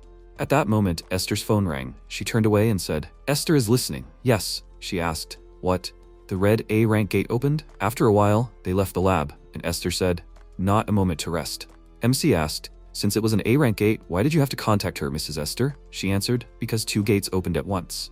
Kiryu thought in surprise, 2 A rank dungeons at once? He looked at his phone screen and thought, indeed there were 2 notifications too. Suddenly Esther said, Mr. Kiryu, she apologizes for what happened. And she was already hoping that today they would drink a cup of coffee again. MC replied that everything was fine, he was even glad. Esther folded her hands behind her back and said, we need to call 2 people from the analysis department right away. They will probably have a lot of new trophies to evaluate. Byung-gi replied, yes. Kiryu apologized, if they don't mind, could he go with them? He would be useful in sorting out magic items. Esther turned around and asked, really, Mr. Kiryu? Of course, it's not a problem, but why does he want to go there? MC spread his arms in different directions and said he had long been interested in how effective their S-rank curses are. He wants to watch the battle unfold. He thought that he had practically no experience with earthly curses. He needs to suck up and get information. Kiryu asked, Miss Esther has such a strong magical energy. Undoubtedly her abilities are outstanding, right? Byung-gi said fearfully, Hunter, such words. Esther interrupted him and said as he wishes. They would go by car together. MC frowned and said, thank you. He thought he must have earned some sympathy points. When dealing with a curse mage, the best tool is praise. At this rate, he can continue to maintain a good relationship with an S-rank hunter. Esther turned around slightly and thought, Kim Kiryu, you idiot. Does he have no idea what the limits are? He says he's curious about how strong an S-rank hunter is? After neutralizing her skill, he still dares to say such a thing. Is it really his arrogance that makes him want to watch her fight? They got into the car, and Esther said, the association has blocked the roads, so the driver needs to step on the gas. He looked at her and asked her to please buckle up. Esther responded with a displeased expression, as if she was in danger. Byung-gi sat down with MC in the middle row and thought, such disregard for S-rank means that he seems to be damn confident in his abilities. A terrible F-rank fanatic. Esther wondered, why such a provocation? Could it be that if she gave in to the provocation and cursed him again, he would not let her get away with it? So, a warning? Kim Kiryu, despite his harmless appearance, he is very determined, huh? After a while, a child was standing on the balcony and looking at the blood-red sky. The military was controlling the road. The man swung his stick and shouted, the road is blocked, let them go around. We need to turn around, it is dangerous to drive further. After a while the driver said, they are here, boss. The dimensions are quite impressive. Esther got out of the car and said, she will agree. The large portals were next to each other. Esther asked, have the civilians been evacuated yet? The driver replied, yes. She smiled and clutched the bracelet on her hand, saying, great, then they will begin. Kiryu got out of the car and thought, so, this is what they are, the red gate. Like the blue gate, which always has a long timer, in the case of the red gate, the breakthrough occurs within a few minutes and then suddenly closes. But what is that noise? Are those all the dungeon monsters? Suddenly, Esther asked for attention and said that the guild master is starting work. If they want to quickly go home, then they should sit quietly and not interfere. Everyone screamed, yes. MC turned around and thought, why is everyone moving so far away? Isn't it better to stay close to provide support? Byung-gi said, Hunter Kim Kiryu, he should definitely not approach the leader now. MC thought, it seems like everyone has immense faith in Esther's abilities. Can she really handle it alone? Esther walked up to the portal, when suddenly a monster's hand burst out from there, and then many creatures appeared from the gate. Esther waved her hand, and the monsters fell to the ground dead, and new ones continued to appear. A headless golem came out of the portal and swung a log, throwing it in her direction. Completely different monsters from each other continued to appear from the portal, when suddenly a bone monster came out and snapped its fingers, causing an explosion. Kiryu looked around and thought, real chaos. How was she going to deal with these hordes on her own? Esther thoughtfully asked, so since she is left-handed, why not start with the left gate? She headed towards it and activated her mana, began to strike the creatures. The monsters fell to the ground, and MC thought, horror. It only took her a moment, she was not joking. Curse, this is some kind of powerful suggestive installation. It is capable of creating a strong illusion in the brain and in an instant turning a healthy person into a sick person. The effect is so strong that it makes you feel real pain. But for the curse to work, incredible concentration is required, and she does it with such ease. Esther can deal with all the creatures that get into the area of effect. That's why the staff ran so far away. Even a fleeting effect is extremely dangerous. MC continued to closely monitor Esther, and she looked towards the second gate and said, great. And she was already afraid that everything would end too sadly. She clenched her fists, and a stream released drops of blood from her fingers that fell on the ground and activated a bright stream of energy. The golem fell to the ground and died, and the monster directed its mana towards Esther. She looked at it, and then struck the rest of the creatures. Blood got on Esther's body, after which she shook herself off and said, what kind of sticky substance is this? Blood? How strange. Suddenly, a horde of monsters appeared in front of her, after which she snapped her fingers and directed energy towards the demons. Esther looked at her hand and asked, is it still sticky? And what should she do about it? Well, what difference does it make? Let them all die in agony. Blisters appeared on the creatures' bodies, after which they exploded, and the monster's blood splashed in different directions. Kiryu frowned and thought, this is the real power of an S-rank. The S-ranks he had met before did not use their full potential, so as not to accidentally harm him. He looked puzzledly towards the portal, from which someone's huge limbs appeared. A huge creature began to emerge from the gate, and Esther smirked and asked, so this is the boss of this gate? Now I understand why it took so long to come out. Such a huge monster. She directed mana towards the monster, which quickly fell on its side. MC thought that he expected something more frightening. Esther looked around and said, well, disappointment. Suddenly, her attention was drawn to a huge metal creature. Kiryu thought, the second one comes out right away? It seems like it's not a living creature. It's obvious that inanimate objects can't be cursed. It's a huge pile of metal. Esther's powers are ineffective here. What will she do? The monster slammed its limbs onto the ground, and Esther was sent flying. She landed on her feet, and when she raised her head up, she saw the creature's huge paw. She swung her leg and struck the monster and tore off the limb. She jumped on the creature's body and rushed up, and the monster tried to strike with its limbs, causing her to start darting from side to side. Esther dodged the blows and struck with her heels. The monster fell to the ground, after which all the fighters returned back and happily talked, as expected from the leader. Since she personally took on the matter, even 2 A-rank dungeons are not a problem. MC stood there with a dissatisfied face and thought, if magic is useless, is it just a threat with muscles? Even being an expert in curses, Esther surpasses almost all hunters in brute strength. Suddenly a shout was heard from the side. Hey, what is he doing? The hunter ordered the man to get out of here immediately. The man waved his hand and said, they don't understand. His car is parked there. The hunter grabbed his hand and asked, idiot, can't he see what's going on? It's too dangerous here. Let him get out quickly. The man asked, why are they touching him? Do they think hunters are allowed to do anything? They'll just quickly drive the car away. If something happens to this, who's going to pay? And anyway, almost all the monsters are already dead. MC thought, no, you can't. The curses have already spread too widely. If an ordinary person gets under the influence of an S-rank curse, the man shouted in displeasure, get out of the way. The hunter said, no, it's too risky. Esther turned around and thought, a civilian? She put her hand in front of her and shouted, magic tower. She's disabling her skill, have them strengthen the perimeter security. The hunters responded, yes. Kiryu thought, what? In a situation like this, she's disabling her skill? Esther ordered to hurry up and evacuate the citizens. MC thought, if she deactivates the curse now, then the monster that was suppressed earlier